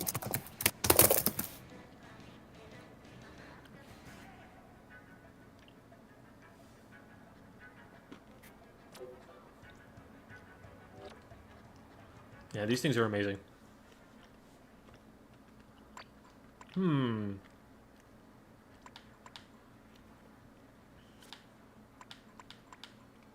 Let's see. I want to play Tetris. So I'm going to play Tetris. Tetris.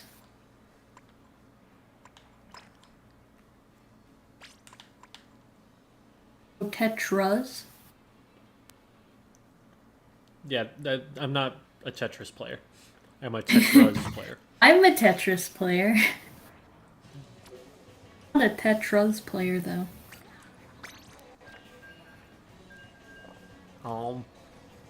Do you think Splooshed will be any good after the stamp buff, or still just kind of meh? I'm getting to that point in the chat. I can read those for myself.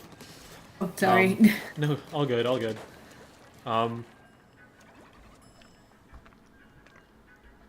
But to answer the question, do you think they'll be any good after the stamp buff? No. I think it will still be close to bottom tier.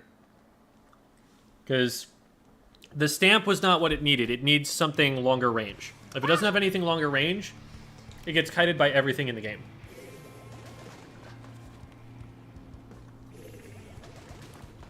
So that's really the big problem. Found you with the how to get out of rank videos. They were very informative for the kinds of mistakes I should avoid. Thank you. Glad you found them helpful.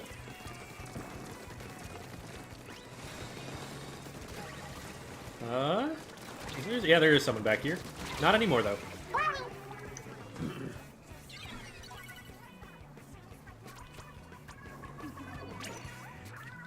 This might be dangerous, but I am dualies. Splat Bomb Zuka for Sploosh. Hello! Splat Bomb Zuka for Sploosh? Oh, that's a much better kit. That is an infinitely better kit. That puts it in contention for being in the meta. That is... Man. If you put that kit on, like, any other weapon than the Clash Blaster, that's just automatically a good kit for that weapon, whatever it is.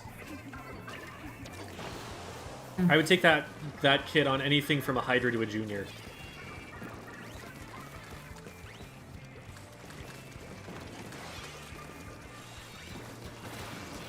Thing's a long-range weapon if you throw it hard enough. Whoever designed the Ultra Stamp.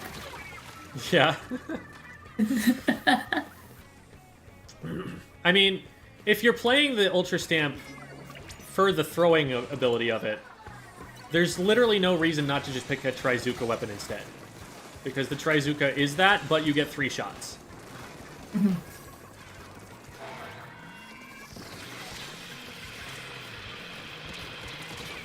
I actually had shots on too.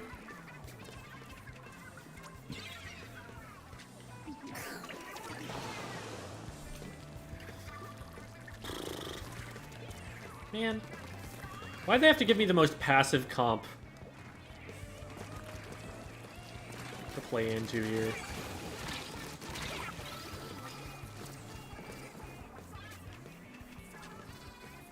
It would especially be nice if we could get more missiles, but the reflex is dying frequently enough that they're not actually getting them. 7.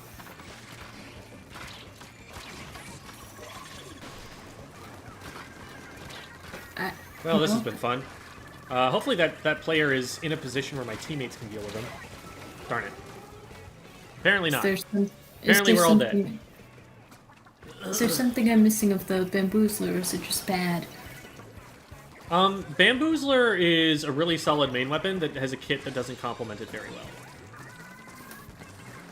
well.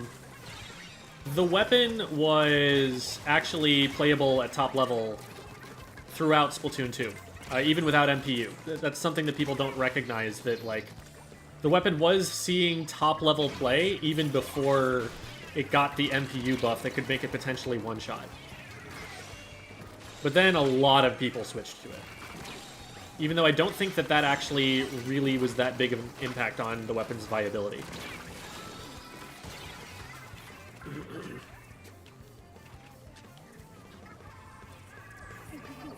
I feel bad for using a missile or sub-spam playstyle. Don't feel bad. Hate the player, not the game. I mean, the other way around. Whoops. Freudian slip, maybe? Oh,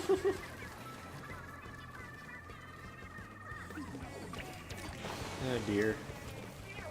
Like Bamboo, just use Splatana Stamp?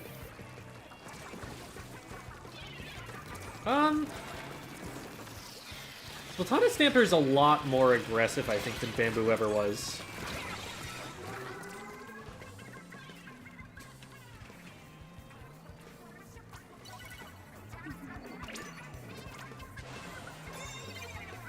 Okay, there we go. Man. Ugh. I did not get a chance to play the game.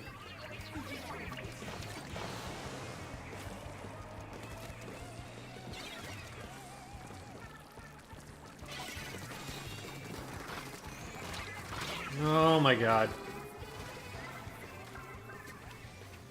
difference MPU makes for bamboo is honestly way overrated. It's still 1 hit off of a quarter second of being an enemy ink.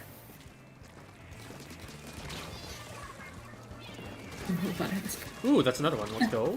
Move in. We go around here, and then they whiff. And then everybody on my team dies to something, and there's nothing I can do. Cool. Well, I am not sticking with that team. The comp was abysmal. we had 2 midline support, like paint support weapons, and a Hydra. So there was nobody to do anything to help me most of the time. And we did not force anybody back. Also, paradoxically, we did not really do a lot to keep the tri-stringer down. So they were able to just kind of take free shots at me, even though we have a couple weapons, I think, that outrange them. So that was a little weird. I'm going to go and put a couple of things away, but I will continue playing shortly. I'm done with the fooding. I'm discarding the trappings. What? No.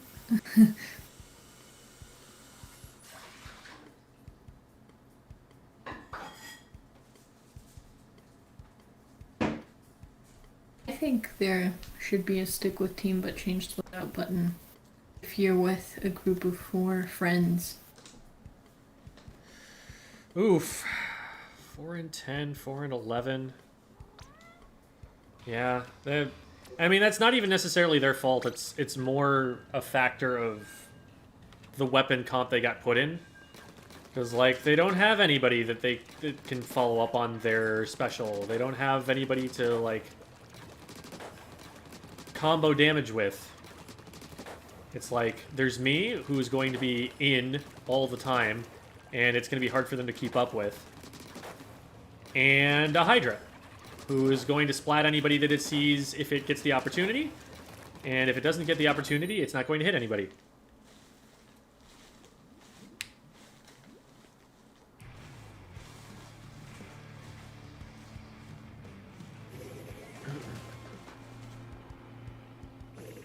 Romeo, tell your owner I am trying to draw you.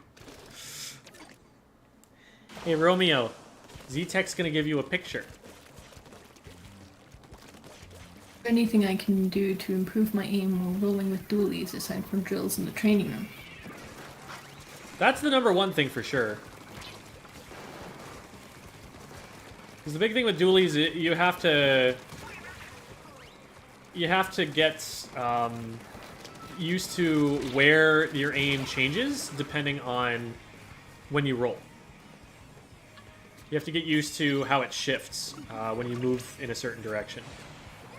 So doing that and strafing around the targets is really, really good practice. Wow, I'm surprised that still hit me. We're getting raided by Cactus. Hello, Cactus and friends. Welcome. Well, this is bad. We back out of these. And we miss with the splash damage, and that player lives. Big sad. Probably could have just used that backwards at that point. It's not like it would have made a difference in terms of how I could survive.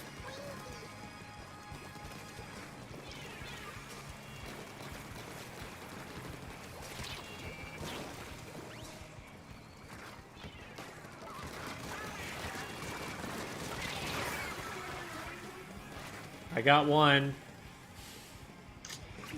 Oh boy.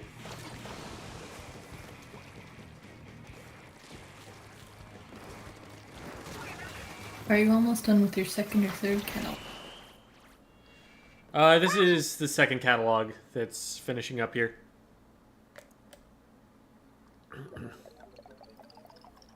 The glitch with the inkjet staying on your back in the lobby still exists. That's good. Because that's intended play, actually. That's how that's supposed to work. It makes everybody happier, and they shouldn't get rid of it.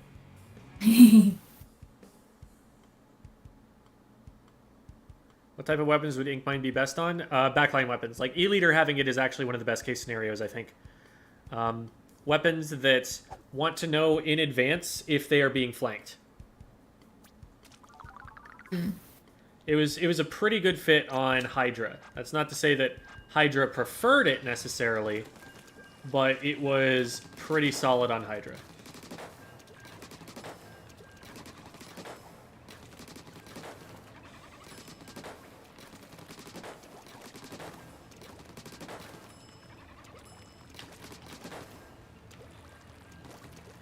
Lychee. GG's, Gem. I was in a lobby with you right before the rotation changed, and I had fun. Well, thank you. Even though I kept feeding. Oh, no, don't worry about that. And thank you so much for the donation. I really appreciate that. It's kind of you. More towards the cat cam fund, I suppose. Man, now that someone has given me $50 explicitly to get the cat cam, I'm like, man, I kind of need to get saving up for that now, don't I? I'm sleepy. I might go to sleep. All right, have a good night. Sleep good, dude. Bye. It's been lovely having you as the substitute teacher.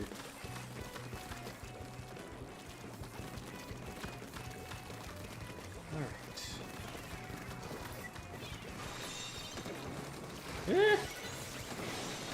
There's a lot of hammering going on right now. Guess we'll do that. That's something.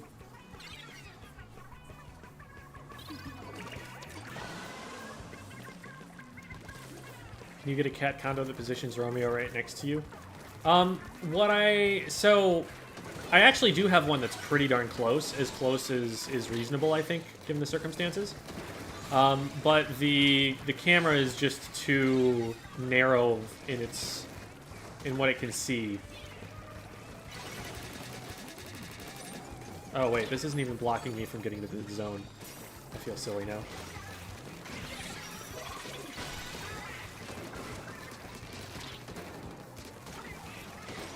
Nice.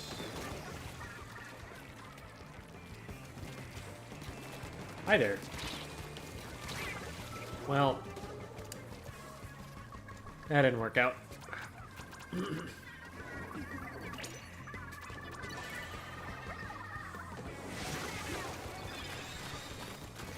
What direction is that moving in?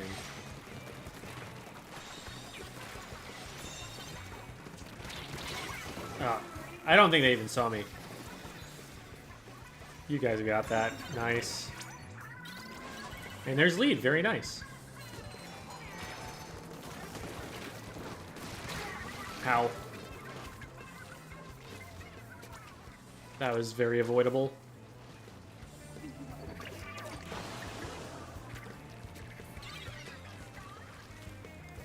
Alright. 70 got one on their way out, so that'll let us get in just a little bit faster.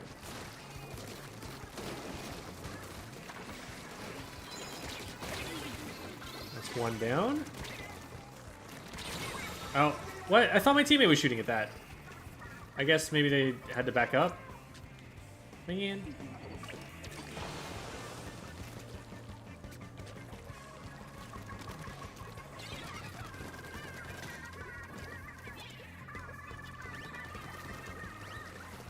There's a jump into that, which I can probably get. No, I can't. I probably could have this wayed there, actually, and let them know that I was going in.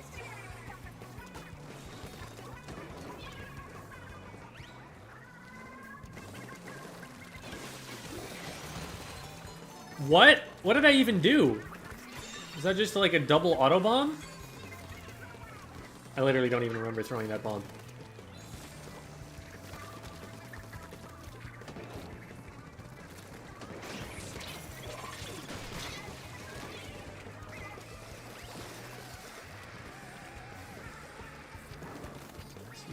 Drop out here. Being all sneaky like. Well, it's not gonna work. I have the eyes of a hawk and the attention span of a chipmunk. I will defeat you.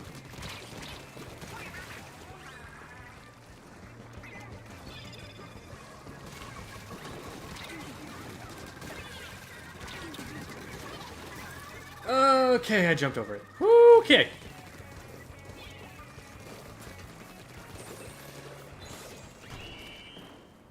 All right.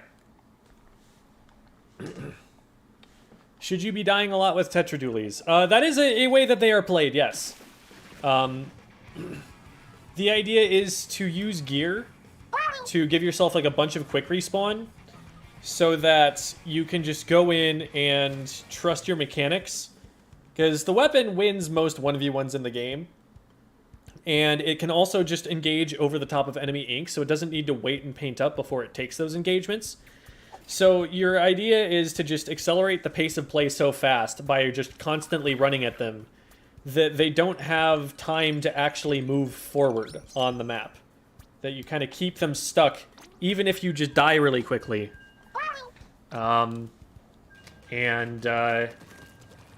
That's kind of how that is done at even very high levels. What you want to pair this with is like a paint support, or a midline painter behind, like a Flingza or something. Or maybe like a junior that can get like a lot of value out of painting and just throwing bombs at fights. So that one of the Tetras are very needy. They are a weapon that needs a lot of setup because they don't paint for the rest of the team very well. They don't need to paint because they can just roll into stuff, so they don't tend to bother. They don't get a special that's very supportive. It's a very selfish special that does very limited things even for it. So it really depends heavily on you, the individual player, just using them well and playing better than the other team in order to get value out of them. But they kind of just run in and feed sometimes and, you know, go for trades because they respawn faster off the trade, or they respawn and get back into mid faster because they're quick weapons. And you just always have to worry about getting flanked. And your backliners are suppressed because there's just a Tetras everywhere. Man, these guys are chasing me. Holy moly.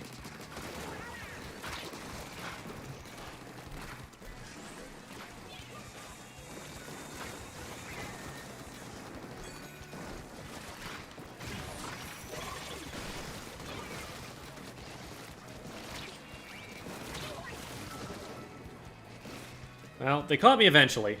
They were definitely swinging there for a good long time.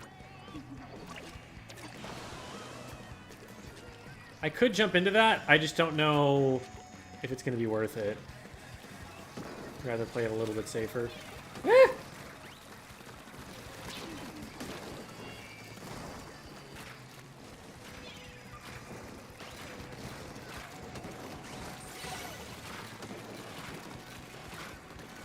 So their problem here is they have double backline, which means they don't have a lot to actually get them onto the zone.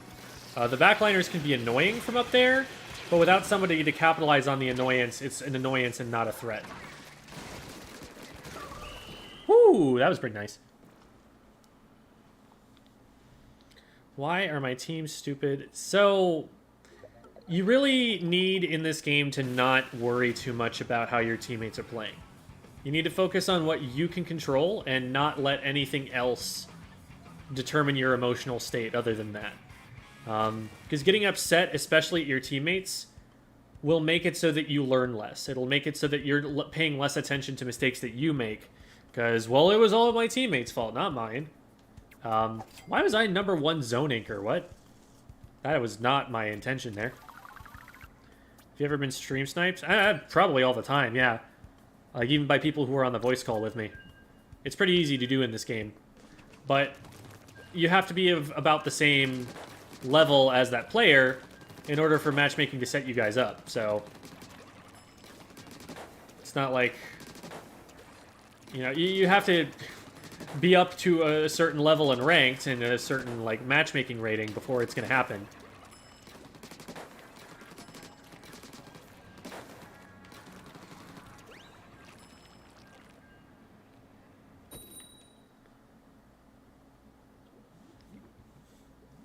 No, don't stream it. It's being upset and showcasing your negative emotions and like profiting from them is a really toxic relationship, because what ends up happening is you're getting rewarded for having these feelings that make you feel bad, that like increase the amount of stress you experience, that like literally have a physical impact on your health over the long term. You don't want to be in a loop where that is something that you depend on financially.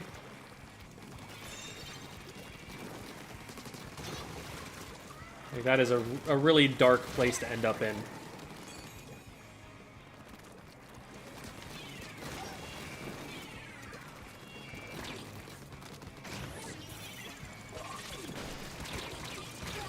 Well, I meant to end that a little bit earlier and be behind cover, and then it just kind of didn't happen, and I ran into the wall. Well, it's okay. We pushed up pretty far.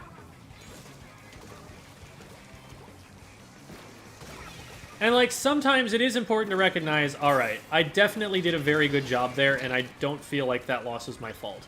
Because it is important. Some people have the opposite problem, where they, rather than not taking enough accountability, they take too much accountability. They feel like everything bad that happened was entirely their fault. Obviously, it is realistically the best thing to... Man, how am I not dead?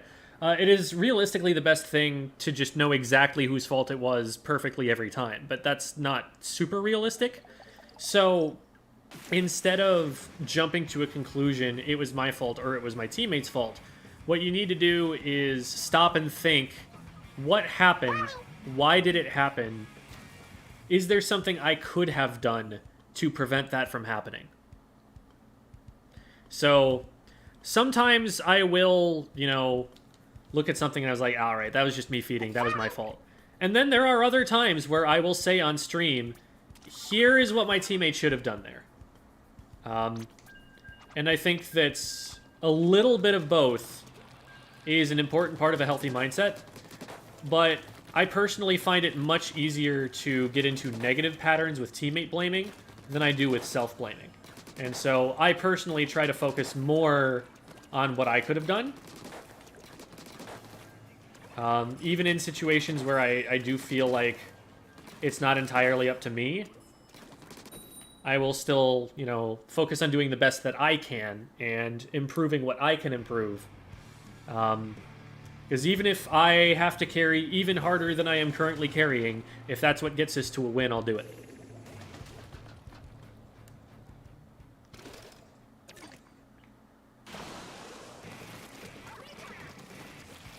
Am I so calm? I mean, for one thing, there's some confidence involved in this. Like, this is a level of play at which I am comfortable.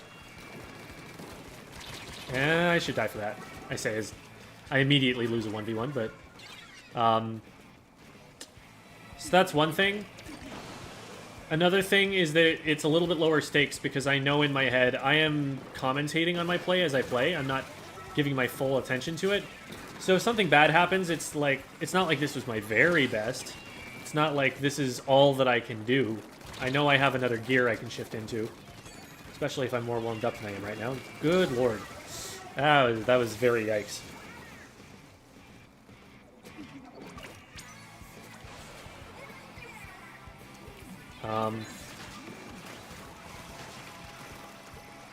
But a part of it is also conditioned, like something... It's something that you learn from teaching, how not to want to strangle children. There's an old Terry Pratchett novel, rest in peace, where there's this big bodyguard type who says, kids, love him or hate him, you're still not allowed to hit him with a shovel. And I have felt that way sometimes.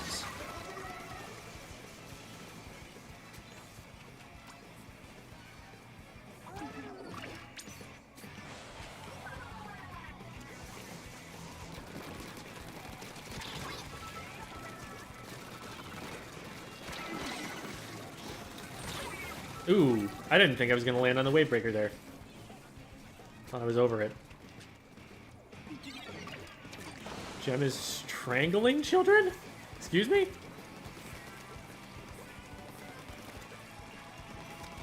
Is this a reference to that Germa meme that Chibi's been going on about lately? Am I close enough? Oh, I'm not close enough. This is bad.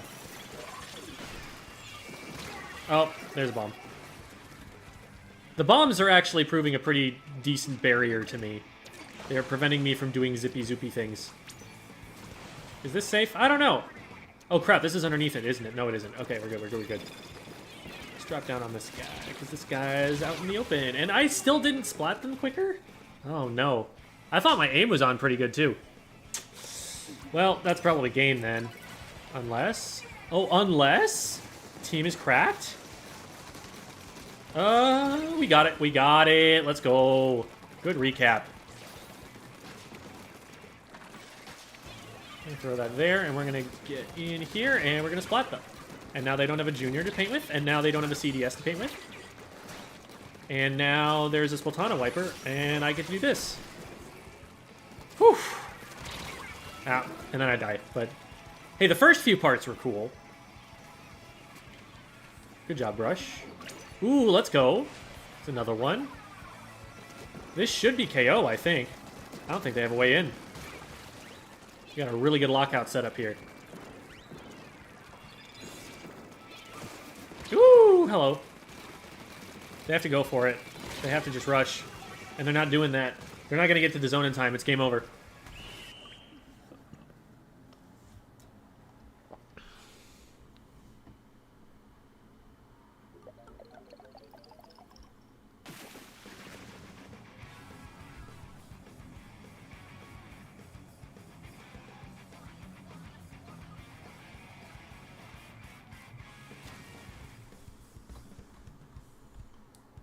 Wibbly Wobbly Table Turf Battler.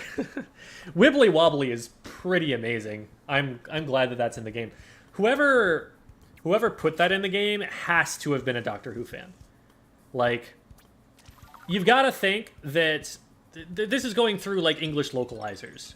So they're probably left as the localization team to just come up with a lot of the things that this game says, completely independent of what it actually means in Japanese. Like, some of them are not going to be translators. Some of them are going to be, like, actual, like, artists who are coming up with these labels and stuff. Like, there's no direct translation of the word booyah, I don't think.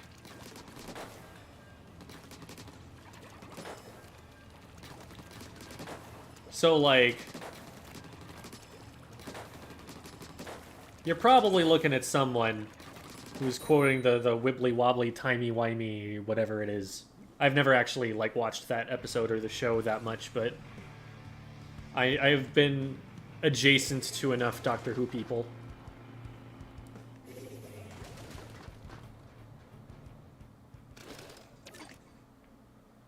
Booyah was just nice.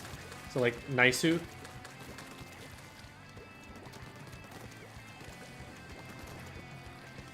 Or some translation of it.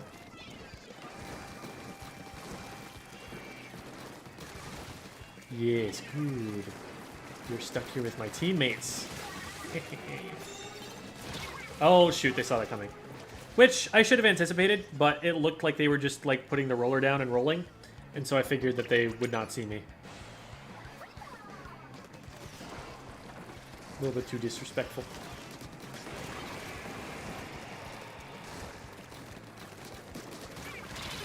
Okay, well, I'll take it.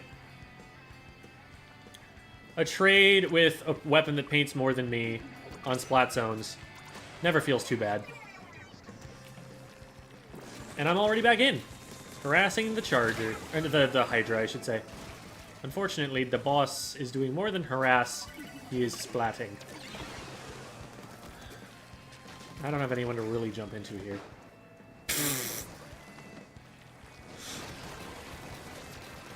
Well, that was entertaining.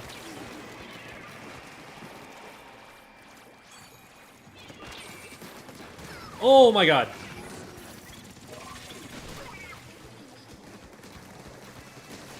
Didn't you see in the trailer? You can't do that as a Hydra. Oh no. Oh no, we needed to paint the zone badly there. Okay, we got it. I was a little worried. We're good, though. I'm just gonna back up and let these fall back here. And then I'll be in. Yeah. I'm in.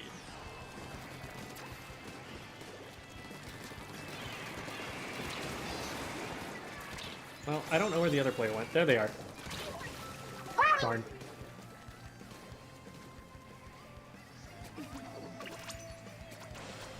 Hopefully this jumps me into the bubble. Yes, okay. Well, not for very long, but long enough to survive. Oh, you're right there.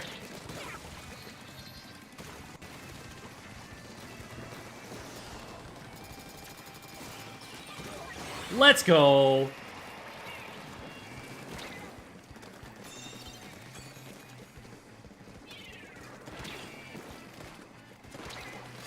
Yikes. We do this. No, we die.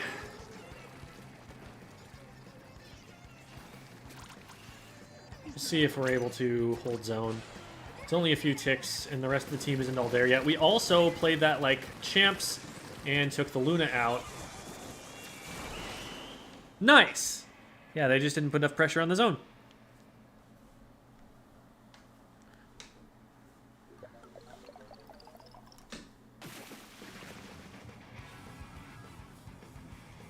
Nerfed Booyah armor when?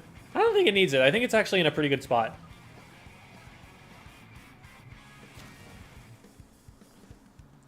Nice throw, 70. High class, how's the patch?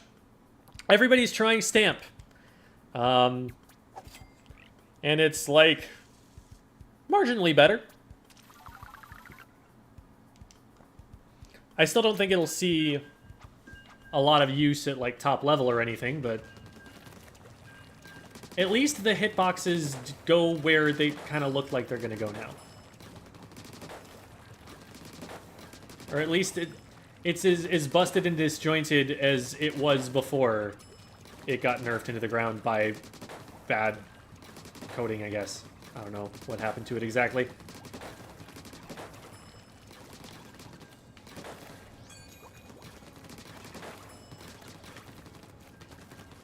Ooh, that was good. GG 70. Hi, Gem. I took an Animal Crossing break, but I am back. Welcome, Jules.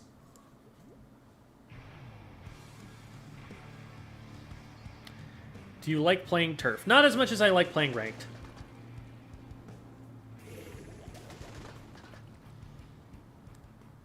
It feels, especially like in competitive, I could probably play some turf war. I'd be down. But in solos, it feels a little bit too random, I guess. Eh. I'm not sure I like that play.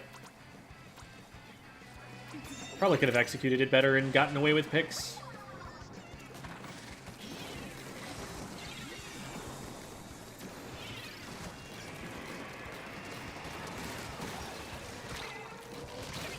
Man, I should have expected they're going to come forward. Why didn't I think they were going to come forward? I could have just rolled backwards and been fine.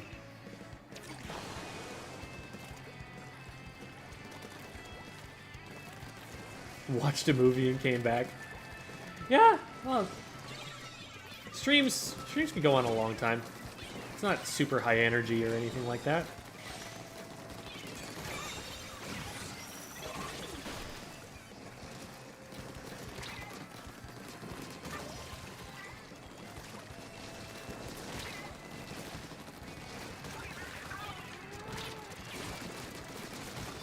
We'll get the junior anyway, and we'll trade. Let's go.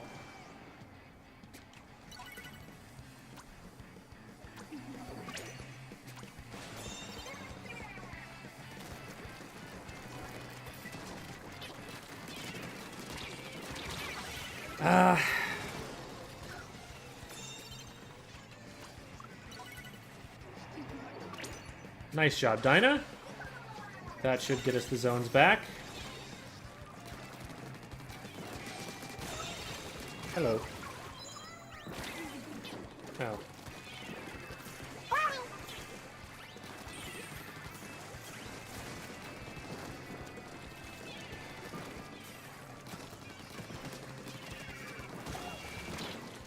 Go, my chicken. Do my bidding.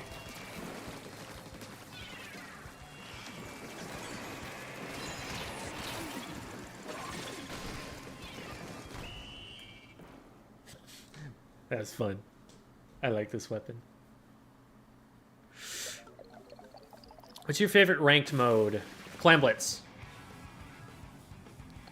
When you play series versus opens, I'm trying to push S plus from S, so I think that series match is the way to go for now. Right, correct.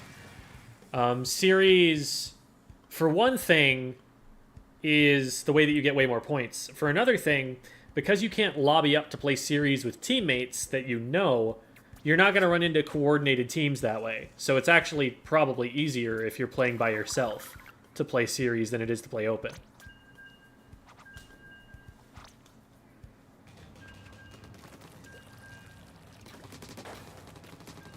Oh man, that was bad. That was a big yikes on the aim there. There we go. That's better. Yeah, that didn't do what I thought it was going to do.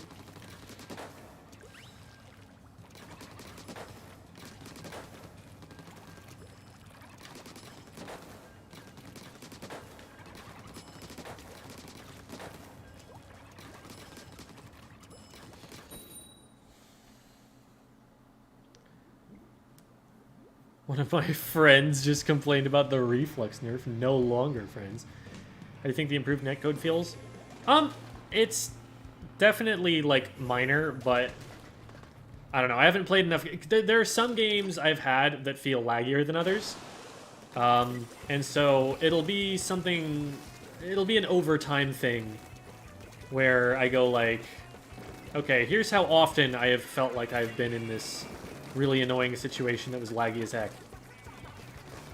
Yeah, how much less frequently is that happening? Is the question I'm going to be asking.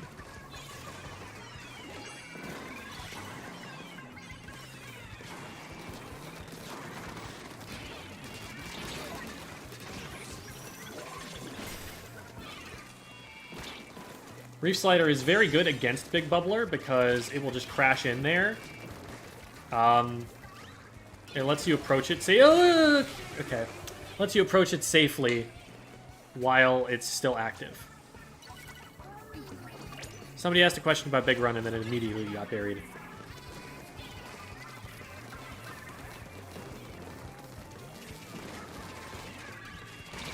Ow.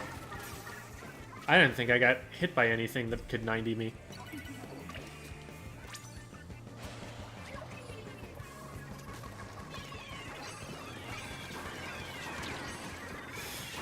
Are we good? We're good. Okay. Hi. Hi.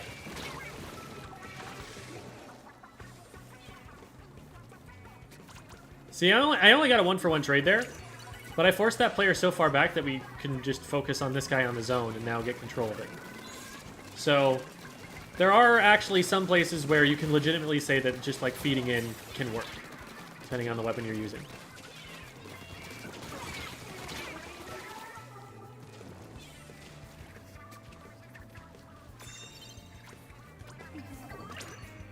We need to use this paint to get up onto the zone and start taking a little more control back. Ooh, hello. We're just gonna do a little bit of this and a little bit of that.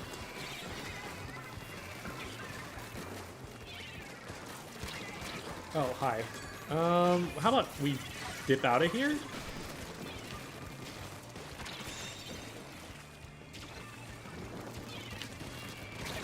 Oh, I was so close. So close.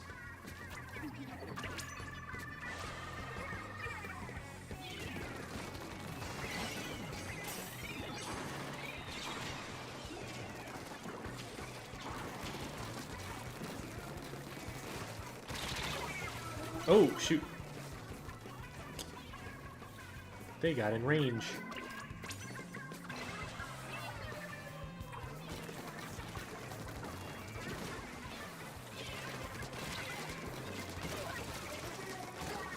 Okay, that was only worth if I got the second one, because they have Tacticooler on and they're going to spawn back in sooner.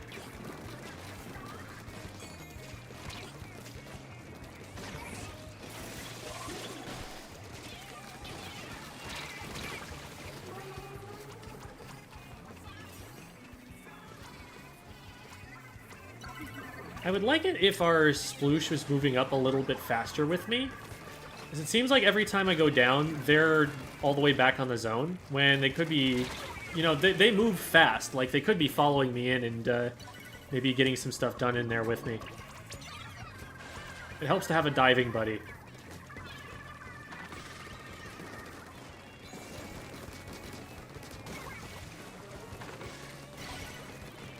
Chasing them is risky there. If they decide to dodge roll towards me instead of away from me, then they have a faster kill time than I do.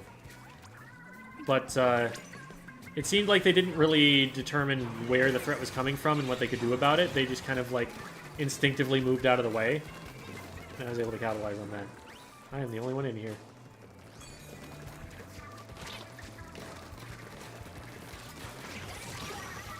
Not quite. The one who laughs. $1.99 says $2.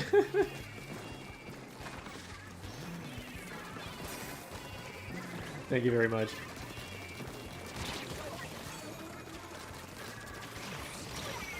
Oh, I thought that was going to come out in time. Almost got there.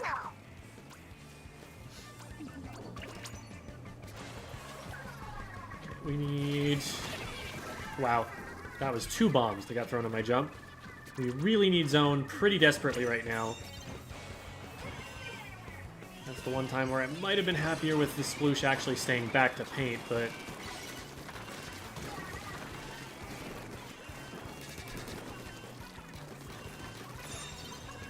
This is a fight I've been losing against the slosher here. I need to take it carefully. Hi. I traded it. That's probably not enough. We probably needed me alive painting the zone still. I think that's game.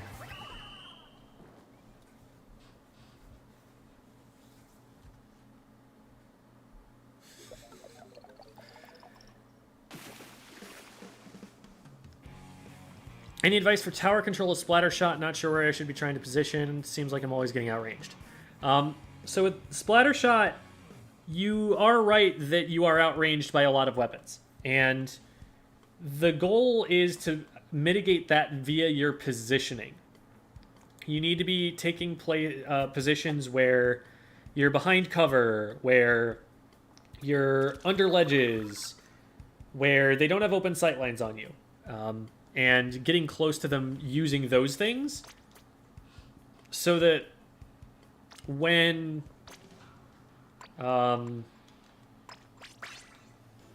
you do get in range, you're able to engage and they're not able to do much about it.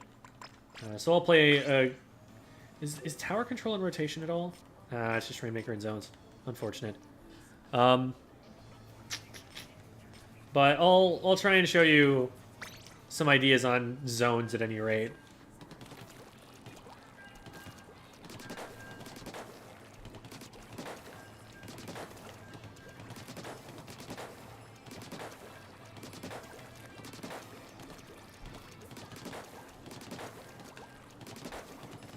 Yeah, that ain't.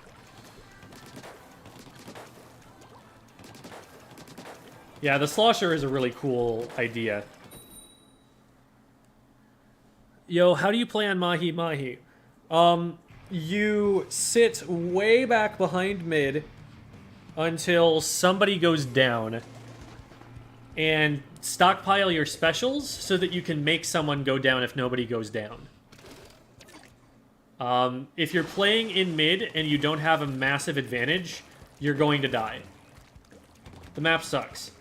It's an E-Leader's paradise, and it's always the maps that are really good for chargers that nobody else in the game likes.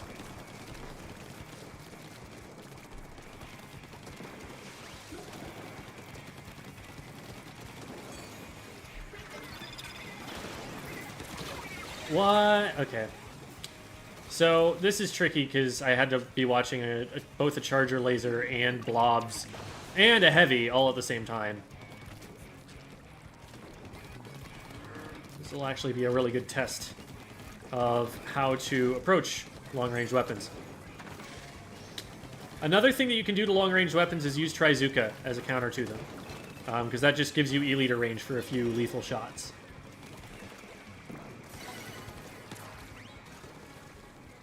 It's around the corner here. Okay, here, and I help teammate. Okay, they live. Nope. I splat faster than you. I do not splat faster than you, but you can't hit me. Ha ha ha ha.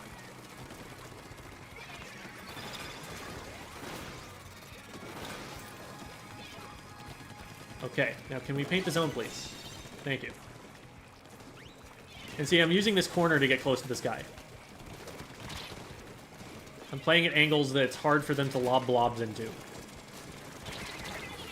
And unfortunately, I couldn't get back around that corner in time.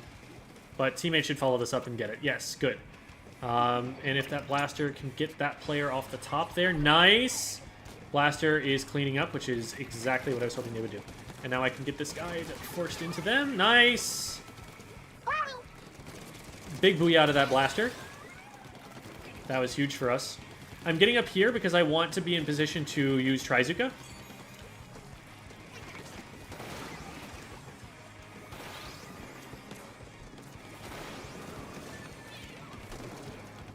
Another thing you can do to longer range weapons than you is throw bombs at them.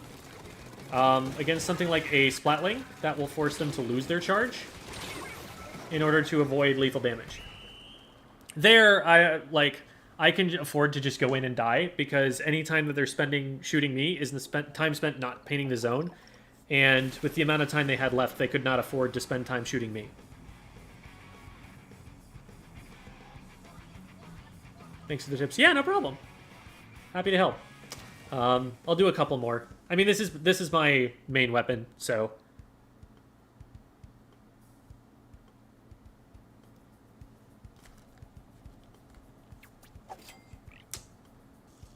Nice. What's the best way to contribute with a blaster for your team that is too scared to or just doesn't play up in general? You gotta be a little bit patient, and something that you can do with the blaster in particular is use your auto bombs to reveal enemy positions. So if your team is worried that someone's sharking, well, all you gotta do is throw an auto bomb, and now your team knows where to fire at, and it works. It's Ram. Thank you, Ram. Thank you so much. You are so supportive of this channel, and I appreciate the heck out of it. Enjoy your gifted subs, or your gifted memberships, I should say. We're gonna be hearing a bunch of VMOs here. Do you give tips on stuff? I have YouTube content, long-form content, and also shorts and TikToks teaching things about the game. I answer questions on stream. I do VOD reviews on stream. I am also a coach. I have a Metafy account. I do a bunch of stuff. I'm also on Twitter.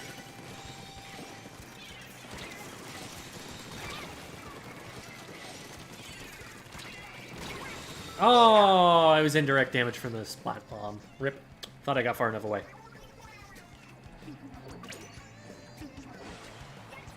Tips for inkbrush in tower control. We actually did a VOD review on an inkbrush in tower control today.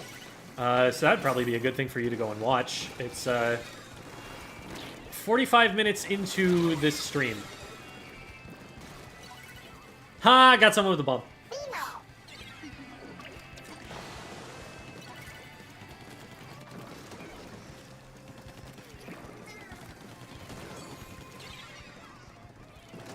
Two down, so we can start moving in and trying to take zone.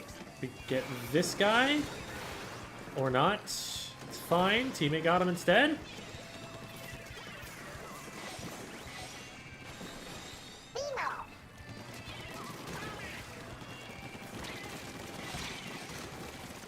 I think I get this. Yeah. If that's any other weapon than the arrow spray, I lose that 100% of the time. But with an arrow spray, you never know if they're just gonna miss. And it's not because of the player, although sometimes it is because of the player too. But that weapon is so inaccurate that you can fire like 7 shots and hit 4 of them. And you need 5 to kill. Let's not be here, thank you. What? Oh, they were still there. I thought they backed up. I thought I saw them back up. How do you feel about the 2 zones maps? Neither of these are particularly good for competitive play, but they're not as bad as some other maps in the game either. They still have zones. I can't actually paint them that well from here. Hi. What? Is that an arrow spray that's hitting that far? No, that's the splatter shot. That makes more sense. I thought I was fighting the arrow spray. That's my bad.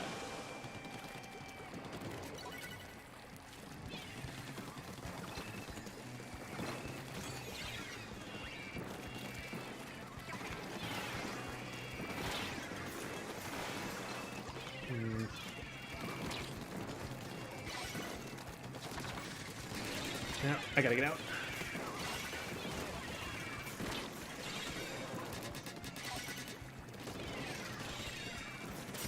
Right now, I'm just trying to contest zone because... Oh, crap. Because they don't have a penalty. We have not been painting the zone enough to give them a penalty. And it's only so long that this carries on before they win the game. We really desperately need that penalty, and going down right there does not help us with that.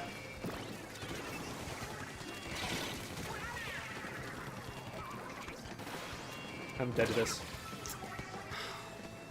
Got a little greedy there. At least we capped one of the zones.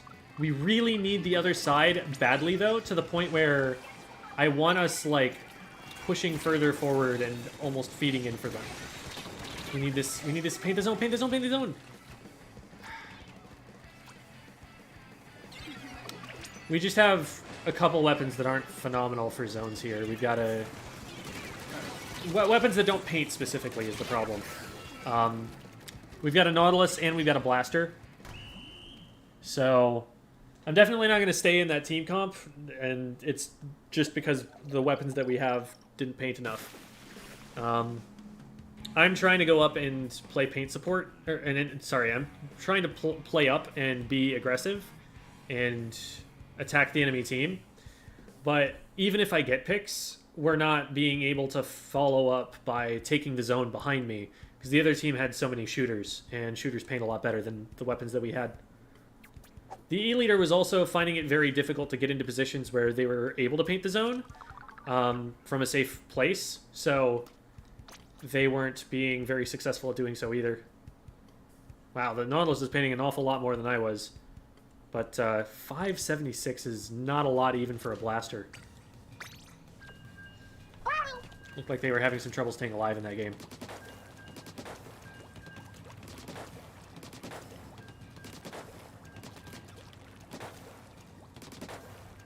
How does the 2 zones? Double zones maps work by... you need to cap both of them in order to be scoring. So if one is capped for one team and one is capped for the other team, you don't have them. If one is capped for your team and the other one is only neutral, then you're not scoring. You need both of them capped at the same time. They're very small, so it's not difficult to cap them, but you got to get them both at the same time, and since they're separated the way they are, that usually means you need one person on each zone painting. And we did not have one person on each zone that wanted to primarily be painting.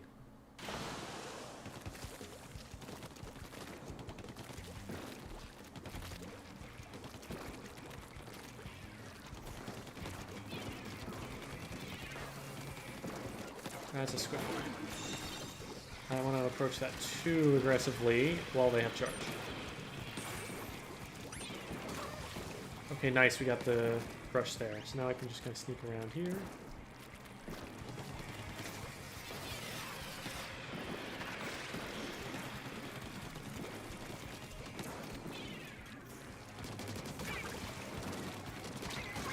Whew. A little bit lucky there. Brush should get me, yeah. If I wasn't hitting shots right away, that's not going to work. But hopefully you're seeing how when I approach that fight, I'm pressing myself right up against a wall, because it cuts the angles that they have to be able to find me from. They can't use their range advantage if there's a wall in front of them.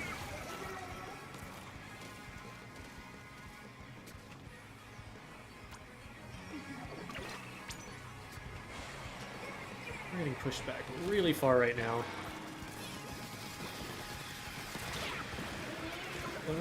Okay. Well, we got one back. We do really need to take zone here.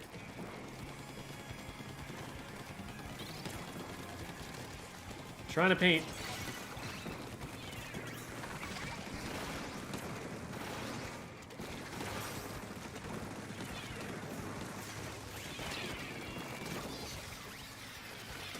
That bomb was there to cut off an option that they ended up needing to use to survive.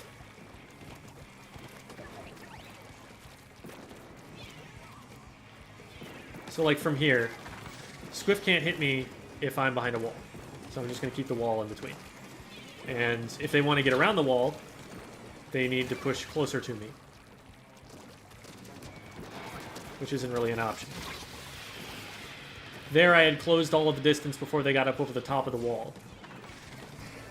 It's all about finding those ways that you can close distance before they can hit you. I'm not jumping into any of that. That is a death trap. It's okay if we lose zone here. We've still got lead. We can... Ooh. Teammate's actually doing... Oh, let's go, teammate. I follow up on this for you. Oh, no, I don't. I just get shot in the back.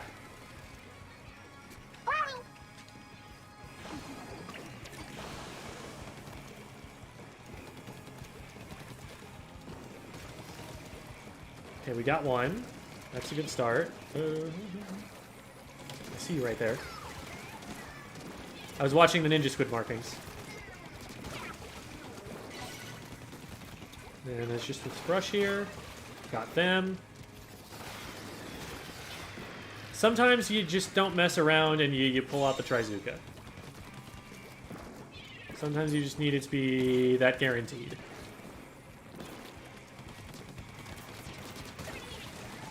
They didn't have time to get charged, so we win that fight because of that. One, come to zone. Nice! That's a really good start. We just need to hold them once. They're probably going to come from the top left if they're going to come from left at all. Doesn't look like they're looking to do that. Hi! Where'd you go? You ended up right there. I'm probably dead. Oh, they didn't fire another shot. They needed to fire another shot. And this isn't going to go down onto the zone in time. Or maybe it is.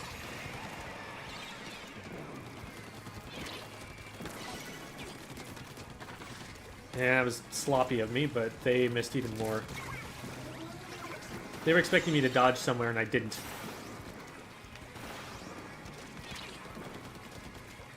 They're probably dead just to the bomb. Yes. Hi.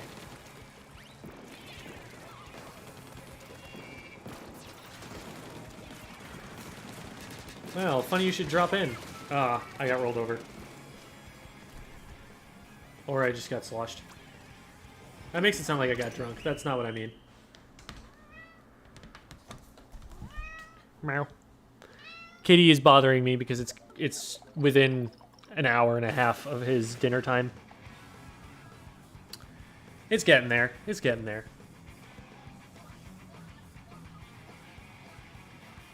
Tips for a noob Dynamo Roller. Ugh. Dynamo Roller is in a really rough spot right now, not because of the main weapon so much as it is its kit. This kit is not good for the Dynamo Roller.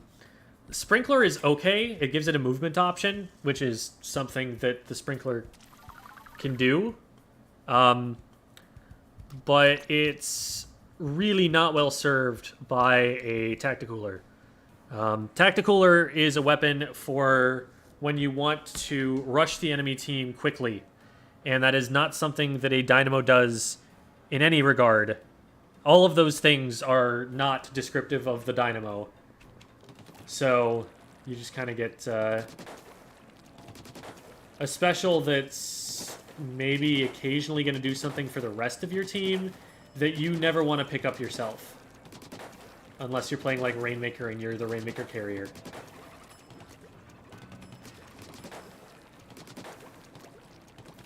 Show the cat. Okay, look. Here's the cat, okay? He's right there. You can reach out on your computer screen and scritch him.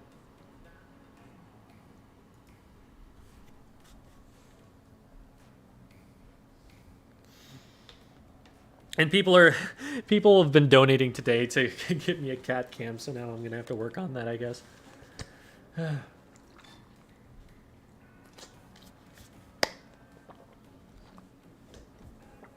Meow.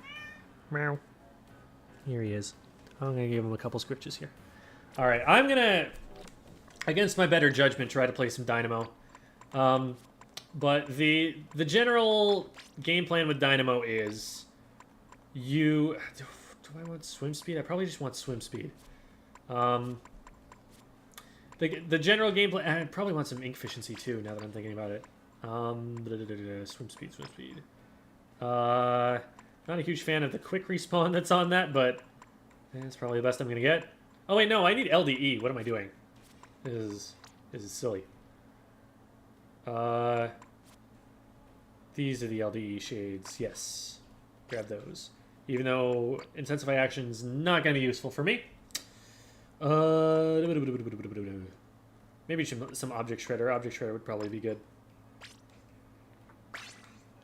That's what I'm sticking with. Okay.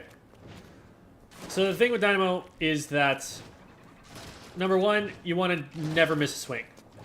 Because missing a swing is so costly. It takes so much time to prepare another one that as soon as you miss, you should just consider yourself dead. A lot of the time. Don't give up right away, but like realize that the way that you win that fight is by not missing that swing. And that is the only answer. Dynamo has such a big, wide hitbox that it is reasonable to expect that you not miss ever. Now, the damage might be a little bit inconsistent. The hitbox might have a little bit of a hole in it sometimes. It can be annoying like that. But what you're going to do is you're going to set yourself up far enough away from frontliners that you can always just run away from them if they keep approaching you. And you wait for them to try and rush you, and then you just hit them with a horizontal flick and they die. You are a pretty hard counter to a lot of frontline weapons by being able to do that. I wouldn't spend much of your ink at all on the sprinkler unless you need to move. So for example, if I'm on unpainted turf and I need to get out of here, that is the fastest I'm going to be swimming if I decide to use the main weapon. Whereas if I'm stuck on unpainted turf and I need to move, I can immediately do that. And that gets me in a better place at least. So let's see how badly this goes. This is not a weapon that I have spent a good deal of time playing, so do not expect excellence here.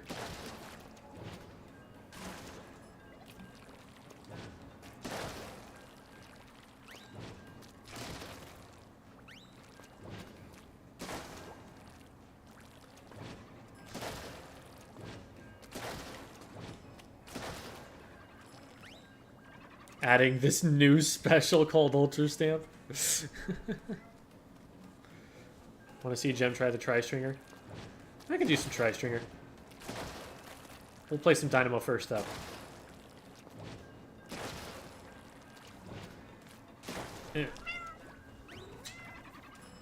Hello there, cat.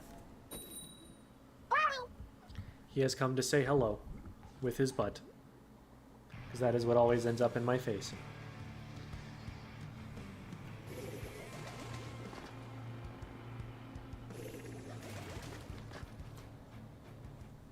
Alright. My arms are now in position around the kitty.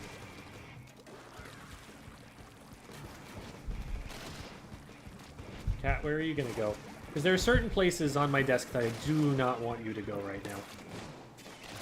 Oh my god.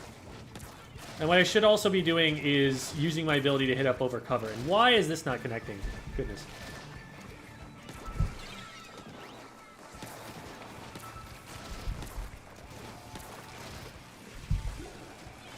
Well, it has not been a good start.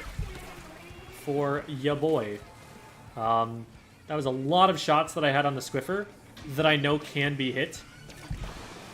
Cat cam, please, with 4K if necessary. Thank you so much, Cougar C.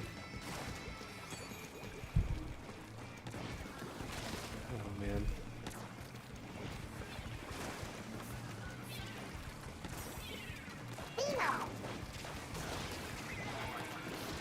Well, at least I hit a shot that time. Alright, kitty. Where are you going now? Where are you going, buddy?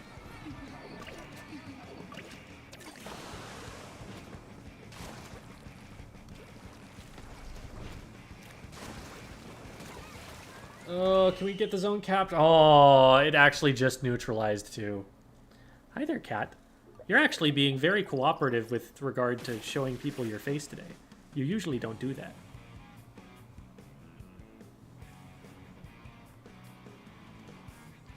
And he gets all bashful again.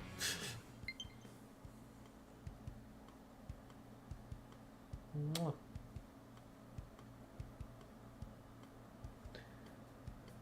Yes, Romeo is teaching us how to cat. He's very good at that.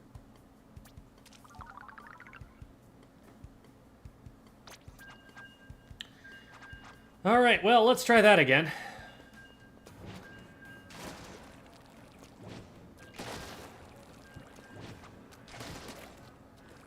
So can I hit up over the top and it come down and still do damage? Yeah.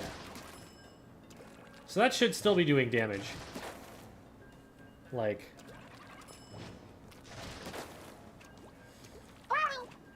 So maybe I need to take low ground and take advantage of that more often. So I can use cover, but also hit over the top of it. That might be the wave. One of the big problems with Dynamo right now is that it gets countered so hard by the E-Leader, which is meta.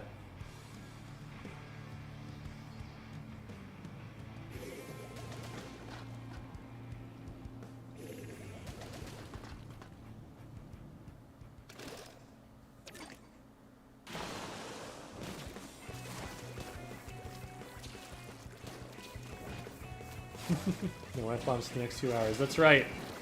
We're PG-13 here, which means that you get no more than a single F-bomb in an entire full-length movie. That was some frontline dynamoing, and I am here for it. Wow. Oh, and I still couldn't swim away in time. Oh well. That was fun.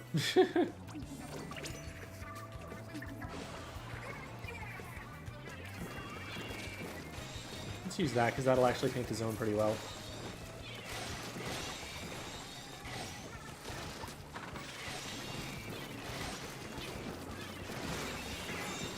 This is fun on this map. I can just hit everything.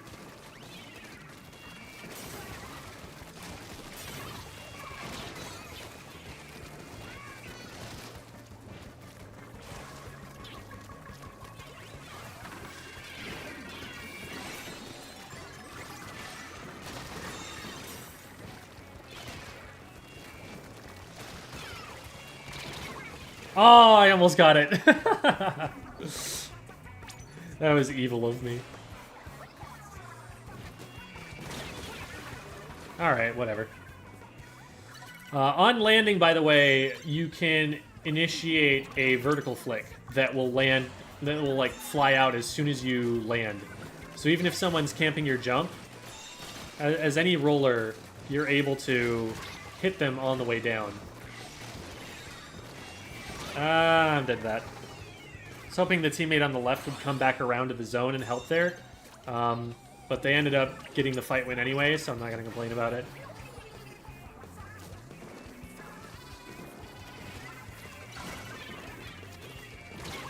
Oh, there was a bomb behind me. We went 3 down. Man, that was so in the bag. I don't know how they neutralized the zone there. Because we were pushed so far up that means that they just snuck by someone.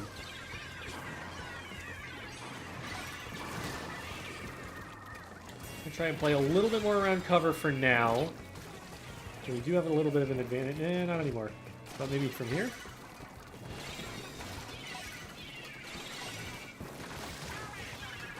Also, something I'm doing to be able to move while getting this flick out is I'm pressing ZR and then jumping, which lets you do a jumping horizontal flick.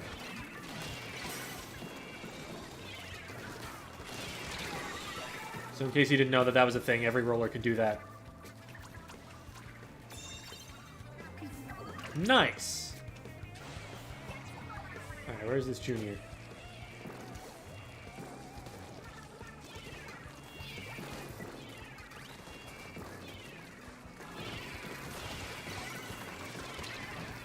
I think I get this guy if they push, yeah. See, backing up like that, they can't actually safely approach me, because by the time they get in range to be able to hit me, I'm already flicking. The fire rate is just good enough.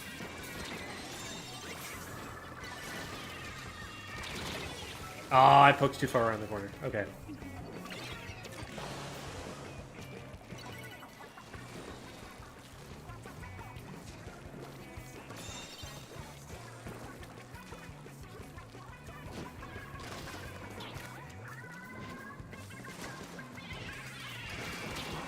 Now we'll get one, and then I'll just die to 3 bombs.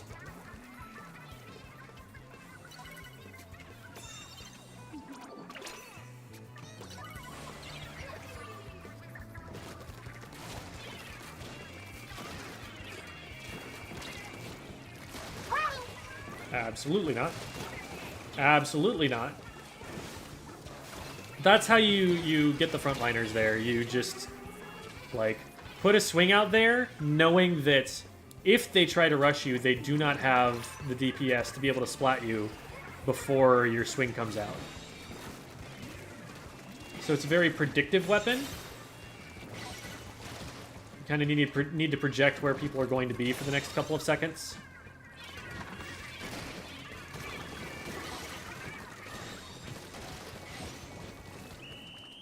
Nice. And we kept it neutral, so we're fine. Yeah, Clan Blitz really should have a tutorial. The other modes are similar enough to what's in other shooters that if you're coming from Overwatch, if you're coming from TF2, you're going to know how those modes work. Even Call of Duty, I think, has objective modes like that. So any familiarity with gaming tends to let people kind of skate through those. But Clan Blitz is not as intuitive right away. The splatter shot dynamos scare me. Yeah, and they should. Because you have a very, very limited window to both get in range and do enough damage to a dynamo before their one flick hits. And like I said, their one flick should never miss.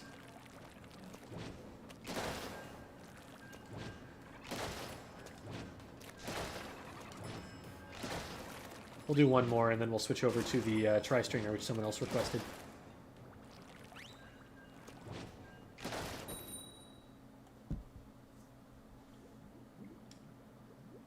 Glad you got your win, Britster. Make a video explaining the meaning of all the medals. There is actually a tweet out there by a data miner who looked all of that stuff up. Clan Blitz is the swingiest competitive rules. It is a mode that can knock out in a single push, but that single push has to be very well set up, and it's usually pretty easy to defend without just completely losing control. I think it's pretty fair in that regard. I think there's not... Oh, this guy doesn't know. I don't know how to aim, though, so... Here we are.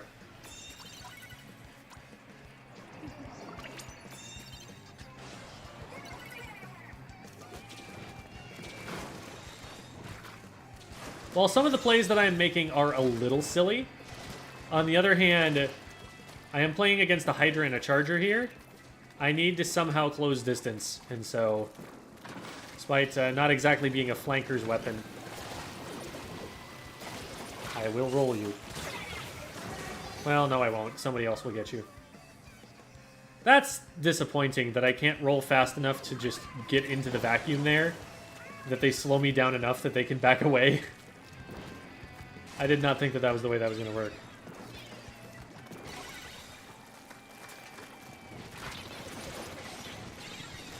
My plan there was get them to shoot the sprinkler so I can see where they are, and then get a swing ready.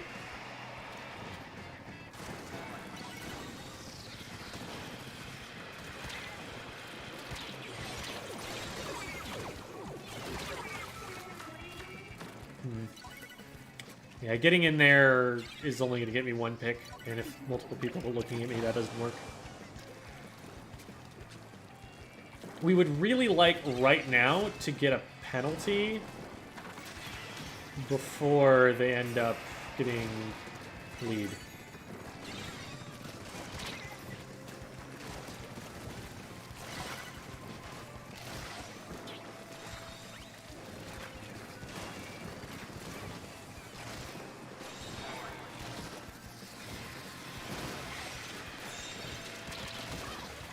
Whew, okay.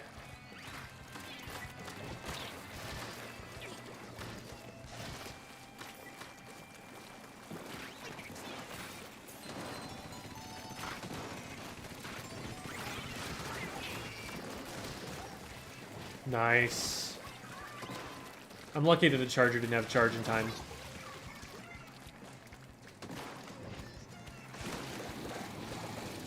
Okay, and they just ink back to save themselves, so I just dip out of there.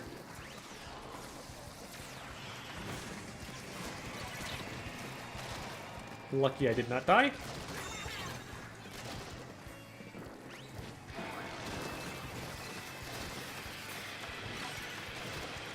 Oh my god, I should have just rolled them.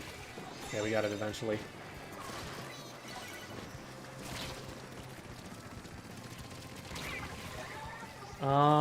That's not okay. Darn. I was hoping we were going to be able to keep the zones for the 6 ticks we needed even with me down, but we just don't have enough paint on the zones right now.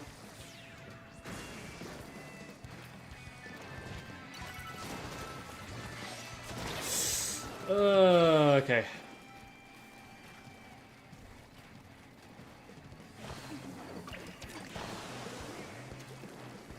Updating now? Awesome.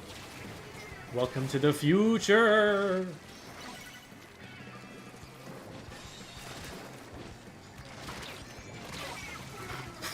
Dang.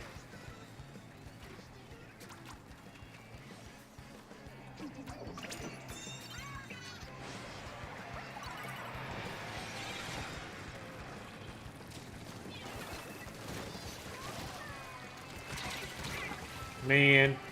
I was hoping they'd roll at me or something. So I don't have time to get another shot ready before they can splat me if I start readying one.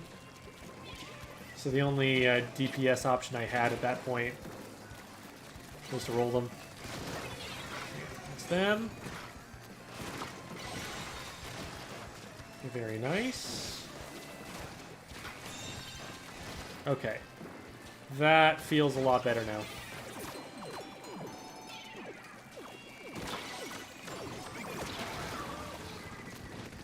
The trick there is that they're thinking if I grab it, I would be revealed. But I didn't grab it.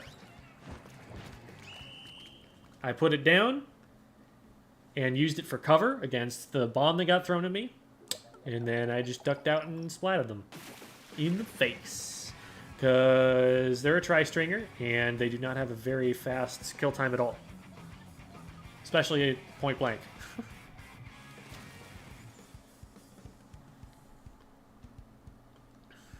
Alright, tri-stringer time, speaking of which. Is incredible. Haha, haha, I see you.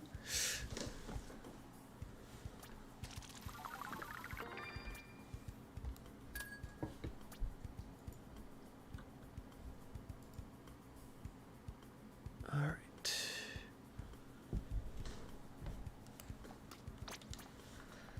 We're gonna stop there.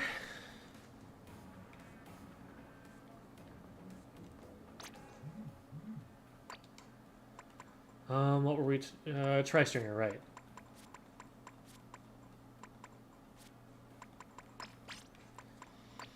Okay.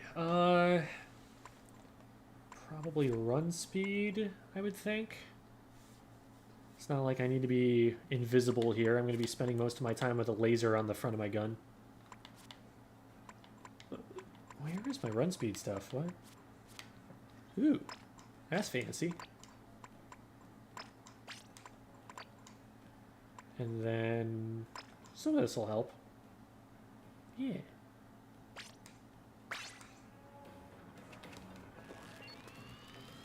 I look very English.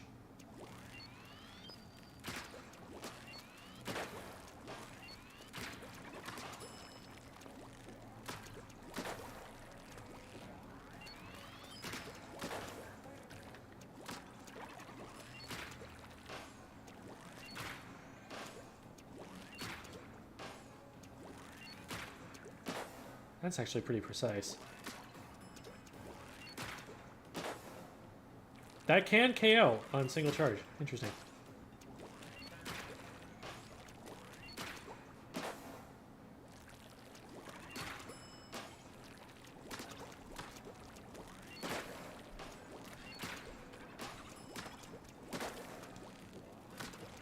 That's a combo that I think I missed the first time I was messing with this weapon.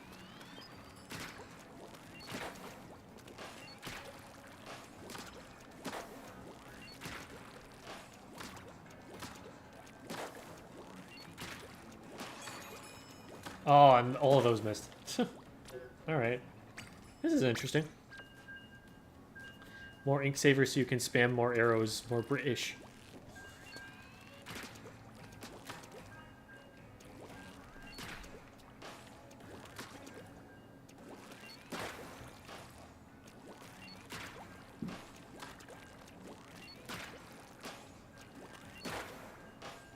So do I need to hit, like...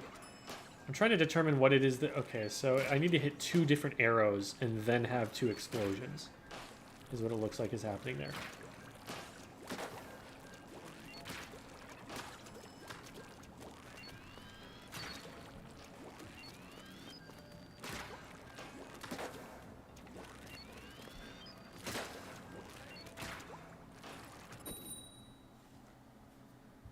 Thermal ink is decent with it. So the thing with thermal ink is that the explosions don't trigger it. It's only direct shots that trigger it. Which, like, you're going to hit a lot of shots that don't one-shot them, so it still works, but it's not as good as you'd think it would be.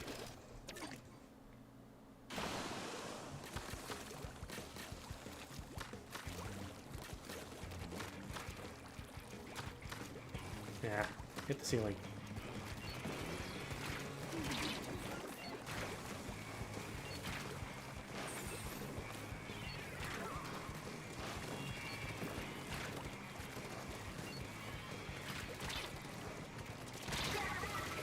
Oh, how did someone get in? Why are we here? That's not what the... What? Oh, goodness. I did not pay attention to the map at all. That is actually Dark from DNA, then... I mean, they know what they're doing. Mechanically, at least.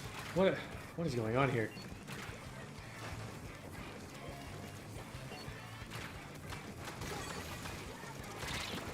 Oh my god. Base is in shambles. Like, this is not working.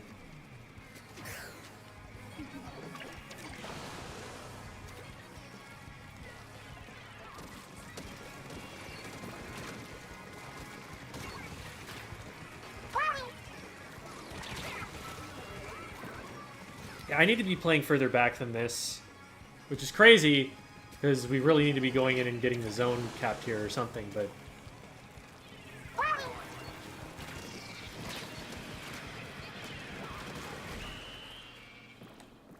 That... We just kind of went for their base before we ever had the zone? I don't know what to say about that one.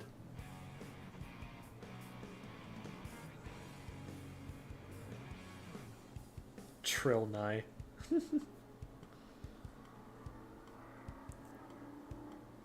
Is it normal to play versus pros at low S plus this early in the game? I don't know how early ranked works super well. Ranked matchmaking should just be based on Glicko, as far as I understand it. So it will be irrespective of your... it'll be irrespective of your letter rank. Wondering where you rank the Rainmaker's kit of just itself on the weapon tier list. Bottom tier. Except for the hero shot, of course.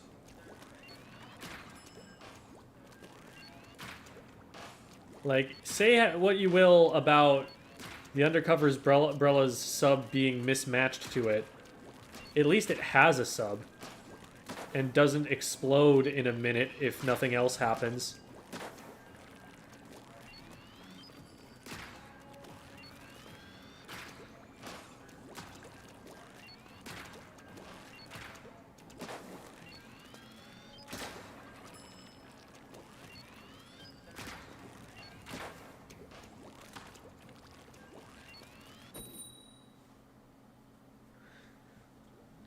So there was a match I heard about where someone was B+ and ended up in a match against someone who had the S+ sticker on their badge or their splash tag.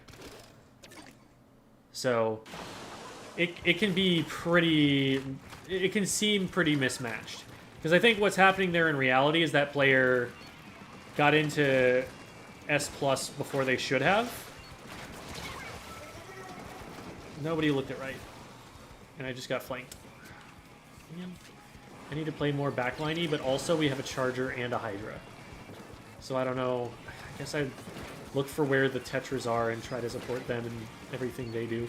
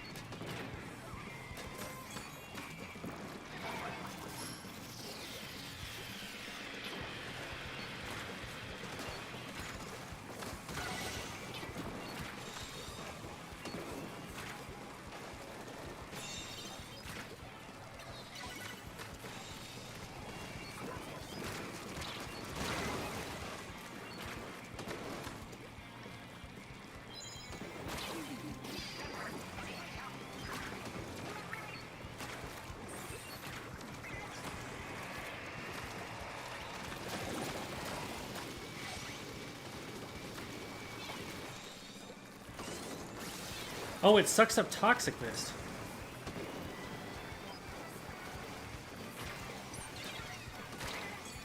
Well, that was neat. That missed. I thought I could see them pretty clearly in the corner and that was going to hit, so I'm not sure exactly what happened there. Okay, Toucher's got one.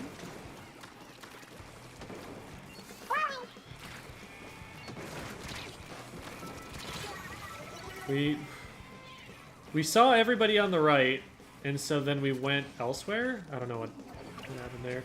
Oh, there's so many beacons. I do not like these beacons.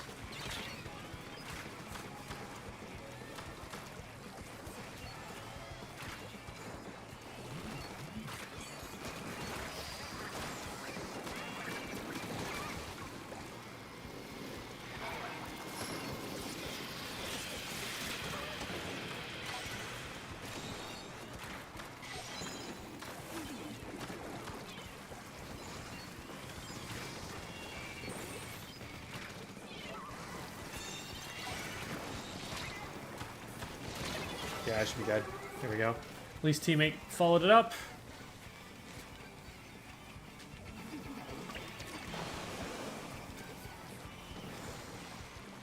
Nice shot. Nice shot.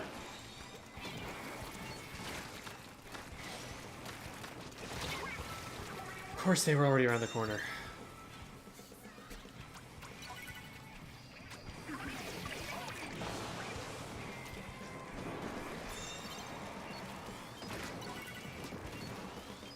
Ooh, that has more range than I thought.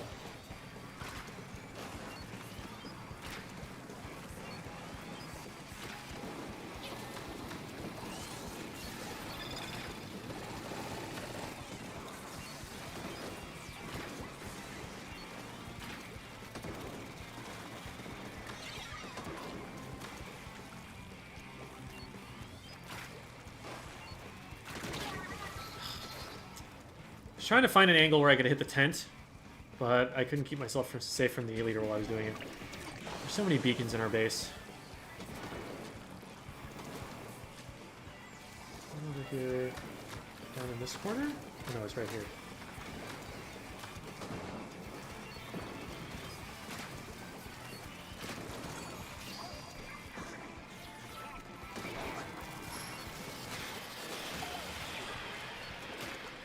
We killed him on zone. What? Oh, I thought we had that. Darn. Well, I guess we didn't have the other side zone either, so even if we had capped that one, it wouldn't have worked. That's the Meow Mix alarm. That means it is time for me to go and feed my cat.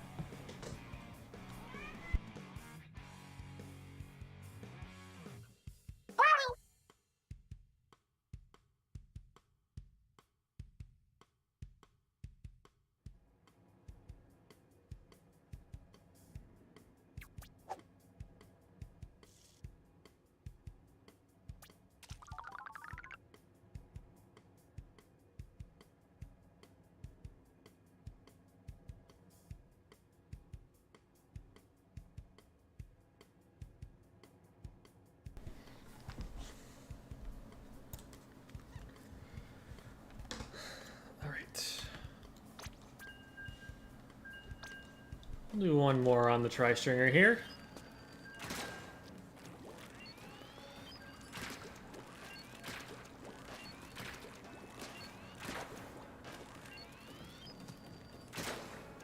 Wait, why did I stay with this comp? This comp doesn't work. Oh no.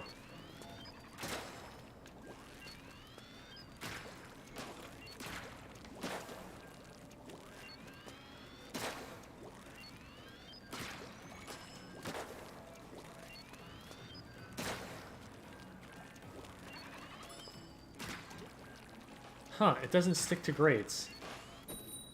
That's annoying. I don't know, is it annoying? Yeah, it's annoying, because it would just hit up through the grate if you shot at the grate. Like, that'd be nice. I guess you wouldn't be able to get your direct shots, though. So you could only do 84 total. Huh. That's a weird dilemma for them to have to solve.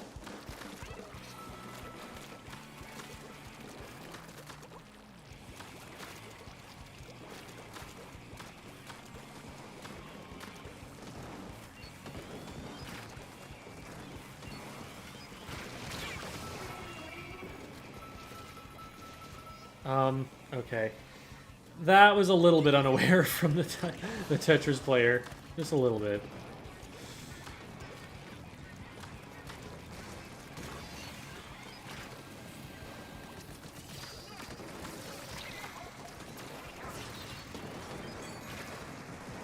Lucky I got away with that.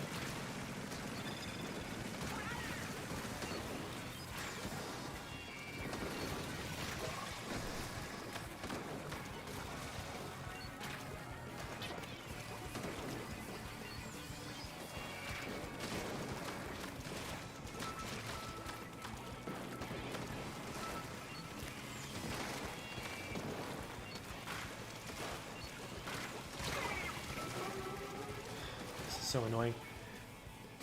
Alright.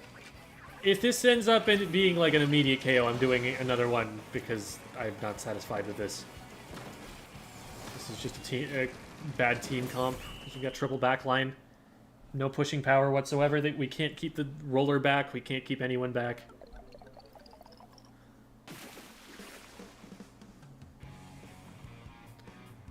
Splatter shot versus hero shot? Splatter shot, no question. Best option. Infinitely superior weapon.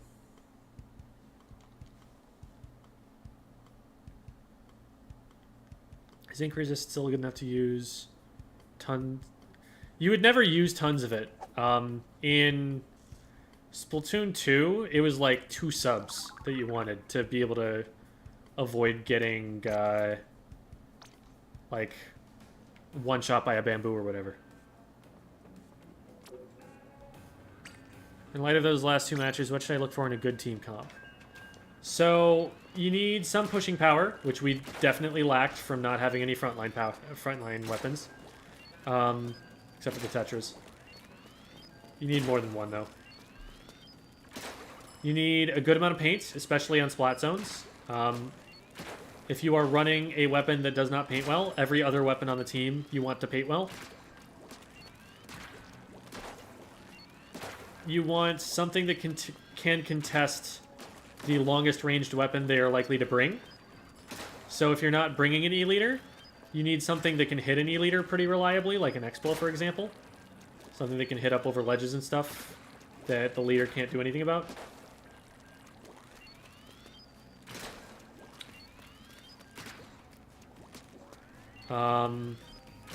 You need specials that are useful to the team.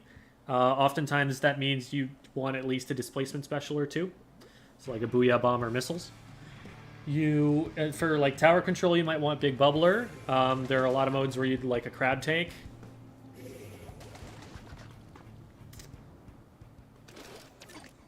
So those are some things that you can take into consideration. I'm probably missing 1 or 2 that I usually talk about because I'm in playing the game now.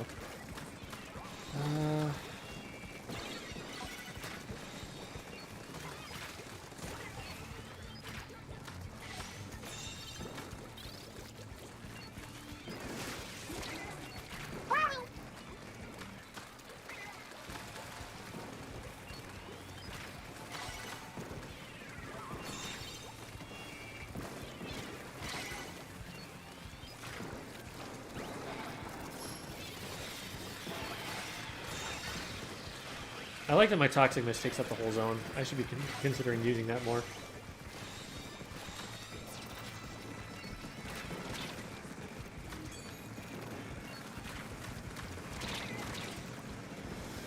Dangerous. Probably could have just popped Whale there. Try to hit through the crab tank, but...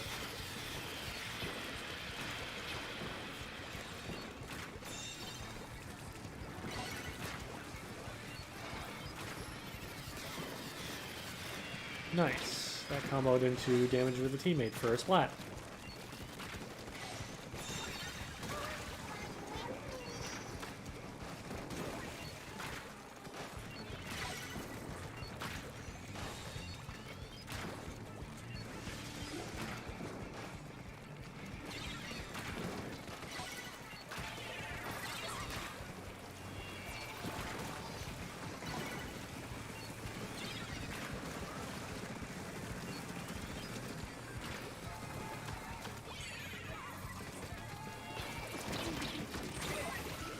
There's a 52. Nothing I can do about that one.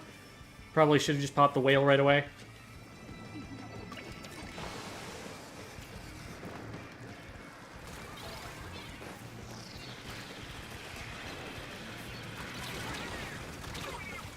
Oh, I didn't release the shot in time. Darn, that would have splatted. Well, we got the lead, or not the lead, the zone's back. That player's dead on the right. Likely. What? How'd they get away from that? Goodness.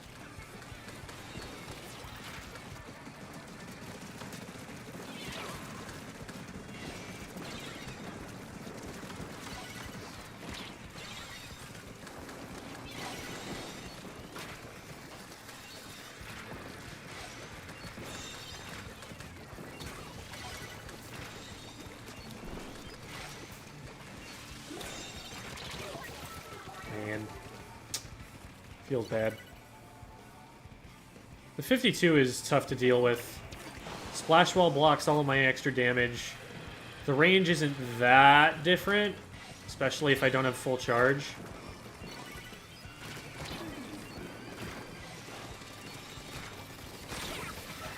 Man, and I still can't get a decent damage combo there. It's a hard weapon. You have so many different options, but you need to pick exactly the right one very quickly. Because most of them are pretty mediocre for most jobs, but good for like a specific job.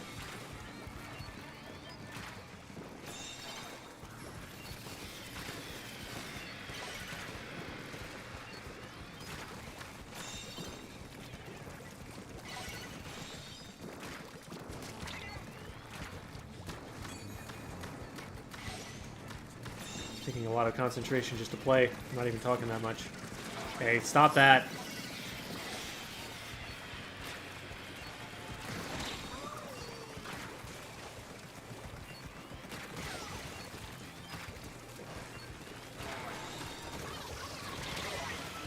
Ah, crud. We got too clumped up. Just got pushed from one side and everything collapsed. Good job getting to 52, however that happened. Careful there, Pierre. I'm worried for you.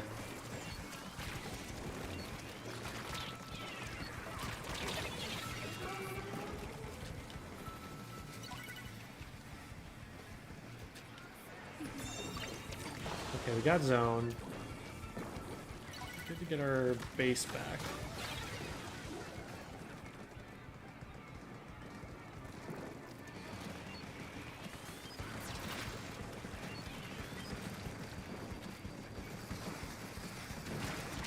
How did I miss that? Man, bad movement on my part, but also probably should have just fired the shot and run away at that point. I'd already committed pretty hard. Alright. What? Meow, meow, meow, meow. Meow. Alright. So, here's the thing. This stream usually doesn't go past, maybe like 3 hours ago. But today is the first day that one of our mods, Annie, is streaming. And she told me that she was going to be going live right around this time. So we're going to go and raid Annie. And hopefully, she's just starting, but only needs 50 followers to be able to meet that qualification for affiliate. Let's see if we can get her just straight up to 50 followers right now. We've got the people to do it. Let's go. All right. So everybody hop into Twitch and let's drop a follow for Annie here. We're going to hit start raid on that. Here are my links if you need them.